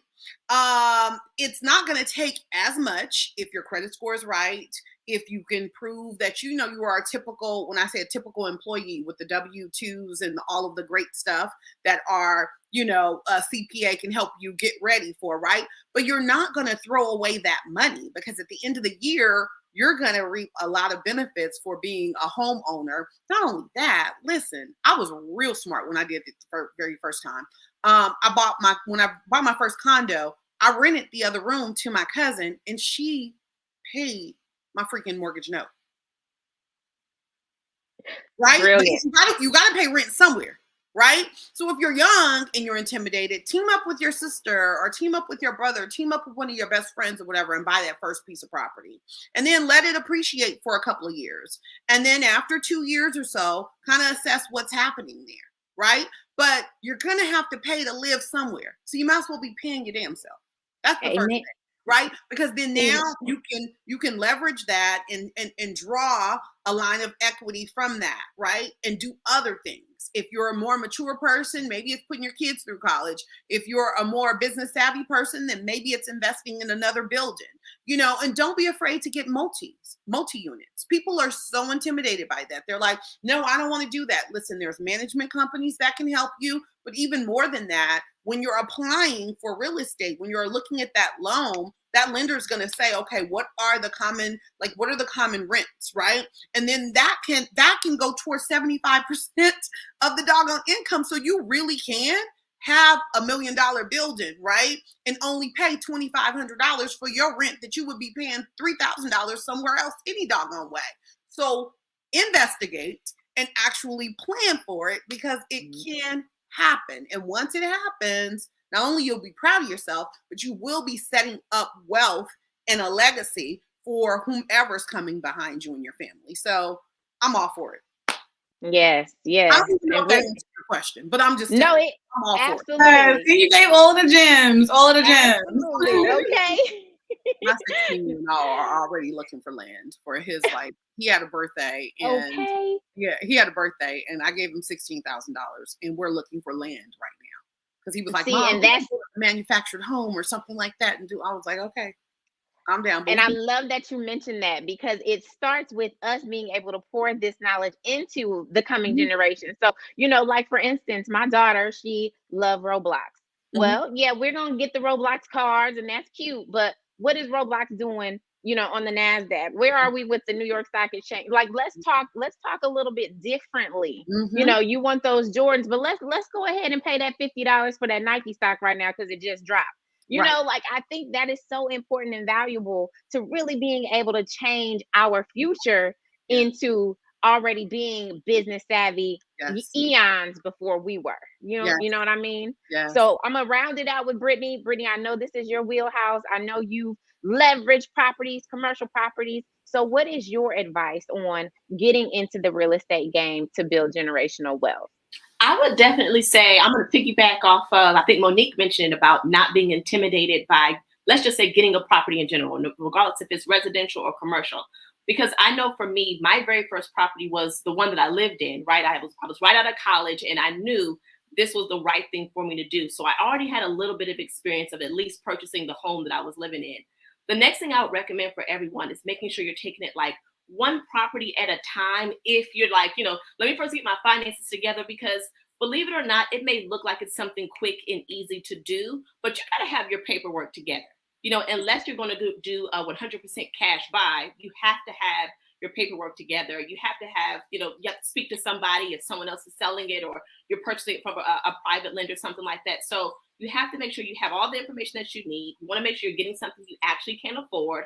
Because what happened to me after I had purchased the property that I lived in at the time, I wanted to first go out and start, buying these homes that I was going to flip, right? So I purchased homes and I was like, I'm going to flip them and then I'm going to rent it out to somebody. But what I learned was, even though that sounded great and I had this very big idea, it took me a little while to actually get a renter inside of the building. Mm-hmm. So imagine if I had went out because I could afford it to get, 5 different homes and no one, was renting out the actual property, initially. So you have to make sure, again, you have enough capital to take care of whatever's going to be the mortgage before you can actually get somebody inside of the home. So that'd be the first thing I would say. Also making sure that you're, if not savvy about the real estate industry, maybe you're working with someone that knows a little bit more about, what's the difference between, flipping a property, wholesaling. There's all different types of, investment properties or just types of properties that you can get out there that, again, should work the best with where you are right now currently. It's great to plan for the future with your finances and stuff like that and look at your projections. But again, those properties are going to cost you something. And, the banks are going to want their money. They're going to have to pay the mortgage. So someone needs to be able to afford it and to be able to pay for it. The very first commercial property that I got, I made sure that I had other offices inside of the actual commercial property. So I did what Monique did. I made sure that I had this mortgage, but somebody else was paying for it. So being smart about the type of properties that you're getting as well. Will it be something where it's a total build out? Is the property already ready for you to move on in and start doing different things inside? That would definitely be what I would say to look into, do the research before you do it. Do not be intimidated. There was a lot of racial, disparities happening on my side when I was looking for a property that was, I guess more than what they thought an African-American woman could afford. They kept trying to show me these smaller properties and I kept saying, I don't want those. Okay. You better talk about it. Here in this location, I want it to be this particular size. This is what I can actually afford. So there was a lot of that going on as well. So representation makes a world of a difference. I had to make sure I hired someone, to negotiate and talk to different people for the property, because me just showing up myself, I don't know about anyone else. That again can be something to make you feel like, oh, well, just forget it. I'm not going to do this. There's too many barriers in front of me. People aren't calling me back. So do your research, take it one property at a time, and make sure that you can afford whatever it is that you're going to invest into, because it costs. That is such good information. And you mentioned racial disparity. That's something that we haven't really touched on. But I know in my group, I have a group called Black Girls with Teslas. Mm-hmm. And we are on the front end of the EV movement. We are not represented in the ads and on the social media. So we got pushback like, oh, well, what if there was a white girls with Teslas? How would you feel about that? And I'm like, well, there is. It's just called Tesla. Yeah. We're not there, we're not visible. And ultimately we want to be able to have a cleaner, carbon footprint and things like that. But in the group, we're talking about, the racial disparities in, the EV movement, and even how Tesla chargers aren't located in underserved areas, and how this whole tech movement that is happening with crypto and NFTs, we're not in the conversations a lot of the times. Mm-hmm. So we've talked about the past and how, we were brought up in generational, circumstances that varied for each of us. We've talked about the present and being able to leverage your business, your real estate, and all of that stuff. But can we talk now just briefly about the future of investing and how that has really turned on its head with the inception of NFTs, cryptocurrencies, Bitcoin, and all of these things that are kind of really taking the forefront, and people are talking about them, but I feel like people are not really talking about them with us. Can we jump into that conversation? That's the truth there. Who wants to? The floor is open. I guess I'll start. So I work with a lot of artists. This is gonna be digital artists, music artists, graphic designers, and NFTs have definitely been like the key point of conversation that we've been having lately. The way the world's going, like you have to pay attention to the trends, right, and how they relate to each other and what is it telling you, right? So, for example, we have metaverse, which is a virtual reality. Now we have Bitcoin, a virtual currency, NFTs, virtual art, right? You can also, Facebook has Sandbox, virtual land, right? You see the themes, right? These companies, they're publicly traded, aka they got the funding power of the whole United States economy behind them to support whatever they want to do. So it's inevitable that the future is going to be digitalized. Now, the thing about investing is, investing to me is an ethics thing. Like I don't invest in things that I don't believe in, right? But if you are someone who believes in the future and the digitalization of where it's going, then this is definitely a great time for you to be investing, buying that cryptocurrency, buying NFTs. But the thing about it is that you do not want to jump into things blindly. They say more than 95% of NFT projects fail, right? Really, it's because the thing with NFTs and Bitcoin is that they're really backed by value, right? And now there's nothing wrong with being backed by value, because guess what's also backed by value? Our dollar. It used to be backed by gold back in the day until 70 something, that's 74, when they took it off the gold standard. And now it's just backed by the fact that we use it pretty much, right? So that's the same thing that's back in cryptos, back in NFTs. So really, as the world pretty much accepts this digital virtual future, those investments will be worth more and more and more. So when my clients ask me, should I invest in it or not, right? The thing about it is, do you support that movement or not? Those who are investing into the digitalized future understand the benefits of it. It's the fact that it is decentralized. You can have unique pieces of digital information. We're all on the internet, right? We're all using it anyways. Web 3.0 is looking to add more privacy, security, decentralization, and options, and ways for people to make more and more income. So if you support that, it's a great movement for you to be in, because it is the future. Think about it, right? We all saw the Matrix. You might have grew up watching the Jetsons and stuff. So even with Tesla, right? We say EV vehicles now, but then in 10 years, it can be a flying vehicle. We never know, right? So you definitely do want to stay with the trends, but I always suggest to invest in causes and companies that you can feel happy with going to sleep that you invested in that, right? Don't invest in some new robot that's going to, patrol the streets and now terrorize minorities. You know what I'm trying to say? Like, make sure you understand what is going on with that investment. Don't just invest in it blindly because it's a trend, right? People do with Bitcoin because it was a trend. A lot of people lost money. People who hold on to Bitcoin know the future promise. They're not thinking about the now. They're thinking about where it's going to be 10 years from now, right? So never use short-term emotions or opinions or facts to make long-term decisions will be my ultimate thing. That was a gem right there for sure. I think being able to play with money, once you get to a level of success, you can play a little bit, you can be a little more risky with your investment, you can jump onto the new wave, the Doge coins and different things, and just see what happens. But when you're trying to really build something foundationally, you have to stick with tried and true investments. Brittany, what has been your take on future virtual digital investing, and how have you kind of maybe taken advantage of that in your strategy?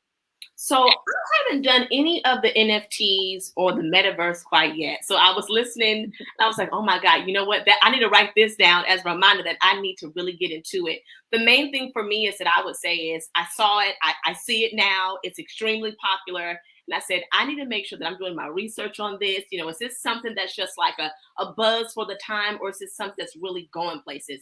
I can definitely say 100% now, the NFTs are definitely going places. So like you mentioned, if you have the actual funds where you can invest into things and try it out and you won't lose your home, definitely do it. So that is something that I'm looking to do. Now, as far as stocks and Bitcoin and things like that, that definitely is something that both me and my husband make sure that we invest into, so that when we do have, our children, that may be something that we can put into their name so that they can have, just income coming in that they don't necessarily have to work for.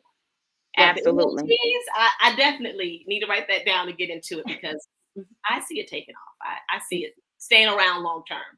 Absolutely. And Monique, I want to jump into the fact that we've all seen the industry evolve, music, film, Netflix taking over, where, big house production companies are now having to shift their approaches, streaming taking over, where record labels are like, let me regroup, let me regather my structure. What is your take on digital currencies, the virtual movement, and just how streaming has really taken over the industry, and when it comes to future investing?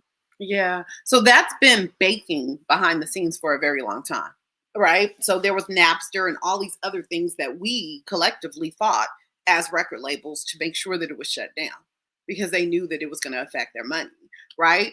If I have to be honest with you, it was probably 7 or 8 years ago. An artist by the name of Jim Jones was talking about NFTs. And I only knew because he's part of, that whole Def Jam family. And I was listening to him, and it sounded like Spanish and Russian and a whole bunch of other stuff. And I was like, but he's a brilliant guy. Like, a lot of people don't know that Jim Jones, like with Cameron and Rockefeller, he's a brilliant person, And so I have to say this, though. I'm a lot like Brittany when it comes down to it. I should be paying a little bit more attention to the NFTs. I've even had meetings with some of my artists who are utilizing this as a way to increase their streams of revenue and things like that, because there are people out there that will buy collectibles and things like that if they really believe in the artist. Don't even believe in NFTs, right? Necessarily, but they want the access, right? And so I think that there are going to be a lot of different creative ways to use it. I haven't bitten the bullet yet. Like, I haven't bought an NFT. I have a girlfriend who is really into tech that has her 11-year-old daughter creating NFTs and things like that. So I'm kind of watching. As far as stocks, I'm like Brittany. Like, I'm down with the real estate. I'm down with the stocks. I'm a little bit old fashioned. I watch my father look at newspapers and had his red pen and his black pen at the kitchen table when it came down to stocks. So I'm really comfortable with the stocks. All of this metaverse and all of these things or whatever. It's not so much that I am, but I'm kind of like still kind of watching to see what's really going to happen there. I think entertainment, because I've worked in so many different collaborations, right, with entertainment, we have no other choice but to kind of go with it, because we're always looking for that next young like fan or person that's going to buy in and subscribe. So you can't really push back on it, right? And I think that the entertainment industry, period, knows that they have to kind of get with the program in order to stay afloat. They're going to die otherwise. Like, I literally, for the last 5 years, have not turned on a TV. My children, you know what I mean? They're 15, they're 12, they're 11. We don't turn on TVs here. You know what I mean? So we know that we're onto something, right? We know, Brittany, you and I should be like looking at it a little bit closer, right? We should be watching. But the entertainment industry as a whole knows that they will die if they don't comply. You know what I mean? Ooh. And I think they've gotten that. And so maybe that should be our takeaway, Brittany, that we should be looking into it. But I completely subscribe to, also, if you don't really feel it, if you don't really vibe for it, then don't play with it too much. You know what I mean? I'm honestly, I can say, and I'm an open book for everyone. Like, I still feel like I'm at the building stage, especially now newly divorced for a year. And you know what I mean? And so I'm like, I can't play with too many things, but the real estate and the stock, I'm cool with, right? Thank you again, you all. You all are brilliant women. Thank you for the reminder that I do need to investigate a little bit more. I'm going to have to be like at the people CPA. Like, okay. I mean, like, let me talk to you for a second here. Absolutely, Shanae, your DMs are about to explode because I think we all got a little couple questions for you. Listen, I'm here for y'all. This is She Wins Society. I love Andromeda and everything that she does. So I am here because it's really all about community, right? Yes. As you said, like you had an artist mention this 8 years ago. Why have we not been talking about these things when people like Facebook are making it a thing? So I'm here for everyone. We want to talk about it. Maybe start another group about NFT investing. You know? Absolutely, absolutely. And where can people find you? Where can people kind of stay connected with you, Shanae? Yeah, so you guys can follow me on Instagram at the People CPA. You can visit our company's website. It's folafinancial.com, FOLA financial.com. We take care of all things tax prep, tax planning, accounting, and analysis. And yeah, I am here again with Society to help you guys. So whatever you guys need, feel free to slide in my DMs. I'm more than happy to share knowledge. Amazing. Brittany, where can people stay connected? Where can we get in touch with you to get some business coaching and info on how to leverage this property ladder that you have mastered, honey? Yes, yeah, absolutely. So you can follow me on Instagram at Life Coach Brittany. Brittany is BRITTANY, or of course you can follow the business, which is just Pink Ink, and it's PINQ it's a Q instead of a K because we only work with queens, and that's Pink Ink on all platforms. Yes, I love that. Monique, how can people stay connected? How can people follow up with you and what you're doing? Let everybody know. Yes, it's very simple. It's Monique Jackson and the number 1. Monique Jackson and the number 1 on Instagram. That's pretty much where I hang out. Yeah. Perfect. Yeah. Perfect. Well, I think we have all had an amazing time today. Andromeda has done such a phenomenal job building out this virtual conference. She Wins Society is all about putting us in position to win. So I think just a few takeaways, just to give a quick synopsis. I think the main pillars of this conversation have been budgeting and planning the life that you want. Yeah. Never being afraid to use and capitalize experts, being able to really build out and structure your business and your personal assets so that you can get funded, and also not being afraid to do your due diligence, to jump into the investment game, but to ultimately be smart enough not to jump into something that you haven't done your research on. Any final words you ladies want to share before we bring Andromeda on back in and keep this conference going today? I first just want to say thank you so much for the opportunity to Andromeda and just everyone at the She Wins Society. This has been amazing. I've really enjoyed just being here today. And for anyone that is interested in entrepreneurship or just taking their life to the next level, I think it was a topic that we talked about earlier about kind of comparing ourselves to others and stuff like that. I just wanted to make sure that I put it out there that never compare yourself to anybody.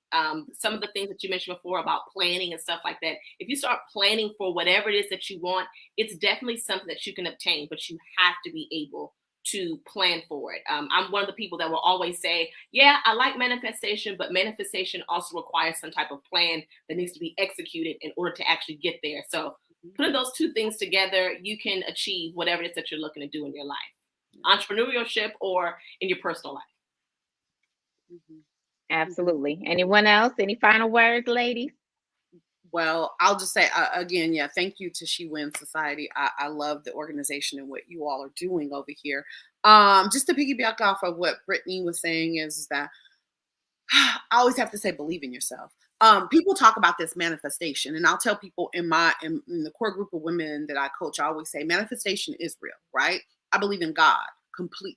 And so when you look at the word and really dissect the word, it's man I feast or man I fast, right? And so here's what it is. It's written already in the Bible to make your vision clear, right? But it's also written that faith without works is dead. And so what you have to understand is you are the human. The I is the I am, the direct connection that you have to the source, which everything is possible through him. And so if you do the work that's physically, humanly possible, right? And you actually use the guidelines and the principles that God has already written out for us to do, right? Then you will obtain everything that is a feast or a festival in your life. It's the only reason why God designed you in a human form is so that you can have everything that you desired in the vortex, right? And so you have to put in the work, and that's what's hard for a lot of people. We are too, I don't want to sound like Kim Kardashian, but we are too lazy sometimes. And then the other times is that we believe the lies that society and other people have told us, right? That we cannot, that we won't, that because she didn't, you won't, and because, I didn't, and you ain't either. And the truth of the matter is that we start telling these lies to ourselves. So here's what I want you all to do is that when you say that you're going to set out to do something, first of all, don't say try, because try sounds like you're tripping, you're falling, and that you're going to give up, right? That's an excuse, a way out of it before you even committed to getting to the goal, right? So don't use the word try.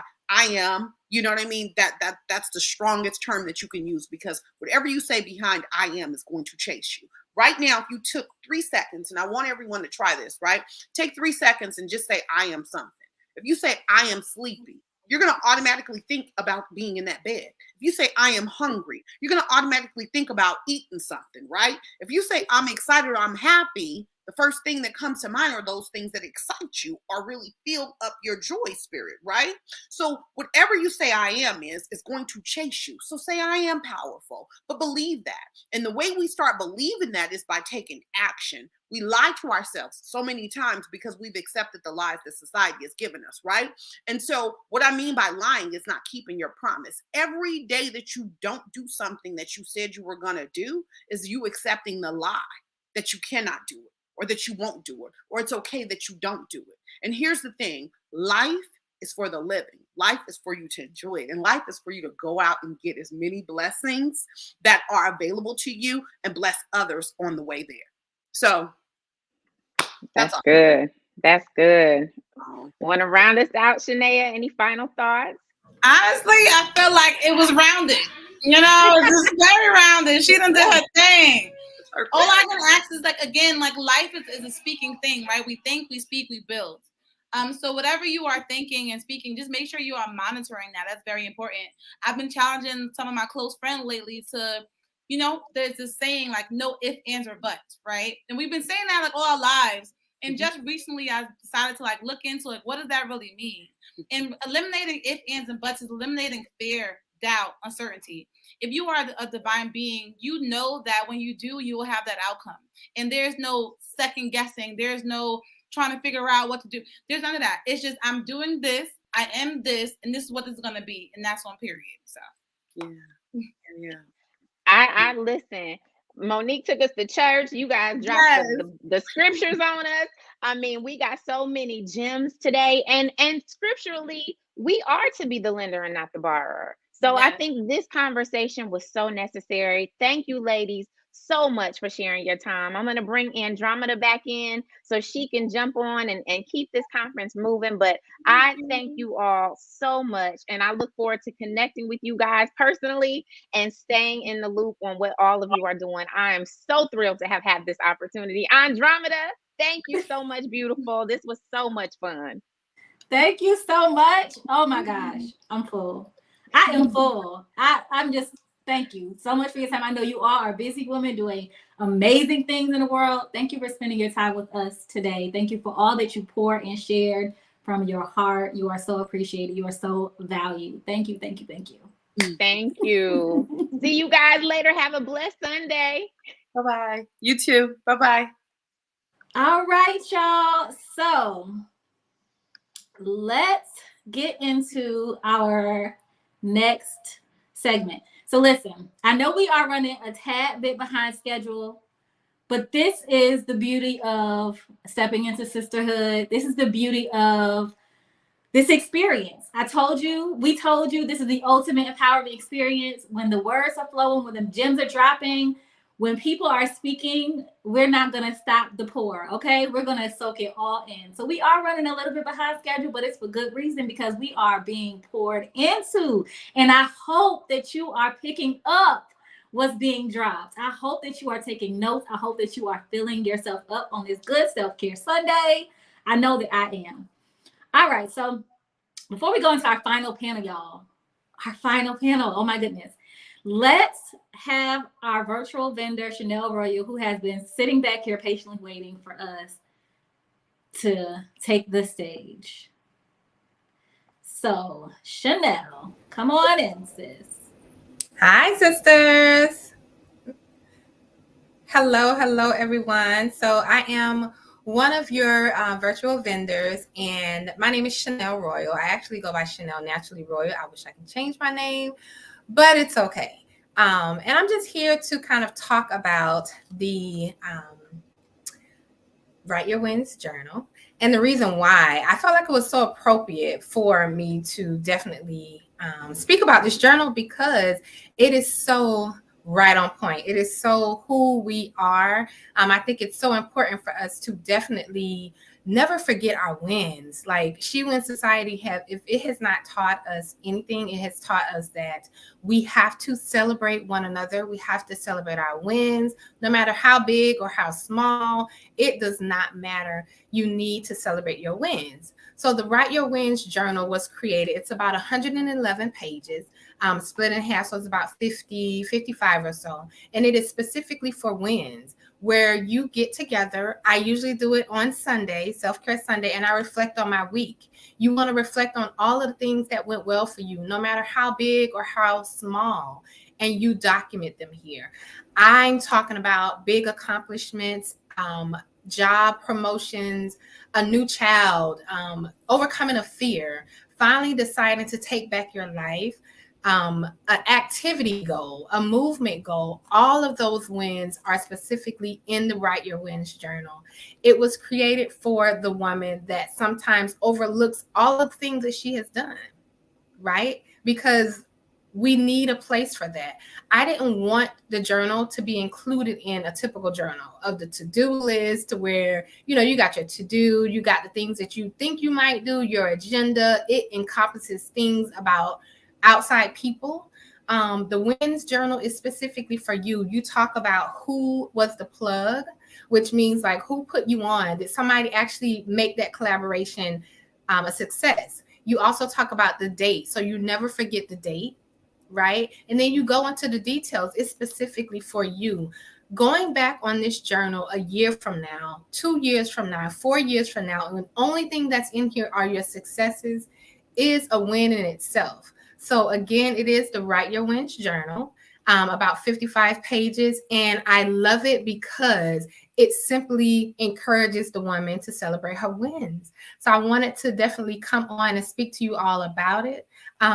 It's been everything. It can be as big as you want it to be, or as little. There are some pages where you may just simply talk about the fact that you learned how to say no, and how good that felt for you, and what date did you decide to say no, or a divorce, a surgery, whatever it may be. That is here in the Write Your Wins journal. So again, thank you so much to my sisters. Thank you, Andromeda, for having me as one of your virtual vendors. I can be reached at chanelnaturallyroyal.com on all social media platforms, as well as my website, which is www.chanelnaturallyroyal.com. And thank you all for having me.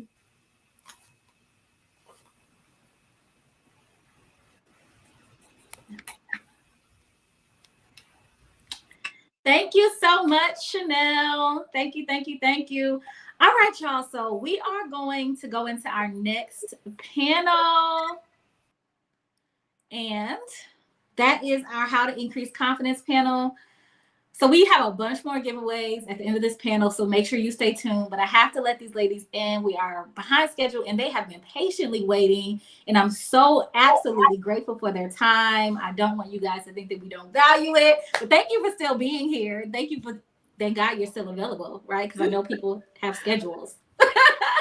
Honored to be here. Thank you. So we are missing one.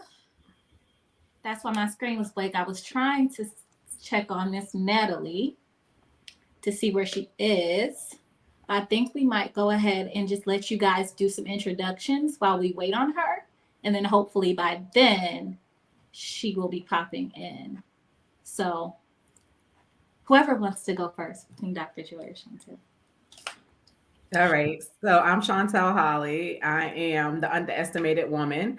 And my brand is all around helping professional women, the second chapter of their lives, helping them navigate through self-limiting beliefs, doubt, and fear, and start the business of their dreams.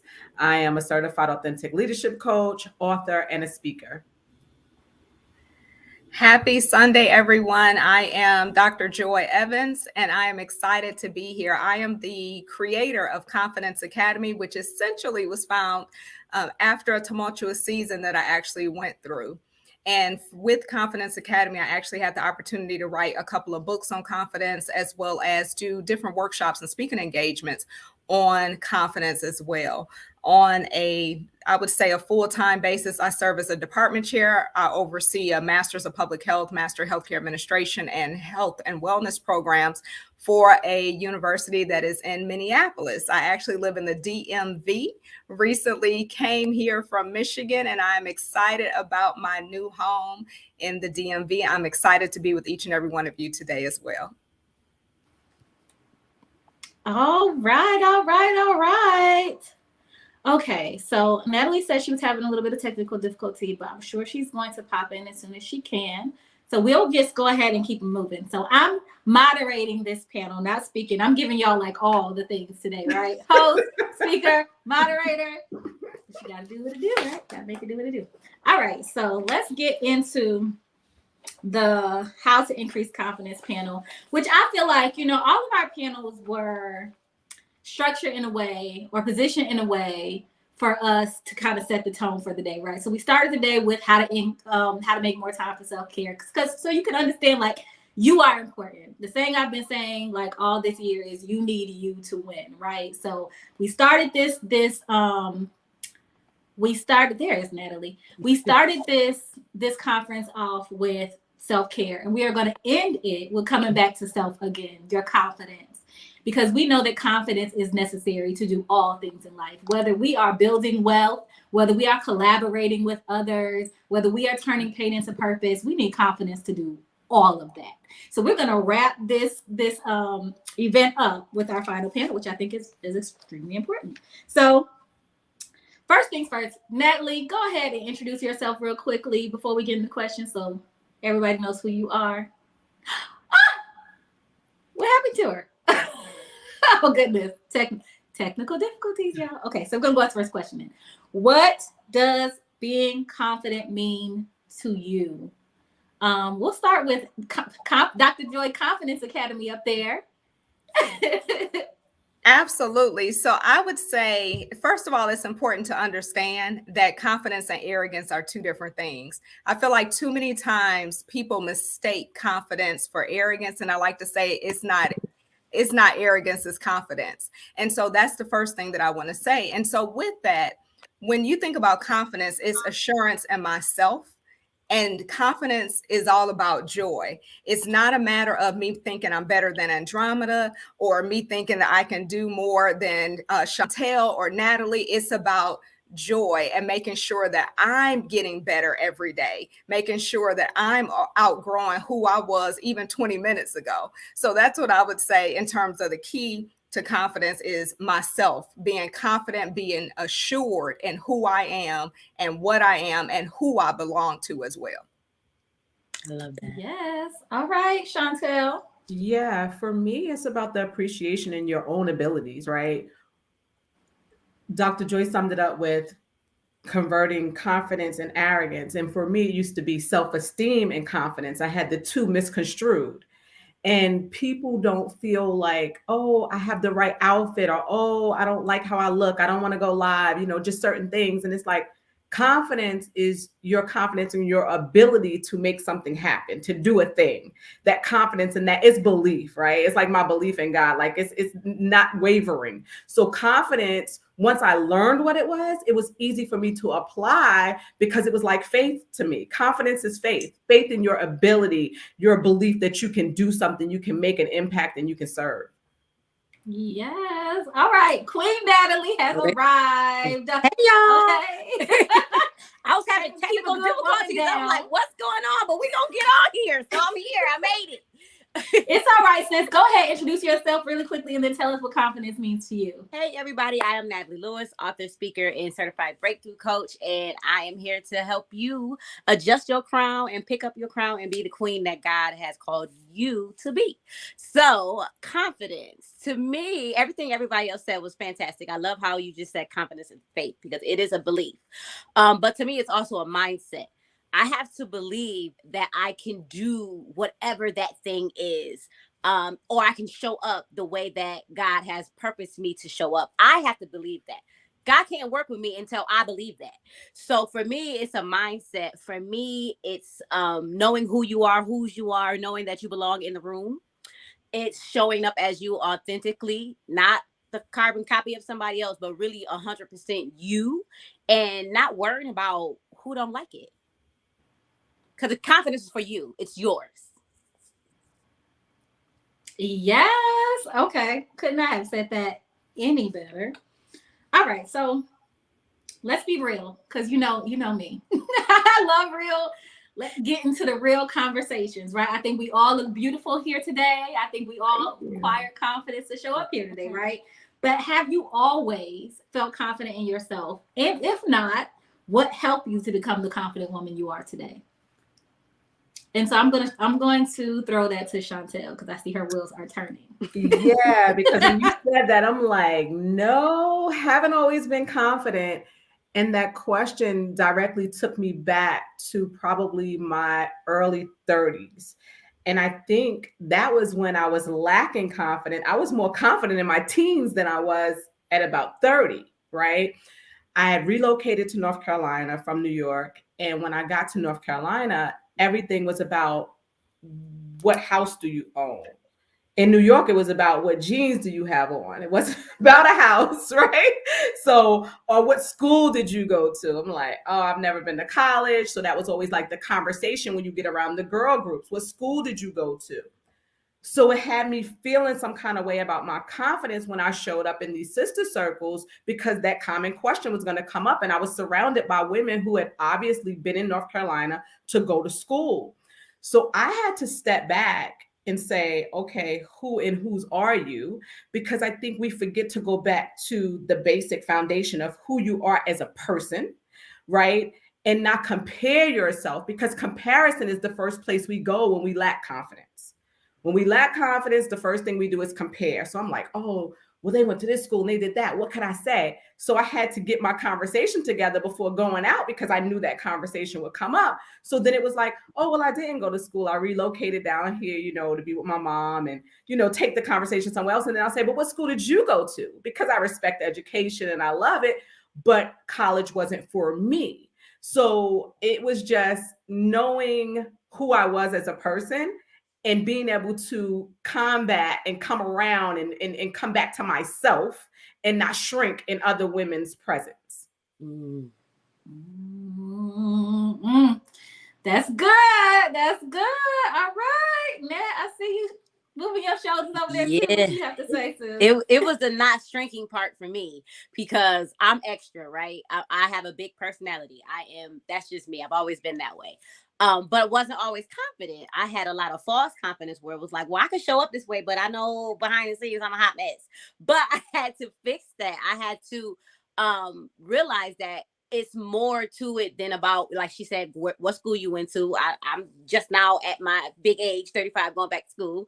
So it's about what school you go to, what car you drive, what designer you. I was like, well, I'm not there. So not even trying to pretend or even have that false confidence of feeling like, well, maybe, listen to the opinions and thoughts of others, or feeling like I don't belong in the room. So a lot of shrinking was going on, and just confident showing up as myself.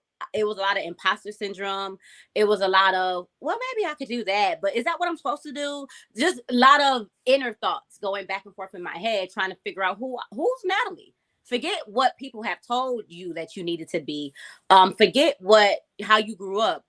What do you enjoy? What do you like? Who are you? Like, what are your gifts and talents? What are your strengths? What are your weaknesses? And I had to take a journey to learn those things and figure out, like, oh, I can really show up as me and be me 100%. And that's confidence. I should have did this a long time ago. So just learning what it is, what the definition of confidence is, and creating my own definition of it. It doesn't have to be about my status and how many degrees or whatever is behind my name, but it's really about, like I said, just showing up and knowing you belong here. You belong in this room.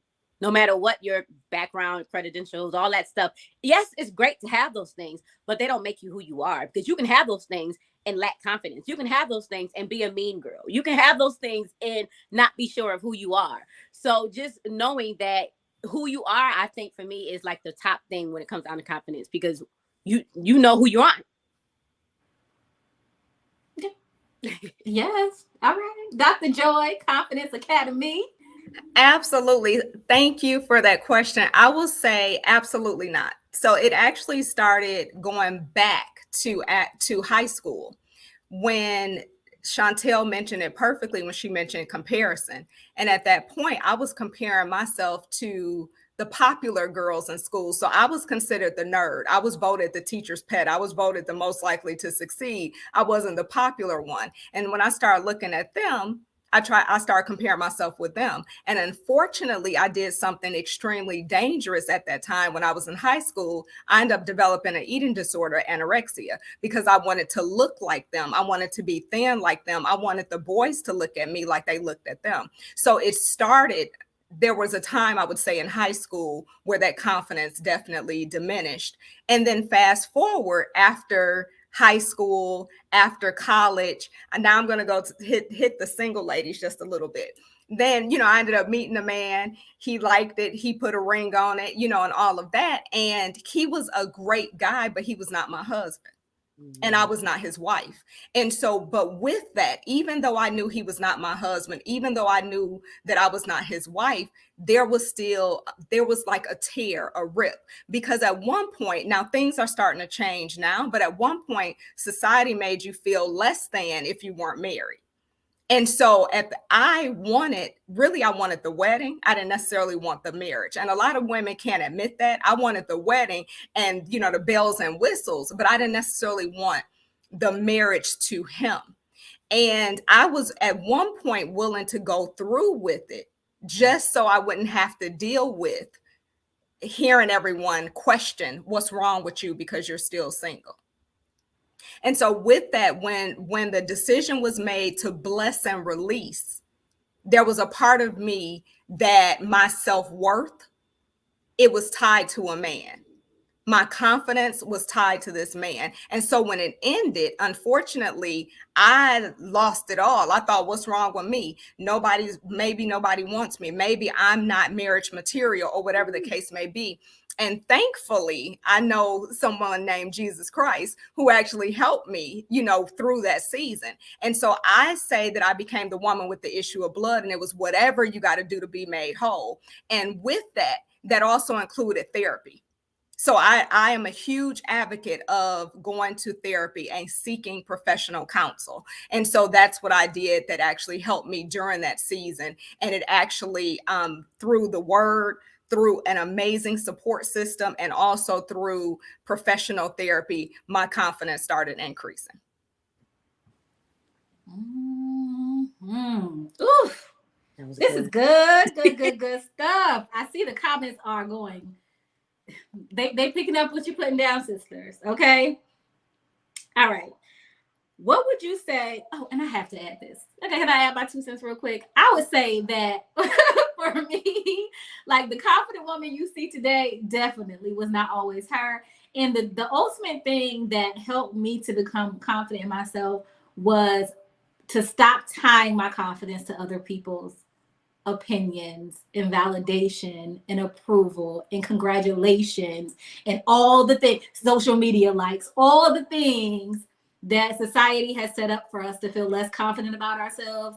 I had to detach myself from that, because while I was attached to that, I was on a constant roller coaster ride of highs and lows when it came to how I felt about myself. And the moment I said, oh no, you're going to focus on you, taking care of you, do what makes you feel good. If you like wearing your hair like this, wear it like that. Go to the gym so you can feel good in your body. Do all the things that make you feel good about you, so that no matter what is happening in the world or how people approve of you or disapprove of you, you can still feel good about you. So that was the ultimate thing that was life transforming for me. All right. So what would you say is one of the most common reasons women struggle with lack of confidence?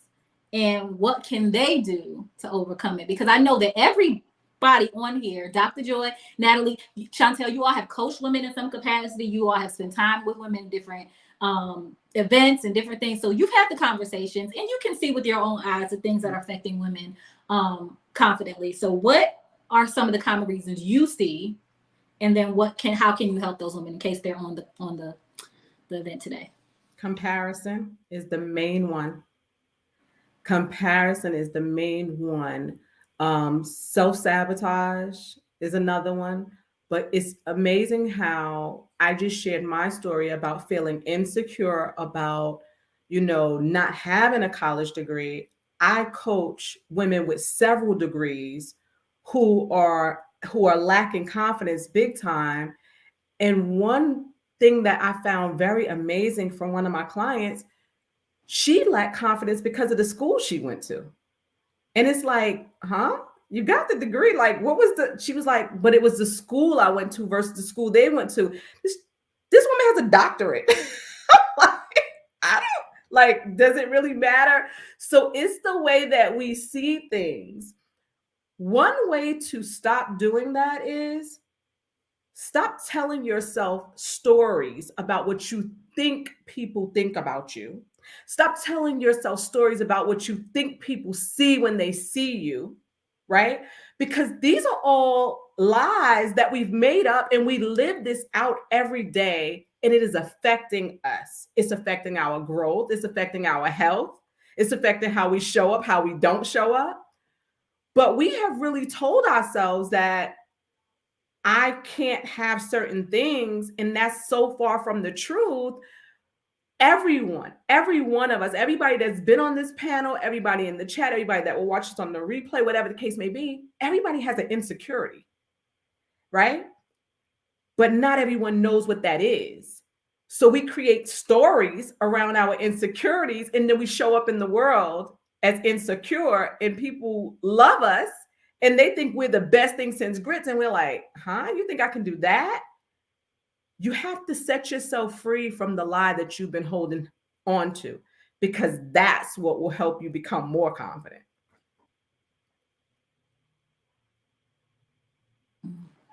Yes, yes, yes. Nat? Whew, that was good. That I felt that. That was good. But for me, myself, and I realize for others, it also stems back to your childhood. It stems back to the things that people have said about you. You having to mute the noise of other people's opinions about you because they shouldn't matter. I the same that you said as far as what built your confidence, Andromeda, was having to like remove yourself. Nope, I'm not going to look at other people on social media. Nope, I'm not going to worry about what's being said. And focus more on what feels good to me. How do I make myself feel? How am I showing up? I think that's a big thing too, because a lot of us, we still have that little girl in us that was hurt when we were 5, 6, 13, 16, 18, whatever the age is. And we still replay and rehearse those situations or those things that were said. Maybe somebody or a past boyfriend said, oh, you were overweight, you're never going to look like this, or you're never going to get someone. Or hearing people just project their fears onto you when you say you are going to go forth and walk in purpose and do the things that you been destined to do. So it's just mute the noise. You got to mute the noise of other people's opinions out of your head. That is challenging. It's a challenge, but it's so necessary to build your confidence, because once you start following your own spirit and following what God is speaking to you, everything else is not going to matter. Everything else is not going to matter, because you know what God spoke to you and God said to you about you. You know whose you are, and you know that He has your back. He's not going to steer you any other way. So knowing that who you are is key with your confidence, and just mute the noise. You're not going to be for everybody. That's okay. There's 1,000 different brands and flavors of tea, but I'm somebody's favorite. So you have to know that. Walk in that. Yes, ma'am.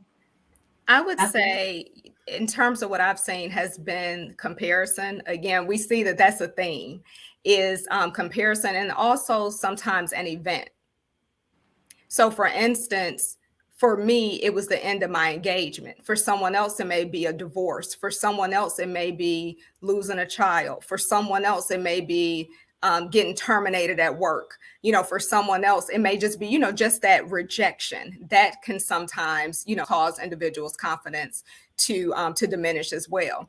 I think one of the things that I say, I'm about to tell you three words to everyone listening, three words that has changed my life, and I hope that it'll change all of your life. And for those who are here, if you can just type this in the chat, I don't care. I don't care. I don't care who likes me, because I know who loves me. I don't care who wants to put me on their platform, because I can create my own platform. I don't care who thinks that I'm unattractive, because I like what I see when I look in the mirror. And so understanding those are three words that can change your life. But then also, if there's an area, because as has been shared, and we all know, none of us are perfect. None of us are perfect. But if there are areas that you struggle in, work to change those areas. So for instance, if you're like, you know what, I don't like speaking in front of people, consider checking out Toastmasters. Consider, an organization that can help you with your public speaking. If it is a situation in terms of weight, again, I went the unhealthy route because I didn't know what to do. And I ended up developing an eating disorder, stopped eating, all of those different things. But then maybe you want to say, you know what? I'm going to start drinking more water. I'm going to make a goal to drink more water. As Andromeda mentioned earlier, going to the gym, not to get a man, but for yourself, because I am worth it. And let me go a little further and say, I am not enough. Everyone listening, you are not enough.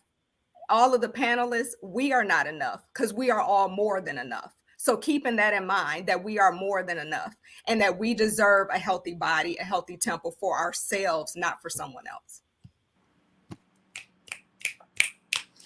Okay, that will preach. Yes, Dr. Joy. Listen, our sisters did not come to play today, and I'm just here for all of it. I'm here for all of it. I hope y'all have your pens and papers, and y'all are picking up what's being dropped. Do not leave here without taking something with you that is going to impact your life. All right, so we've talked about, Dr. Joy has definitely talked about our next question, which is, has your confidence ever taken a hit due to a discouraging life event, like a breakup or failure to reach a goal? Which Dr. Joy has definitely said yes. And she shared with us how to restore our confidence.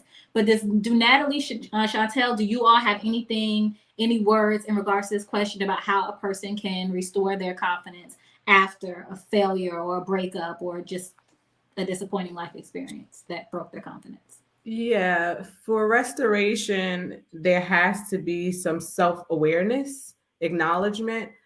What do I want now? Because we're forever evolving, right? So if a divorce happened, I've been divorced too, you have to figure out, who do I desire to become now? Right? I know who I was then. Who do I want to be now? And what is the plan? How do I get there? And then you have to activate your own persona, and you have to turn her on, right? I call it a her. Just turn her on, turn her up, whatever. She has to rise to the occasion. Because sometimes you have to, and it's not faking it until you make it, but sometimes you got to see yourself there before you see yourself there.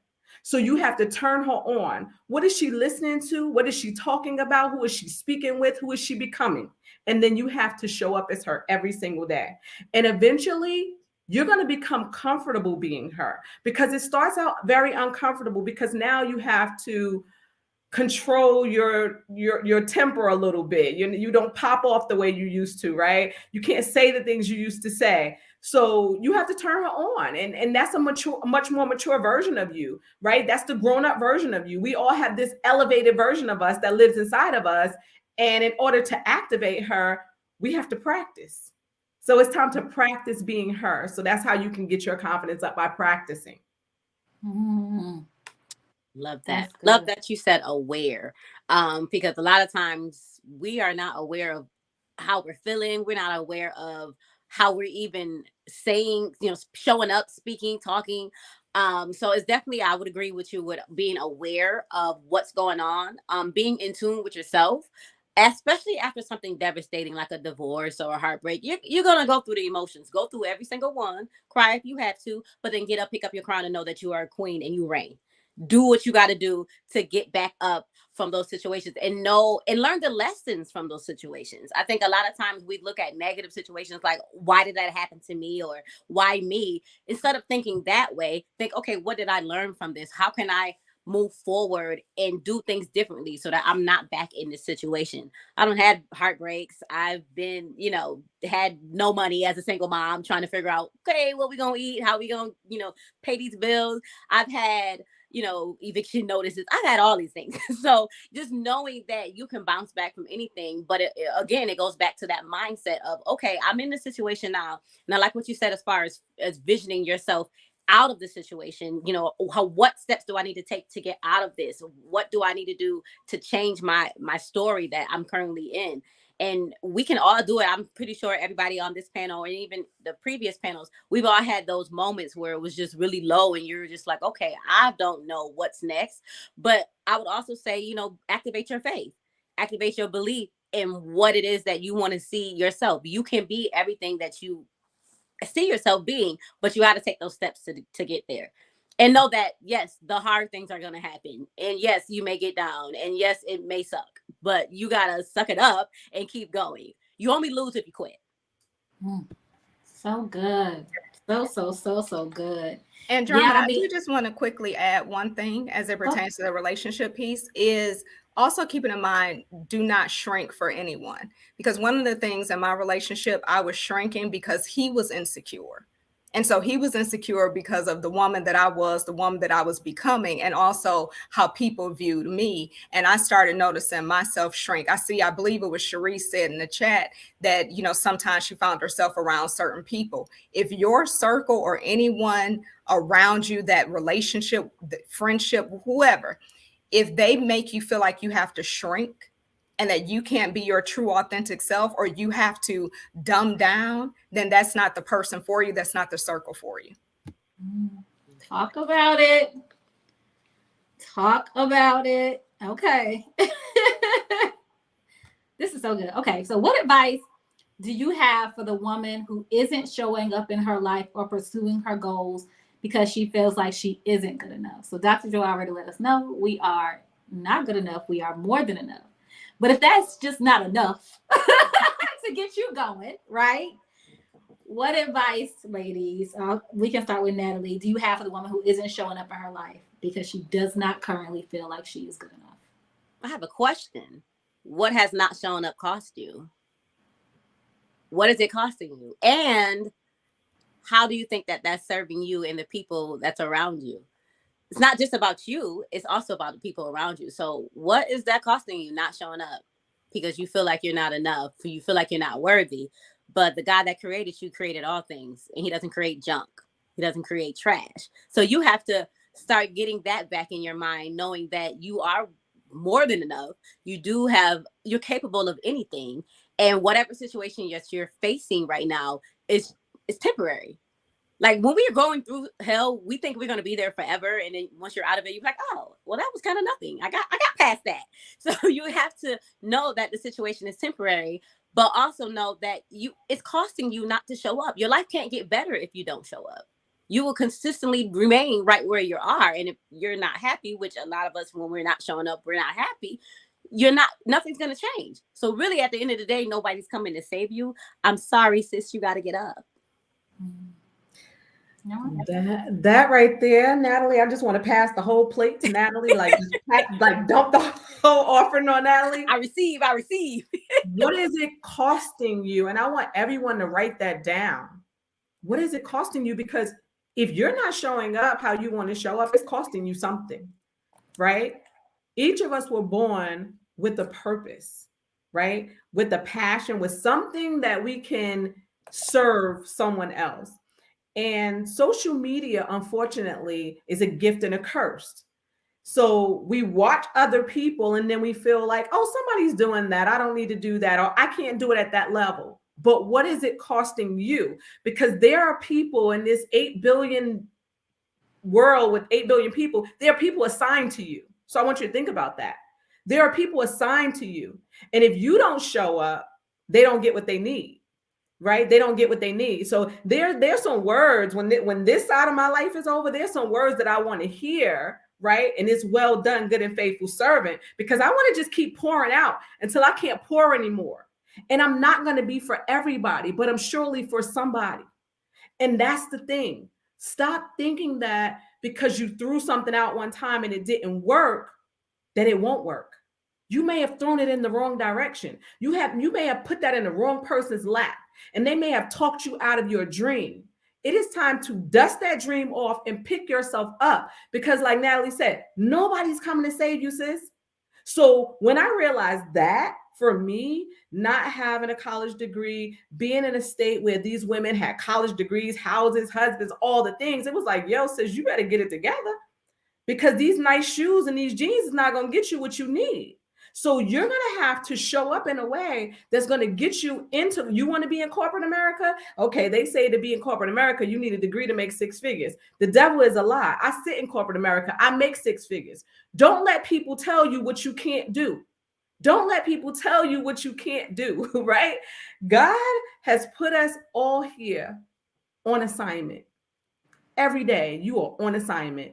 Don't let shame, fear, doubt, your own insecurities stop you from your own level of confidence that you need to adhere to get what you need. Like my mother said, we only come this way one time. You better get what you need.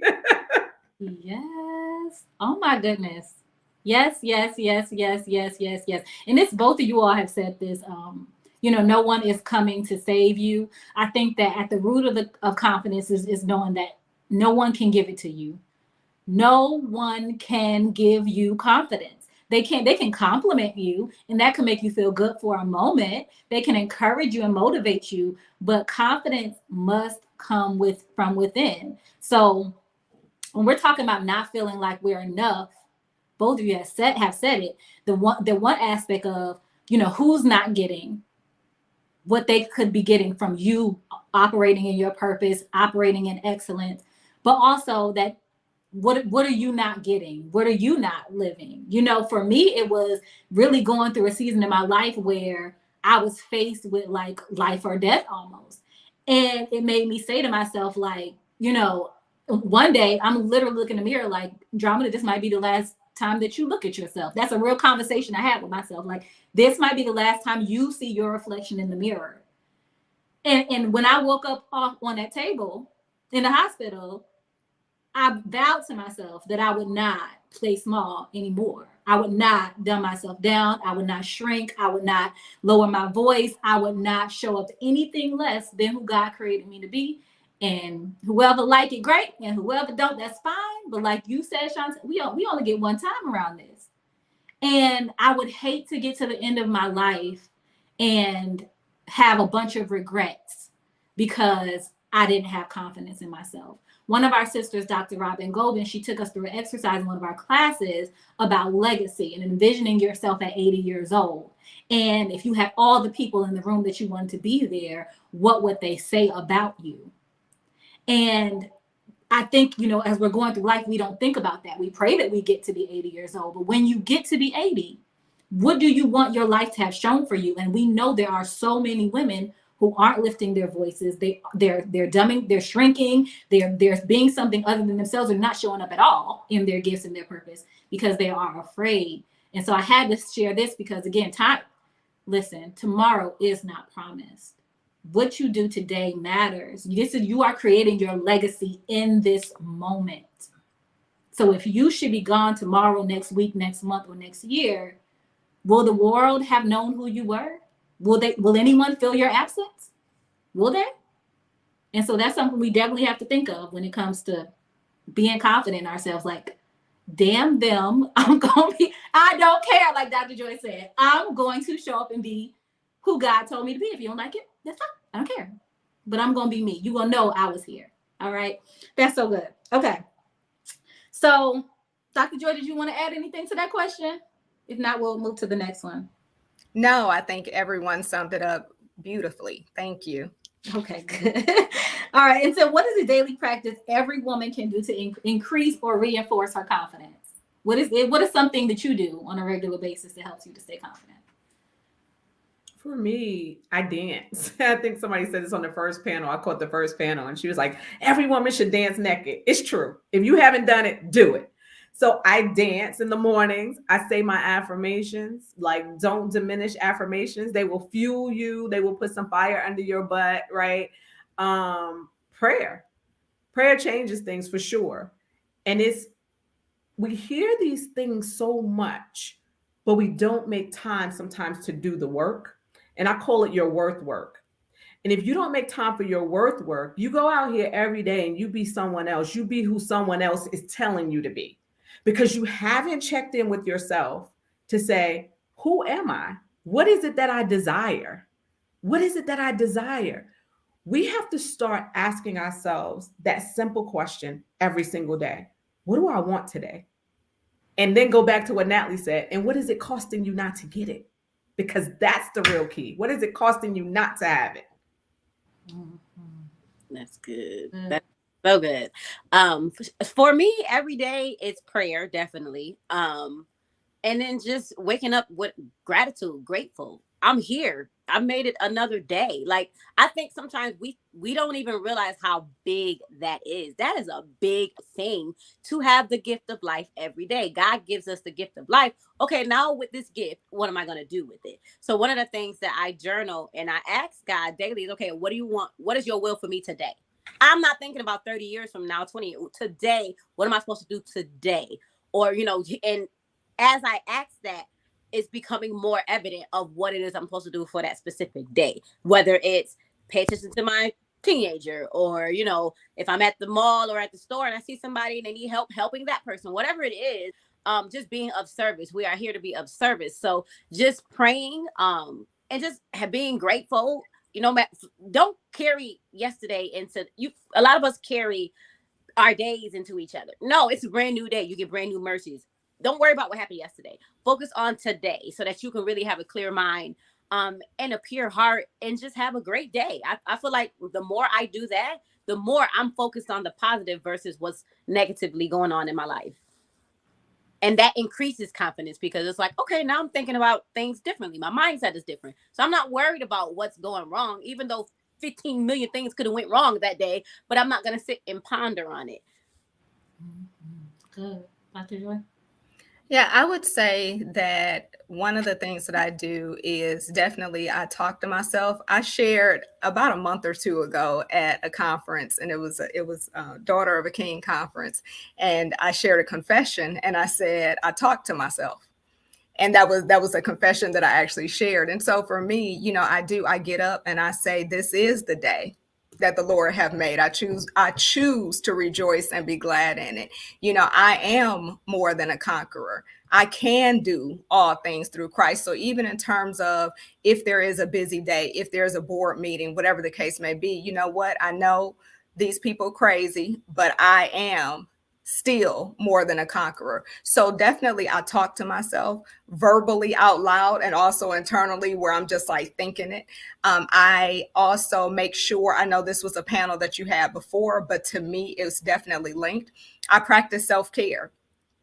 And the reason why I say that is because when I'm frustrated, when I'm burnt out, I'm no good to no one anyway. And that's when I feel like it's great feeding ground for the doubt to come in, for the doubt, for the fear when you're tired, when you are frustrated, when you haven't had enough sleep. And so I also make sure that I practice self-care. I'm going to be since we're being transparent, I have on a dress, but underneath this dress, I have on some leggings because as soon as we're done, I'm going to go walking so that I can go walk and I can actually take that opportunity to, like, for me, walking is self-care, but also I take that time to pray.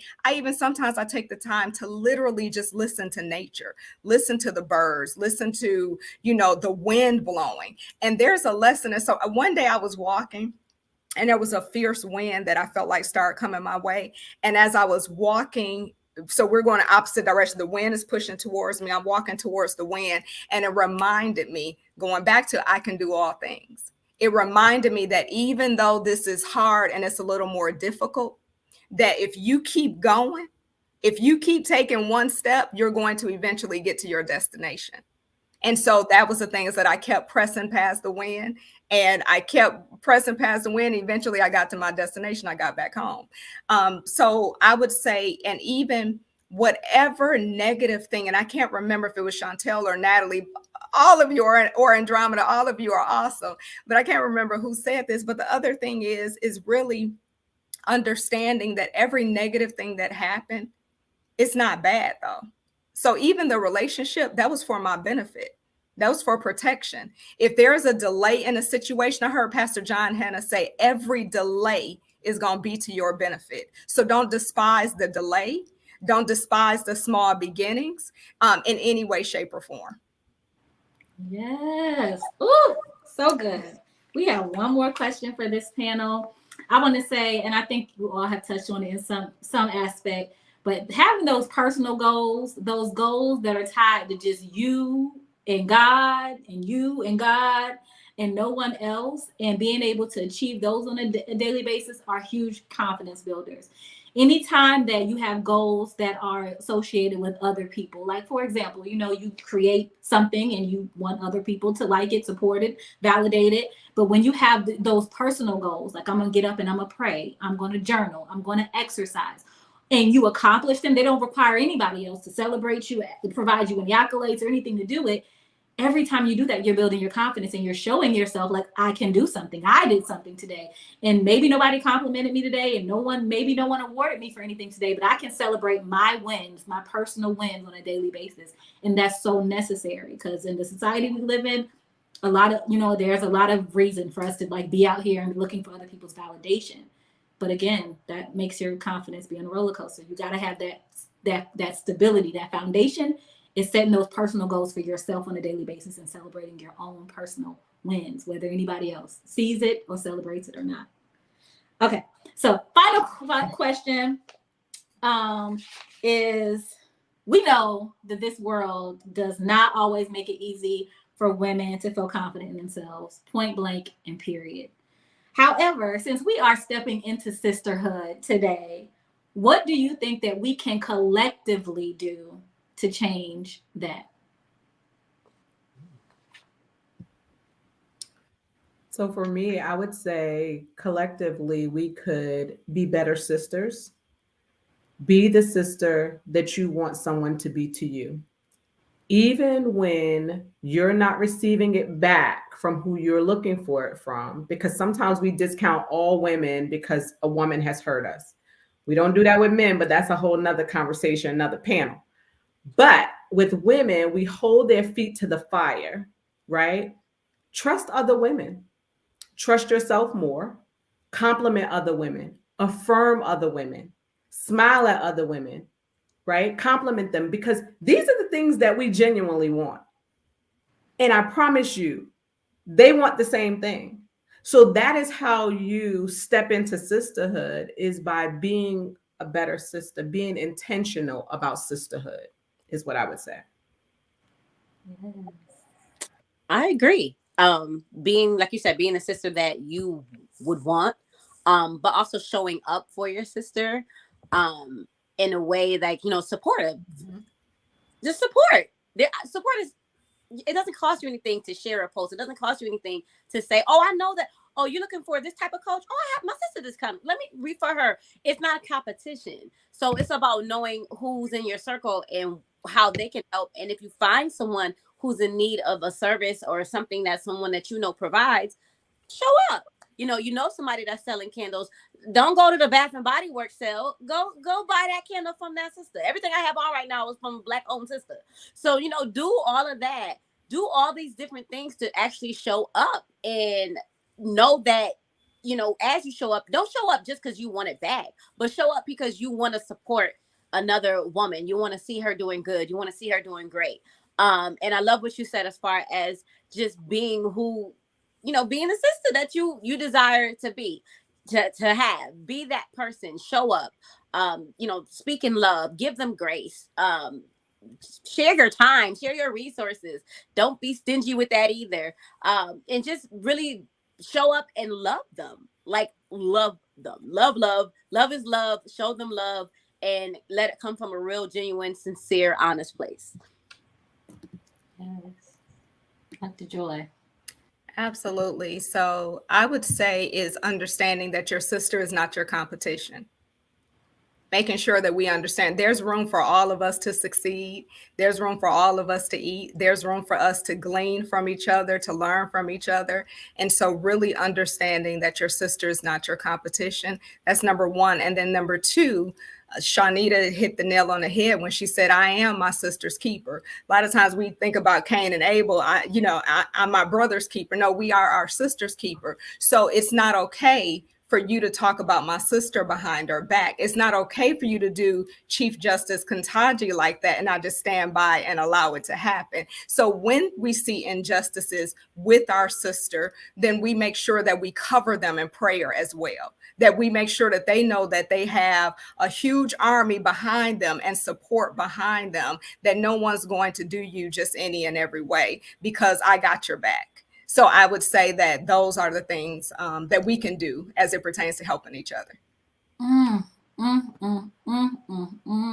And this Dr. Joy touched on this comment. I think you saw this comment come up, and I'm going to put it back up here again because I think it's just so relevant to what you all have just said about how we can collectively make a difference when it comes to one another's confidence and women feeling more confident in the world. This all goes back to our mantra at She Wins Society: when women support women, we all win, right? How many times does our confidence get hit because we are around people who don't encourage us or who discourage us from being ourselves, or who treat us in the exact same way that they don't want to be treated, right? You see your sister winning, you ignore her. You don't celebrate her. She's talking, she's putting something out and you're ignoring it. But when you do something, you want people to show up and celebrate you. And how does that work? And what it does is it creates this atmosphere where it's like, well, nobody's celebrating me, so I'm not going to celebrate them. Nobody's doing it for me. Somebody's supporting me, so I'm not. And that's how you now have this environment where people are more so competing with one another or trying to one-up one another or feel better about themselves by tearing somebody down because not enough of us feel supported. Not enough of us feel complimented. Not enough of us feel like we're seen and we're heard. And so, one, is our responsibility, because as you all have said, no one's coming to save you. So it is our responsibility to put ourselves in spaces where we're going to feel seen, heard, valued, appreciated, and worthy. And then the other part is understanding that we have a responsibility to one another. We live in this world together. And so if we're not giving the love we want to receive, then we find ourselves living in a loveless world, a supportless world where everybody is just for themselves and nobody has enough to even give because they're not being poured into. So it's just like, we got to do better. We all have to do better. When we see a sister struggling, when we see, like you said, like just offer compliments. Just give to people what you want to receive and trust that it's going to come back to you. But also be intentional about putting yourself in spaces where you're going to be poured into so that you're not depleted. Right? Oh, this was so good. Good. That was good. Thank you so much, panel. I'm going to let you guys, since you guys are the last panel, any parting words for the ladies who are here or who will watch the replay? I just want to say that, remember that, like we just discussed, your confidence is yours. So whatever you feel about yourself, you have, if it's negative or positive, you have the power to change it. You have the power to look at yourself from a different view. It doesn't matter what's been said about you. It doesn't matter how people feel about you. It's really a personal thing about your confidence. So do whatever is necessary. Join environments such as this one, where you're around other women who are confident, who can compliment you, who will support you. Once you recognize that somebody is not for you, don't hold on. I think that's a lot of the things that we do. We hold on to the people that are not for us. And it doesn't have to be a nasty separation. It doesn't have to be anything like that. But sometimes you do outgrow people. So just put yourself in environments where you can thrive and find, they always say, find your tribe. When you show up as yourself, your tribe will appear. Yeah, that's real good. I would say the same thing. Become a part of She Wins Society. Get into rooms, invest in yourself. Also, back to self-awareness. What is keeping you from being confident? What is holding you up, right? Address it. Don't suppress it any longer. Bring it to the surface, right? Deal with it. Walk in your truth. Fix what you can and let go of the rest. That's what I would say. Definitely get around some sisters that will celebrate you. A lot of times we're not doing what we want to be doing because we're not supported. We look for support in our immediate friends, and that's not where you're going to find your support. When you want to start a business, if you want to do something different, or if you want to be something bigger and move and do something bigger, they're not going to support you in that way. It's not because they don't love you, but sometimes people don't have the capacity. So make sure you know who you're talking to, if they have the capacity to handle what you're talking to them about, because they can steal your confidence as well. Absolutely. And I agree with everything that everyone said. And I just want to add, just making sure that you continue to remember who you are, and understanding that confidence doesn't come from cash, clothes, cars, career, or a man on your arm, but that confidence comes from whose we are, knowing that we are all daughters of a king, as Natalie knows, knowing that we are all queens, right, Natalie? We are all queens, and understanding that each of us, we are priceless original. So don't dummy yourself down. Don't try to be a bootleg copy of anyone else. When you think about the value of authentic things, so the value of, let's just say, a Louis purse, maybe like $1,500 or something like that. But the value of a bootleg, you may be able to get a bootleg for $100. You're not a bootleg. You're the real deal. So remembering that you are a priceless original. Don't you dare dumb yourself down anymore. And if you need that circle, as has been stated, join a circle like this, She Wins. Also, don't be afraid to reach out to people. If you get on LinkedIn, utilize your LinkedIn, see who is in your area, and then just say, hey, you know what? I've been following you. I would love to meet up at Starbucks. Please let me know if you're comfortable with that. So not being afraid to say that. When I moved to the DMV, I didn't know I was going to move here, but I was here a lot in 2019. I was always messaging people on LinkedIn. Hey, I'm coming to town. I noticed you do X, Y, and Z. I would love to get together. So don't be afraid to do that. Remembering that your sister is not your competition. And so make sure that you're able to, or that you feel comfortable reaching out and just simply saying, hey, I love what you're doing. I love your energy. I love your spirit. I would love to have you mentor me. Even from that standpoint, I would love to have you in my circle. I would love to see how we can benefit from each other. So those are what I would say. You are a priceless original. Whew. Listen, thank you again. Like I said, I know we have ran past time, but clearly every sister came here to pour out as much as she could in the time allotted. And so I appreciate you all for everything that you have shared today. I thank you for your time, your heart, your energy, just for you being you. Thank you so much to our Increase Your Confidence panel. Thank you. Thank you. All right, y'all. So this is it. We are going into giveaways, our final giveaways, our final words for this event, for stepping into sisterhood. Y'all, we've come to the end of this journey together, and it has been a journey indeed. I'm so thankful for everybody who is here. Thank you for sticking in through the technical difficulties. Thank you for still being here, even though we're a little past time. I want to say give me 15 more minutes, and I'm going to get you up out of here. We have some giveaways. I do not want you to miss out on your opportunity to win. I think going forward, just because I have a lot of names in the cup, but I don't know that everybody is here. So for the sake of time, I'm going to choose some winners from the comments based on what you guys share. So if you're here and you have not been chiming in the comments, get in the comments now so that your name can be seen and you can have an opportunity to win some of the next giveaways. All right. So let me make sure I have all the giveaways ready. Let y'all know what's remaining is we still have to give away the billboard placement. We still have to give away a copy of Janet's book, The Shift, and It's My Time to Shift journal.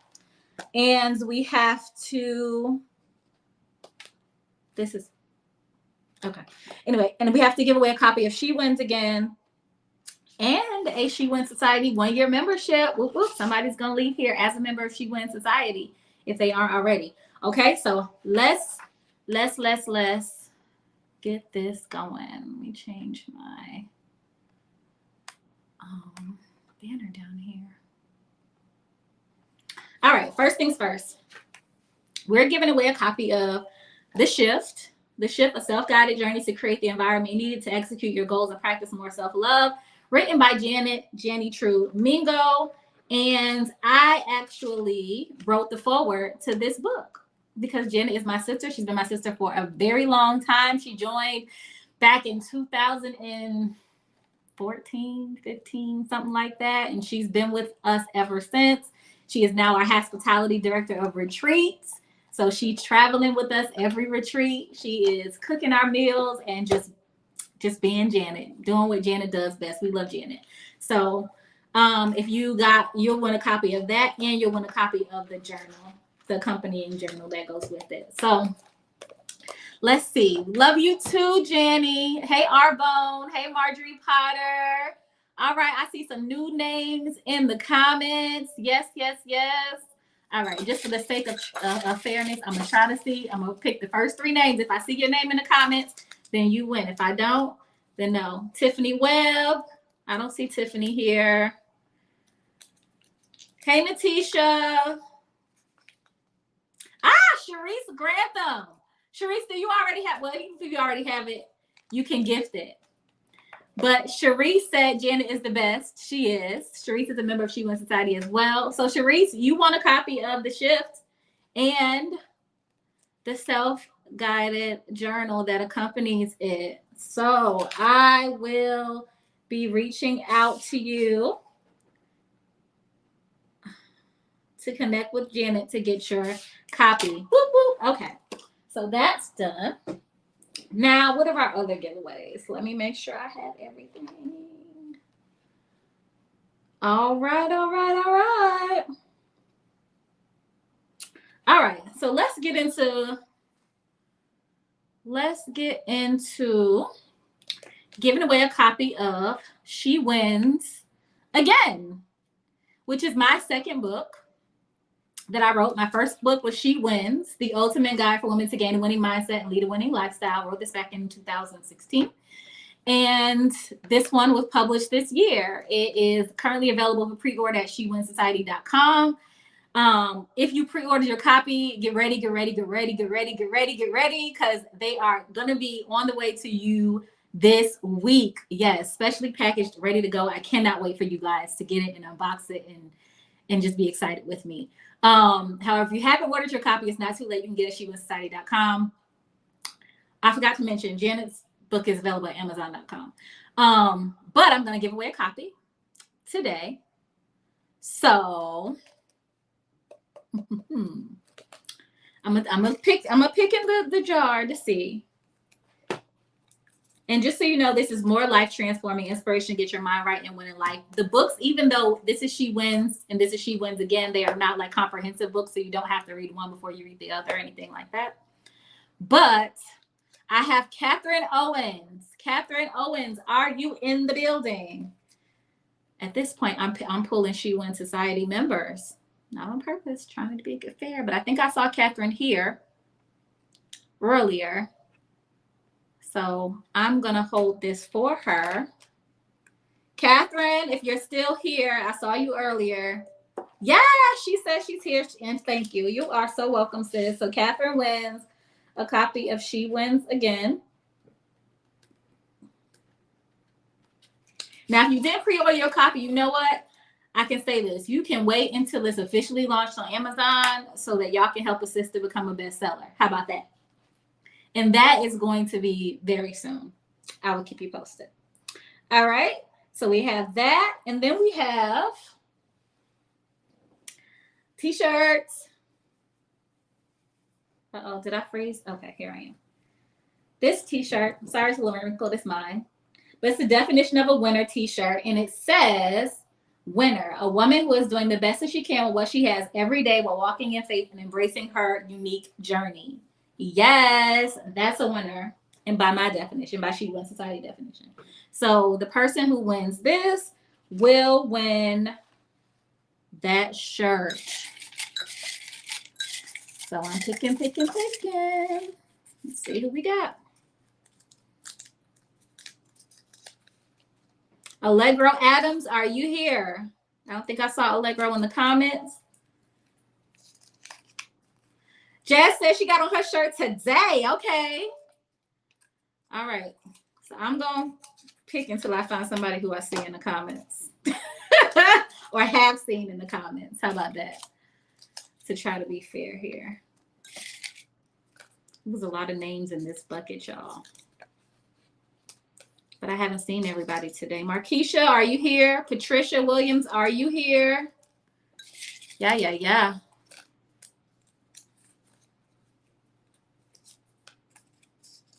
This is kind of hard. Okay. I think I saw Marjorie Potter earlier.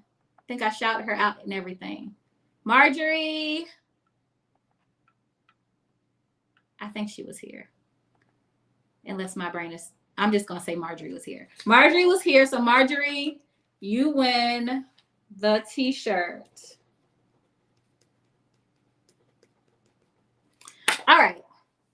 So let's get into this next giveaway because I feel like this giveaway that's coming next and the one following it are some of our, well, I think they're all giveaways, but big giveaways. But hey, Marjorie. Okay, so you won the winner definition of a winner t-shirt. But these giveaways are pretty big. So I'm going to start with this one.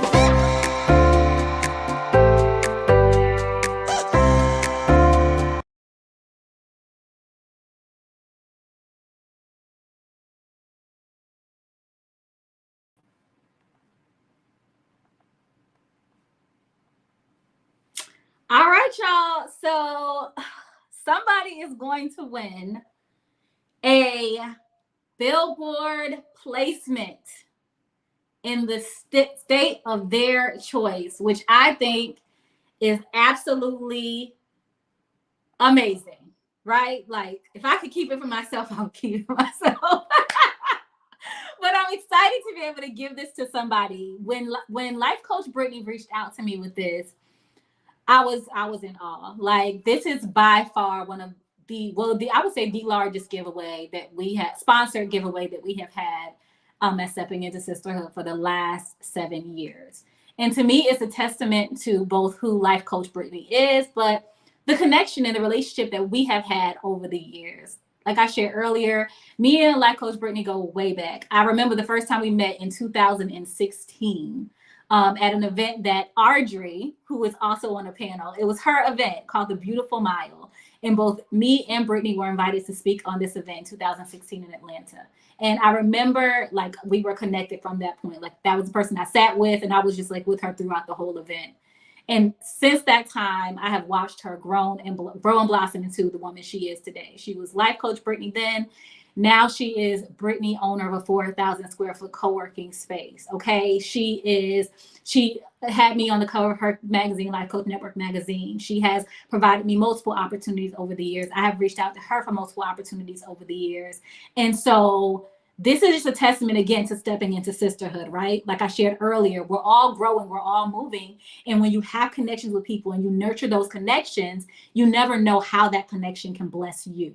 Right? So it's not about just connecting with somebody for the moment or what they could do for you in that moment. It's about when you find valuable relationships with good people who have integrity and good character and good energy, that you stick with them and you stick beside them and you support them in any way that you can, because you never know how that's going to come back around and turn on you. So I'm so grateful that Life Coach Brittany found the time to share with us today and to also offer this special gift. So the winner of this gift, and we're not going to do like a whole giveaway because I had to pray about this one. I had to pray about this one. You know, I know not everybody who is even on here is an entrepreneur, a business owner, or would find value on really having a billboard somewhere. But I had to pray about this one. And honestly, the name of the person who was going to win this came to me so very clearly and easily. And even though I feel like there are so many other people who are deserving of this as well, this particular person just is clear to me. And I feel like if I don't give it to them, I'm going to be disobedient. Like God gonna strike me down or something. Right. So the person who's going to win the billboard placement is, not only was she the first woman to purchase her ticket to Stepping into Sisterhood. So this person didn't know anything about a billboard before we even talked about a billboard placement, okay? This person was front and center, ready to go from the moment that ticket sales had dropped. This person was also the very first person who purchased a copy of my book. And over the years, she has been very supportive of me, not just me, but other women. I watch her and see how she genuinely celebrates and supports other women, is who she is. She has created an entire business around uplifting and elevating other women. Okay, she's literally living and helping other women win, and she does it with a genuine heart and a genuine spirit. And and on top of this, she's currently heading into a transition of her life where she is stepping out into faith. And she recently shared with me that she put in her notice at her job, and she is going to go full faith into her business, which is huge. So this woman, I feel like, is on time. She has created space for this to happen for her. I believe that she is going to be a great steward of this gift, that greatness is going to continue to surround her in favor because of who she is. And so the winner of the billboard placement is none other than Jasmine Stokes, the founder. Oh God, am I gonna cry, Jesus? The founder of the Greater Me Consulting. So congratulations, Jasmine.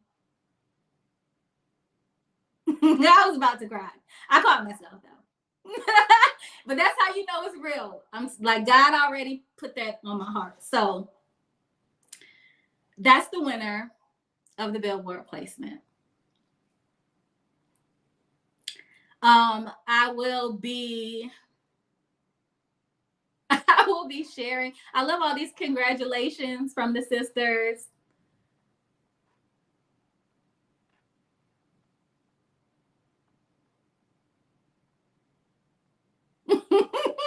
We just gonna take a minute for the congratulations to flow.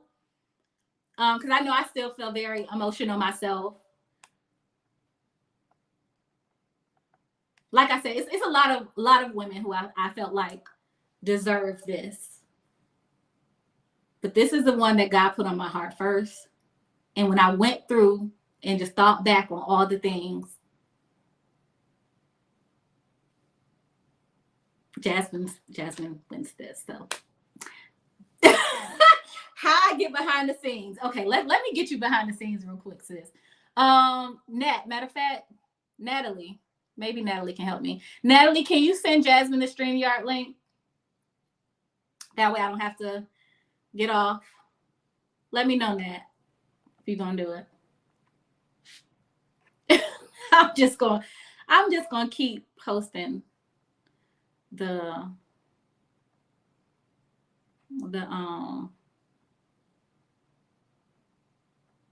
thank you, Natalie.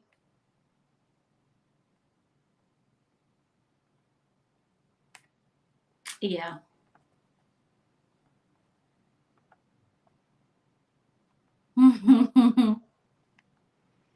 And this is just the proof of what I've been saying from the very beginning. When women support women, we all win. You never know when you're supporting women, any woman, when she'll be in the position to pour back into you in the time that you need it most. This is why it's so important that we're kind to each other all the time.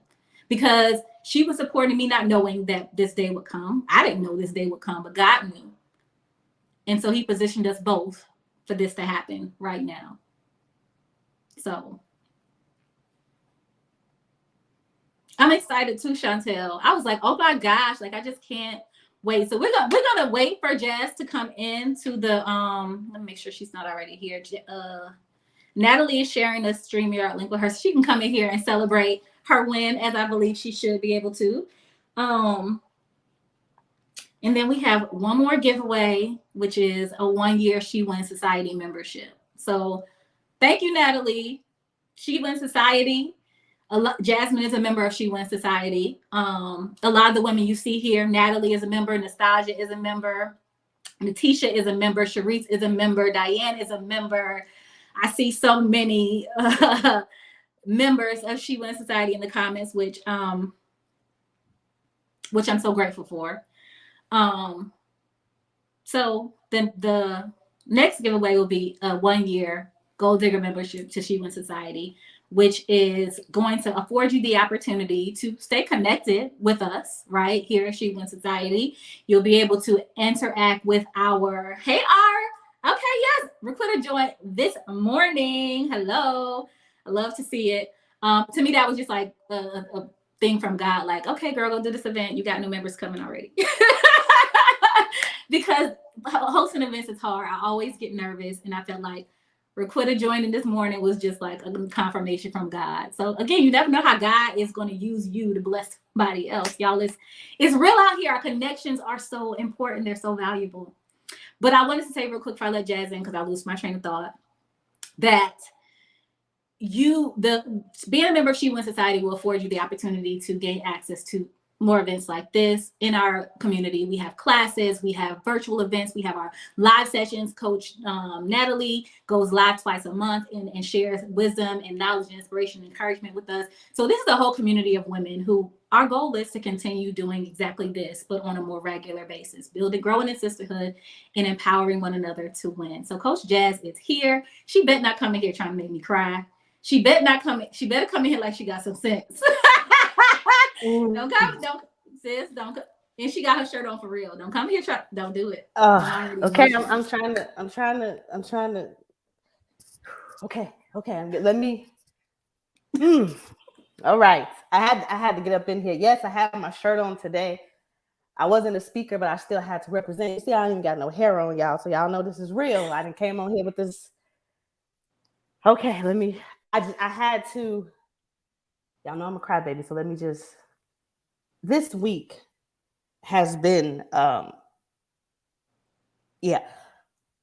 Okay, so this chapter is called Childlike Faith, and I haven't even told everybody, as my sis has told. So don't y'all tell the world yet. Everyone doesn't even know just some of the leaps that I took this week. It's okay. I'm happy. I've been sharing in small spaces, and I'm listening on today, and I told my sis, when everything went out, normally I'm the first to apply to speak. So I'm over here, y'all going crazy in the comments. I told her, I'm gonna be quiet today and everything. She's like, you ain't gotta be quiet. So when y'all talking about not muting yourself and things like that, and my hands are shaking because every day I set out to hear God tell me every night, not when I make it to heaven, but job well done, my good and faithful servant. And I have been in business for 3 years. I've been in corporate for 20 years. And it's one thing to sow your seeds, but it's another thing when it's your reaping season. And when that thing comes, it comes sometimes where you didn't sow. It comes from those that you have not known all your life. It comes from those that you have no real ties to, but they will celebrate you more than anybody and anything you ever gave to. And I'm sitting over here like, I don't know who's getting this billboard. I cannot wait. And she got to talking, and I'm like, she better not. This better not be me. And she has no idea the things that I'm working through. I shared with her, I wanted to take this leap. We talked about this leap last year. And I wanted to do it in my timing, y'all. And God, y'all know how he works, right? It ain't about your timing. It's always about his. And having a very supportive husband we've decided to take a leap in God's timing and not mine. And I'm going live today on Instagram to talk through the testing of our faith, just everything that has happened since I said yes. The warfare. I missed this morning's panel because my very, very dear friend called and she needs open heart surgery right away. And I got another friend fighting breast cancer. I mean, it has intensified, right? But it's one thing I know, it's the same God. And so to hear the testimonies here today and everything that y'all shared, the same God that's done it for you, gonna do it for me and for the rest of the sisters on here. And I know I bombarded, like, let me end this live because I have to say this is real time. That's how they do real time TV. Okay, y'all, let me up in this thing. But I had to say, I needed you to hear me, to see me. Thank you. You have no idea. Anybody looking to join this sisterhood, I too watched Andromeda, not even a full year, right? And let's keep it real. When I first saw her name, I didn't know it was Andromeda. So I did like most people, like Andromeda, right? Y'all know how y'all do. Don't let's tell the truth. And I came on this platform, I joined, and I mean, all my sisters, many of them I know by name. When I see them, I mean, I have developed relationships, and I am just so happy to be here. So I've been looking at the chat. Those of you that have nobody else, those of you that have had trust issues with women, this is where you want to be, okay? This is there's no competition here. So if you're competitive, then don't come over here. Andromeda, no, I'll be like, wait, who all over there? Who trying to penetrate our society? This ain't my society, right? This hers. I'm like, who trying to penetrate us? No, because this is genuine. It's so genuine. I'm so full. I don't even know. I need to calm myself down, okay? I got to get it together because I'm just like, what is going on?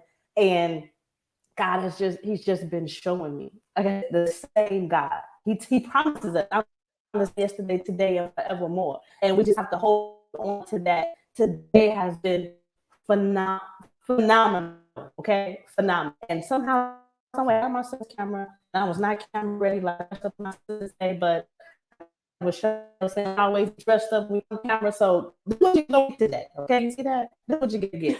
But I'm so thank you to me, Andromeda. You know, okay? When I see you in June, I really hope I can contain my mule, as my dad would say. Now I'm gonna praise my thing right now. So whoever meeting us in Arizona, just understand it's gonna be some just let me get that out the way, okay? But all my sisters on here today, I thank y'all. I thank y'all for the congratulations. No words. No, I don't. Not a. That's all you gotta say is thank you. Thank you. Hurry off, because my stomach is probably about. I'm about to go somewhere else. Come here. Yes, Lord. Thank you. Thank you. Jesus for me. Listen, go ahead and pray, sis. Go ahead and bask in this moment. Cry, scream, dance, shout, whatever you feel like you need to do. Because I know how it is when it's difficult. So this is God put you in my spirit. Like I said, it wasn't a do you think about it? Like it was clear. So I think. Oh, he knows what you have need of. I'm gonna leave y'all there. He knows.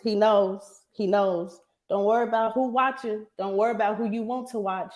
Just do what he's called you to do. And every sister has talked about our purpose and what we just do what you're supposed to do. That's it. That's all. I promise when it's not one like, one comment, or one clap, somebody is watching. Oh man. Ooh, Jesus help me. I get cut me off, because I don't know whether else is on the program, but cut me off because Jesus help me. I'm about to go there. Thank you so much. Thank you so much. Oh, thank you so much. Oh. Thank you. Oh my goodness. That was well worth the reaction. And again, see, all that stuff she just shared about how this has been a tough week for her. I didn't even know this. But again, this is the importance of us being obedient, listening, because our lives have the power to impact other lives. We are connected, and we are connected for a reason, and God knows why. Again, I can't stress it enough. I could keep talking about it, but I know for the sake of time, we like 7 minutes over time now. So I'm going to do this last giveaway. And we're going to roll up out of here. So this last giveaway will be, oh, I love all the congratulations. I'm going to just try to, I'm going to just put them up here so Jess can see. But I think she can see anyway.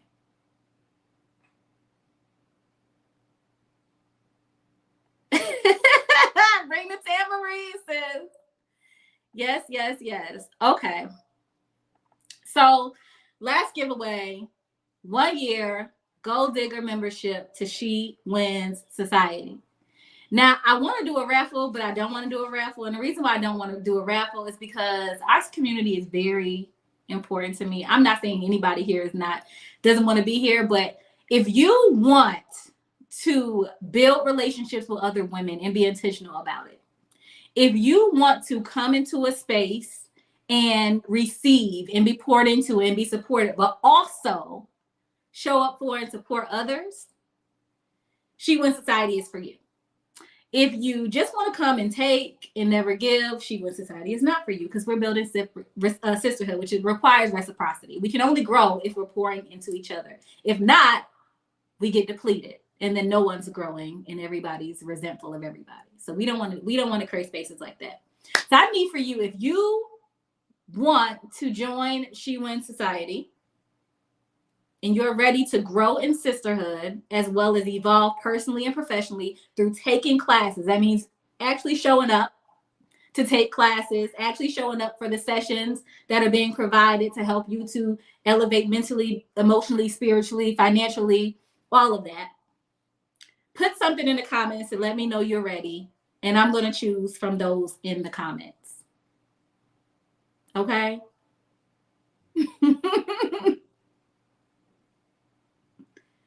Staja said we don't do takers. Listen, we all need, but again, sisterhood grows by us giving and taking. Like Angela, oh, not Angela. My brain just went completely. Maya Angelou said you can't go through life with a catcher's mitt on both hands. Right? Okay, so our bone said ready, but sis is already a member. So I see Anthea said ready as ready can be. Janet Jacobs said ready. Marjorie Potter said I'm ready to pour from my cup. Okay, so to be fair, Miss Marjorie did win a gift already. She won a t-shirt. So to be, she said ready, ready, ready, steady, steady, go, go, go.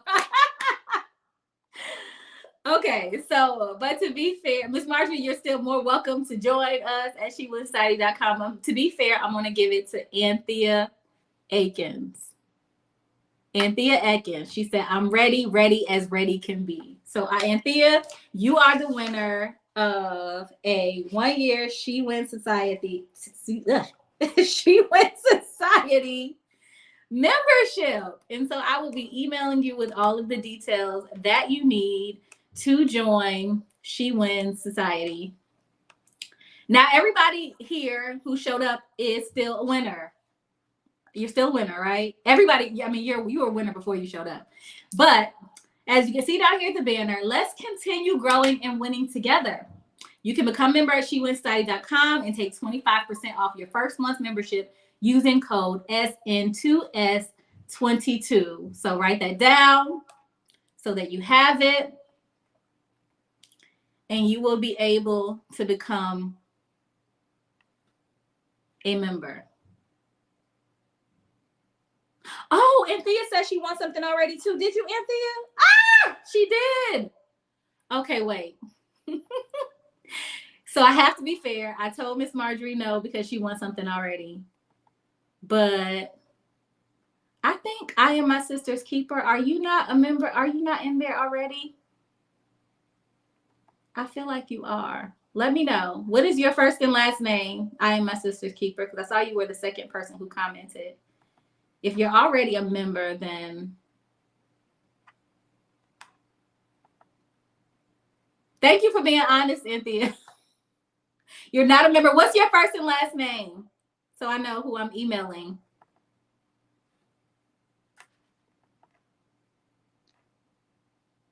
And you also I forgot to mention, you have to be registered to win. So that's important too. But Charlotte, yeah, Charlotte was one of the first to sign up too, I think. All right, so Charlotte wins. We have another sister in our community that uses I Am My Sister's Keeper too. Funny enough. All right. So that's our last giveaway, but I want you guys to, remember you can join 25. And I have one more thing coming, so don't leave. I'm going to have an outro to send us out in the good, right spirit. But remember, again, you can still become member of SheWinSociety.com. Take 25% off your first month membership using code SN2S22. We have, even though all of our retreats, except for our fall retreat, are sold out, you can still attend our fall retreat. So this spring, we are going to Phoenix, Arizona. That's what Jasmine was talking about. Natalie will be there as well, but that retreat is sold out. And then we are going to Hilton Head, South Carolina in September. And we're still trying to decide on our fall retreat. Could be Houston, could be Savannah, Georgia. Just trying to figure out the right place for us. But if you join before it's announced, then you will get an opportunity to attend this retreat. Usually our sisters grab up all the spots pretty quickly, so you definitely don't want to wait. All right, so my final words with you guys are, one, thank you for being here. Thank you so much for spending this time with us today. Again, like I told you, I know we went over time. I'm very aware, but it was necessary. I think that we all, yes, Anthea, the discount codes. Look down here at the banner, bottom of the banner. SN2S22 is the discount code to join at 25% off. But yes, my final words are, thank you for being here. Thank you for spending your time with us today. I hope that you gained something that is going to help you to elevate in your life, your career, help you to move forward, get unstuck, wherever season you are in your life. I hope that you gain something that motivates you to win bigger and do better. Also, of course, I have to leave you with a mantra: when women support women, we all win. This is the main reason why we were here today, so that you can see just how powerful we are when we work together, just how much stronger we are when we work together. There's power in numbers.